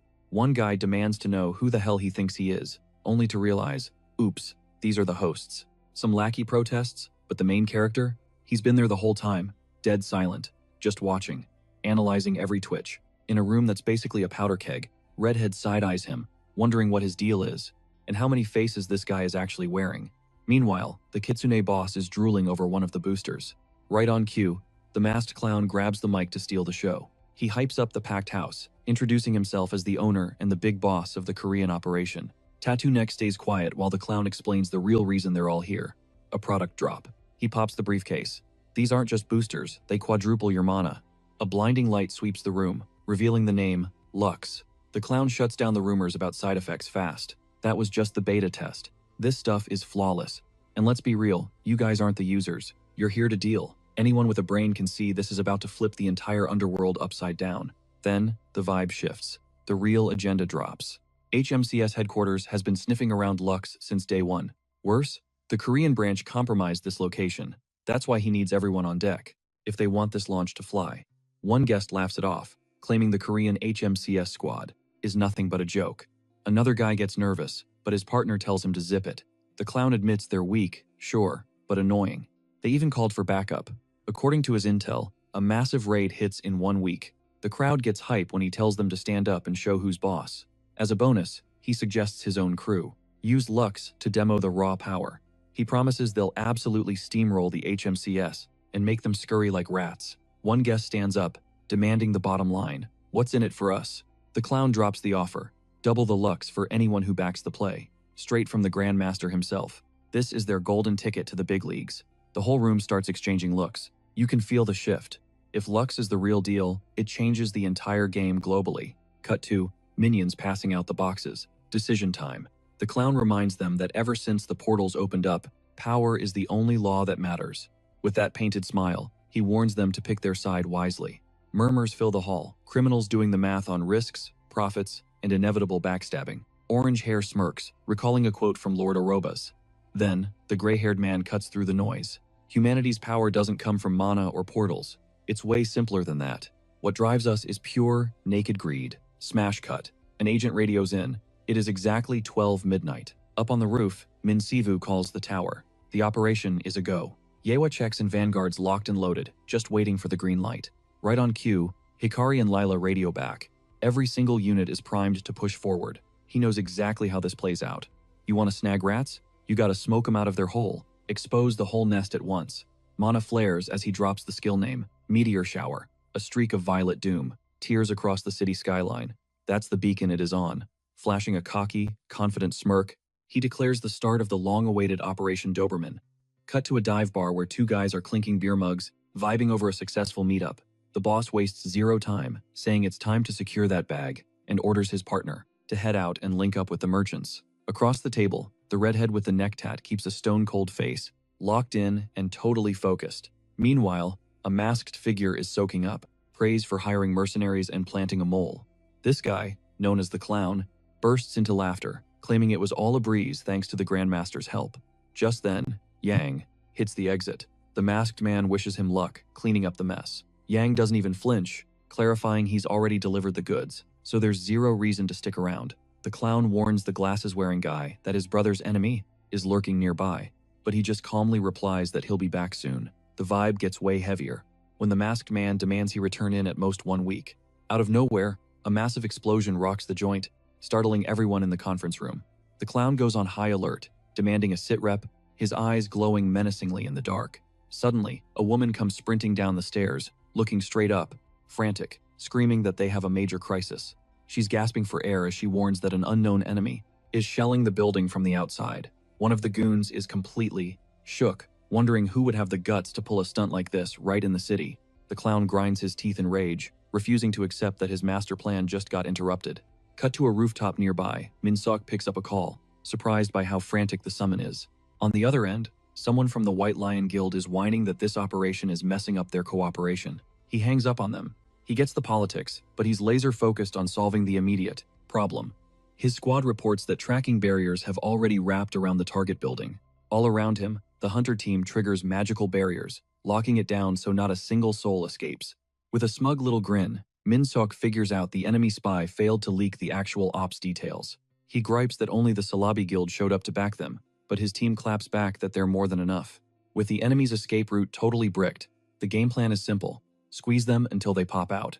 Inside the chaos, Yewa knocks an arrow. Her crew has already cleared the lobby and is pushing toward the upper floors. With things looking under control, one of the hunters reports the enemies are scrubs, so she orders the targets move to the agency.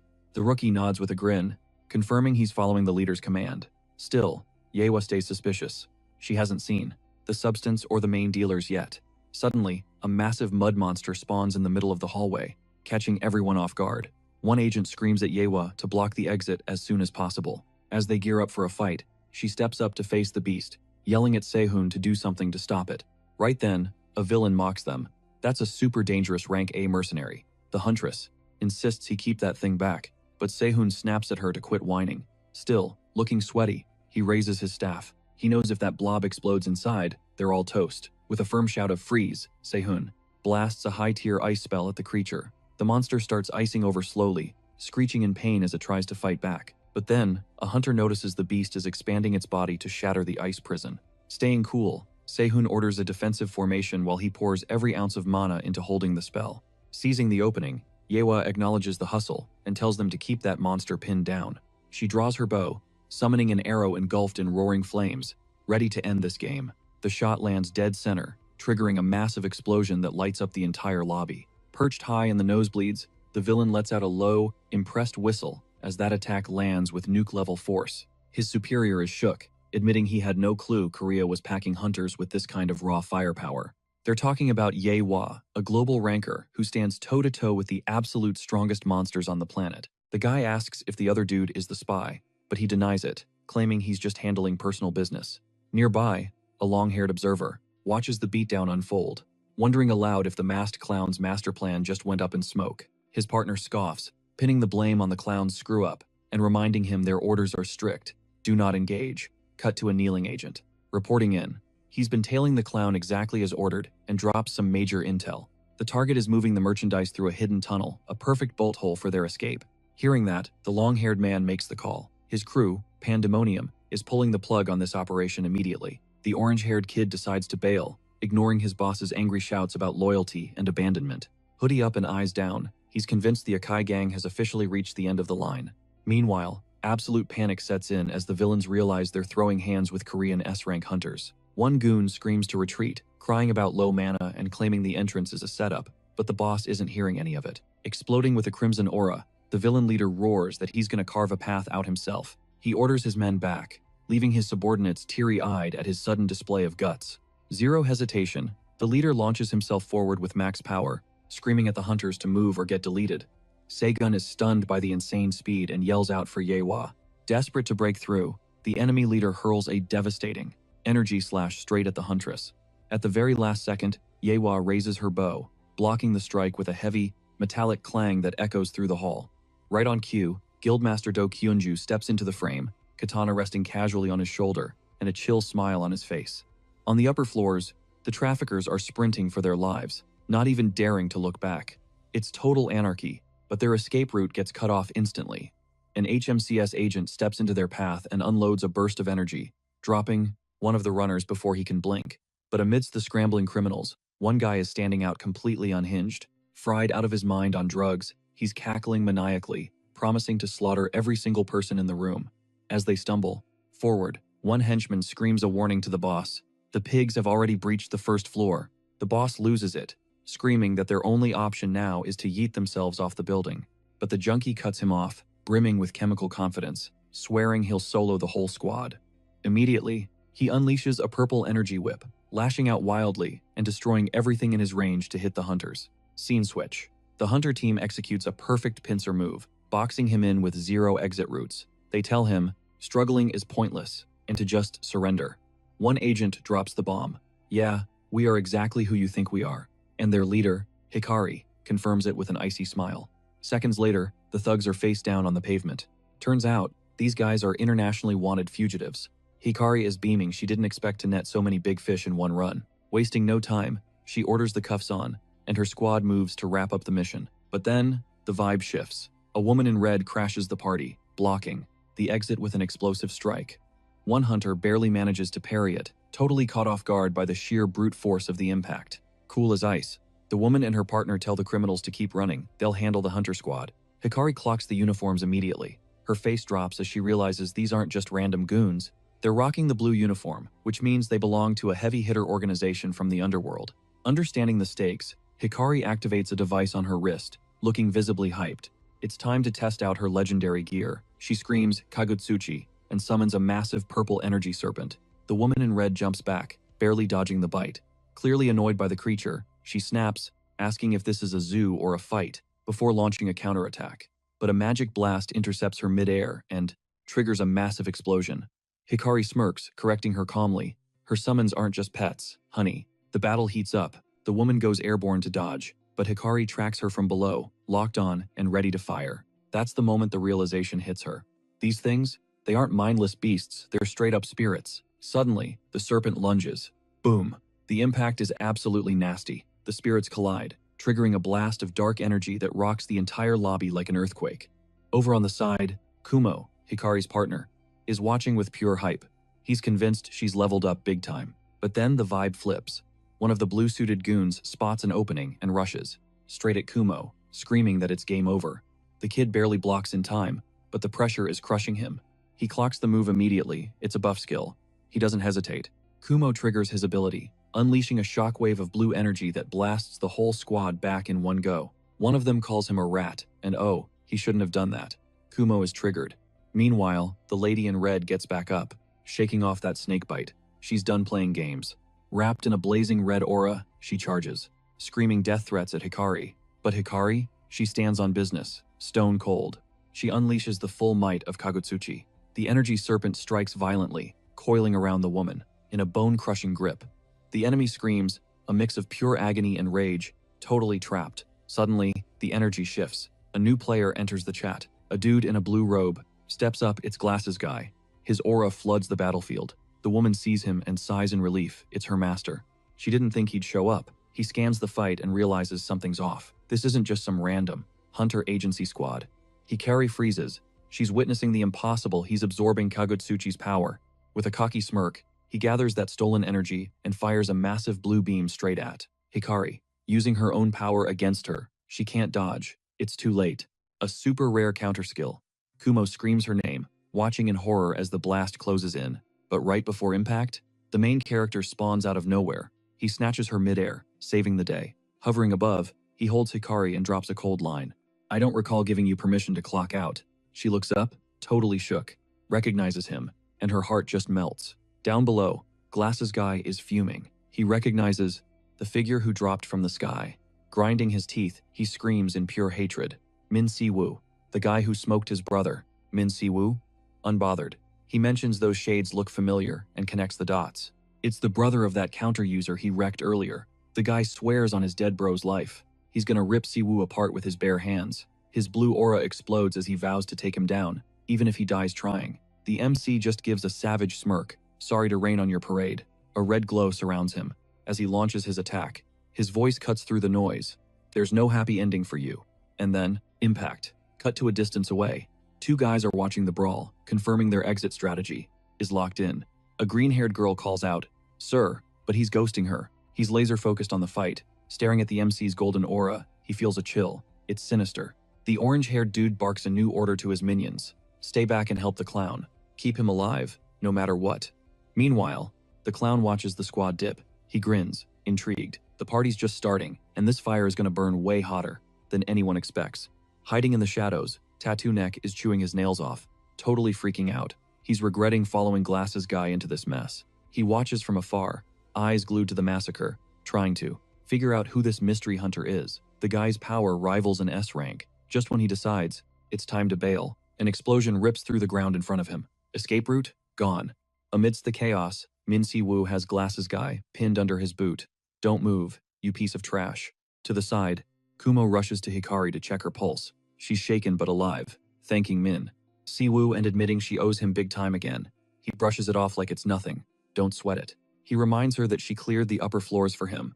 Then, she drops some intel on the enemy. We're talking top-tier brass from the blue uniforms, and absolutely nobody saw an ambush of this magnitude coming. The MC freezes, looking sus. Something's not adding up. Where exactly did that stash they came for disappear to? Before dipping out, our main man tosses a strange item her way, a shimmering gold bracelet. He breaks it down, explaining it's a mana amplifier looted from their last raid. That shiny trinket instantly unlocks a core memory for Hikari, flashing back to the first time she witnessed his OP strength, the exact moment that triggered her insane training arc.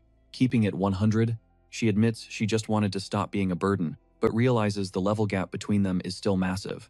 Kumo totally loses it, eyeballs popping out as he sees the item, practically screaming, "Bro, are you seriously giving away that legendary gear?" Misuchi steps in, absolutely salty, grilling her on whether she's caught feelings for the MC to deserve such god-tier loot. Hikari glitches out immediately, waving her hands and stuttering a denial, claiming it's strictly a transaction to clear her debt, telling him to lock in on the mission. Inside her head, though, she's roasting Kumo for being extra, telling herself Minsigu saving her life didn't mean anything special. Or at least that's the lie she's selling.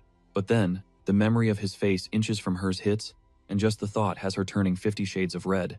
Her brain buffers, words failing as she gets completely lost in the sauce of her own imagination. Smash cut to a different vibe. Minsigu crashes the party, intercepting Yang right in the middle of his escape plan.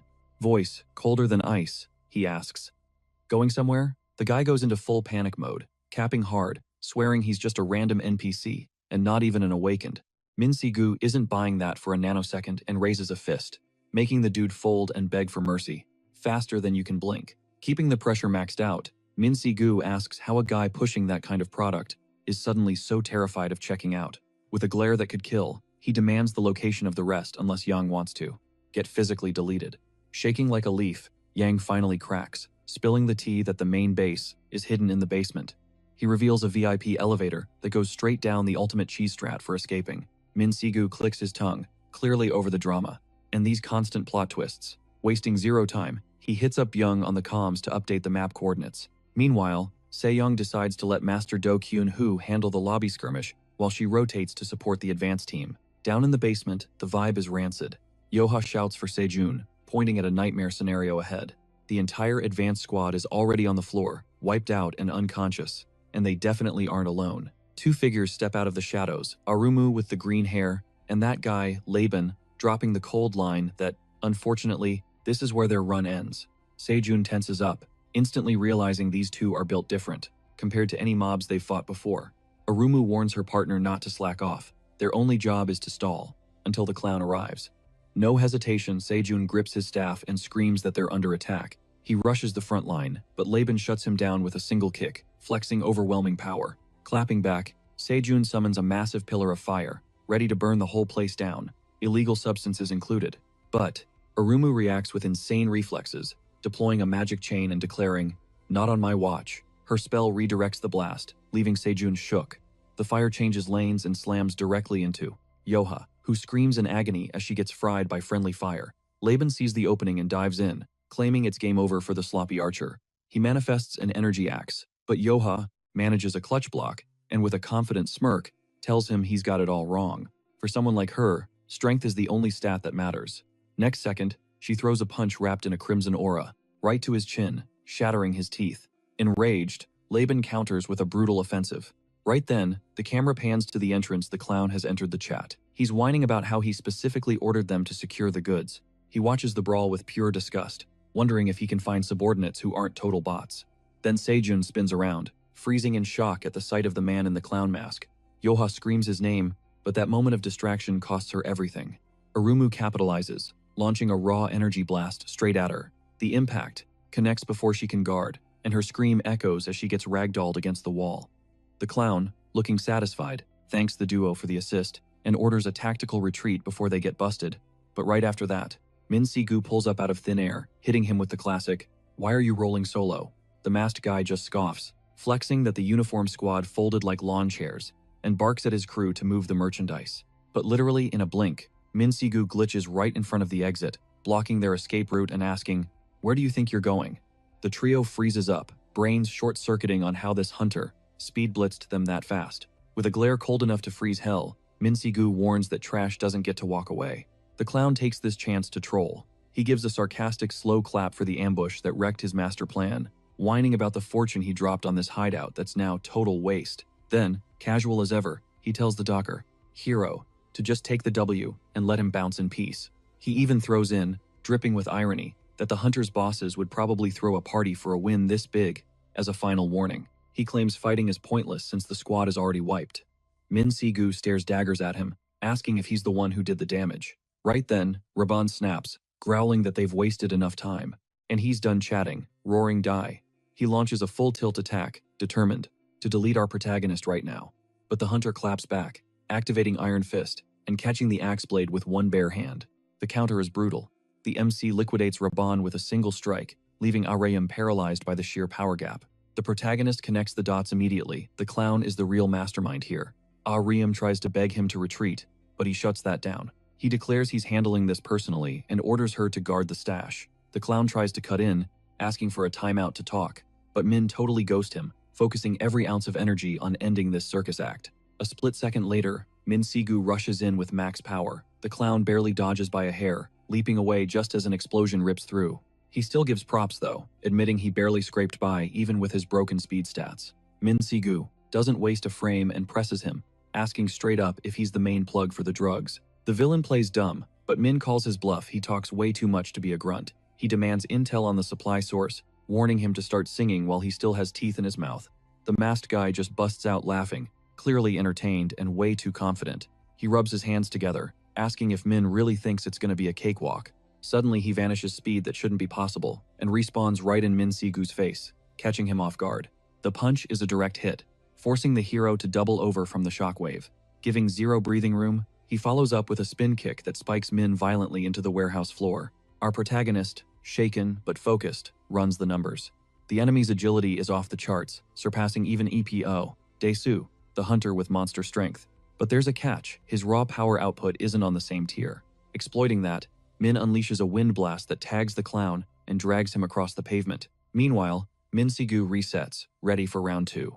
The clown, wiping blood from his lip, laughs in disbelief, refusing to accept he actually took damage. He stands up raging, screaming, "Me?" Unable to handle the disrespect, the fight goes nuclear. Both start trading a flurry of punches and kicks at god-tier speed. The clown seems to tank the damage, wrapped in a dark aura, asking what the issue is. Min Si-gu just smirks with pure disdain, mocking him for thinking he's special. Instantly, he triggers a magic circle under his boots, unleashing a violent tsunami of ice and debris that surges upward. The clown gets caught in the freeze, but instead of panicking, he cackles and calls Min a monster. Then the scene flips. Min Si-gu materializes, right behind him, revealing the true play. He warns him he's not the only speedster, and drops a frost-charged stomp. The villain screams as the Sub-Zero chill invades his system, freezing him solid. With the enemy locked down, Min Si-gu finishes the combo by summoning an ice pillar that seals him for good. Fight over, Min Si-gu takes a deep breath as the cooldown on his powers starts hitting him hard. Cutting to the next beat, Se-jun rushes over seeing his brother hurt and tells him to hold still. He procs his healing, magic, and a golden light wraps around Min Si-gu, patching up his HP instantly. From the sidelines, Ah-reum watches in silence, mind completely blown by Min Si-gu's absurd power level and Se-jun's life force magic. Min Si-gu stands up and loots the enemy's weapon from the ground.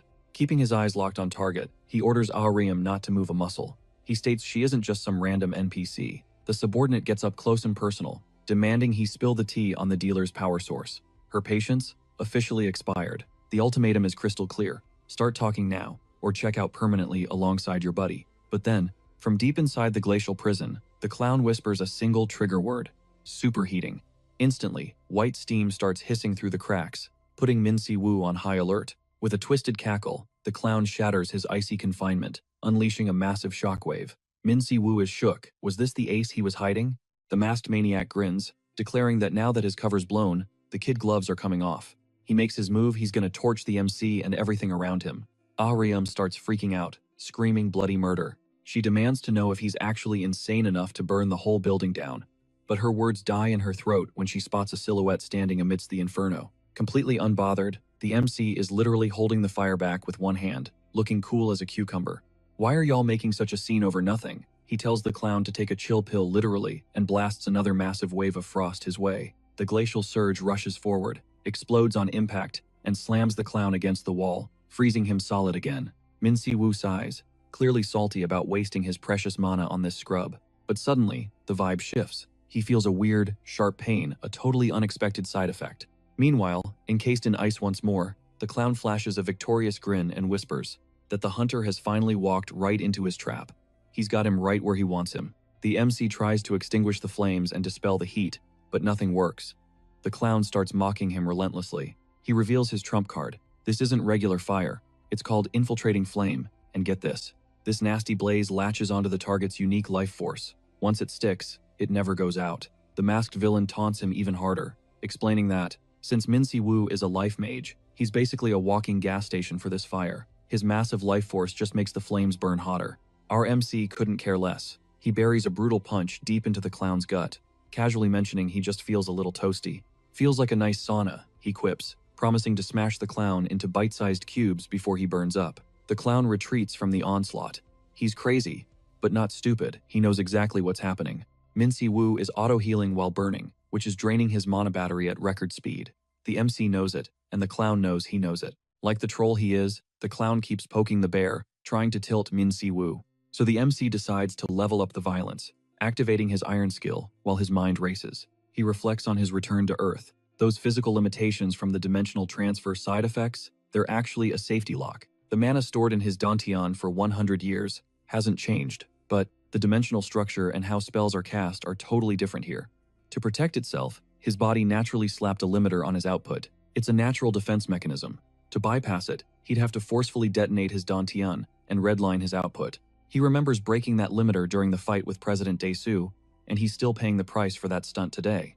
And he has no clue what the backlash would be this time. The MC mentally sighs, wishing Predator was around to witness this mess. The masked villain shouts, asking how the hell the MC is still standing. Meanwhile, the green-haired girl watches, looking kinda disappointed. Her partner has completely lost the plot. She needs to save him, but she's running on fumes, low mana, and only one teleport left. In a blink, she teleports right behind the clown, telling him to freeze whatever crazy move he's planning. She tells him to read the room. They're surrounded, their crew is captured, and the escape routes are already being compromised. She warns him to drop the attitude because, frankly, he looks better with his mouth shut. The masked psycho ignores her and keeps taunting our protagonist. Min Si-woo knows the clock is ticking on his mana, but the clown is draining too. The problem is, the MC's auto-healing is lagging, becoming slower and slower. It becomes secondary to the fact that Yehwa and Se-eun have taken critical damage. He's running out of choices.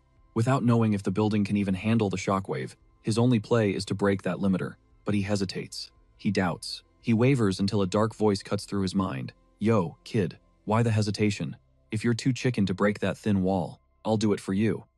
Predator manifests a pitch-black circle and completely devours the clown's entire ability. The clown freezes, having zero clue how his superheating just got eaten alive. The MC thinks, oh, so that was the name of that annoying skill? Since he can't exactly explain what it feels like to burn, he decides to show him igniting the clown in pitch-black flames.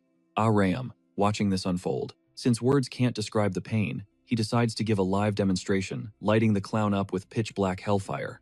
Then Arium, the green-haired girl, makes her move. She screams that she's extracting the masked man right now, claiming it's the only way to save him and protect the future of Pandemonium. And just like that, poof, they trigger a warp and vanish into thin air. Our MC is stunned, but he snaps out of it and sprints straight to his brother. He frantically asks if he's holding up. His brother nods, saying he's healing, but he can't take his eyes off the creature looming beside our hero. The main character cuts him off, reminding him he already dropped the lore on this one. That beast? It's Predator.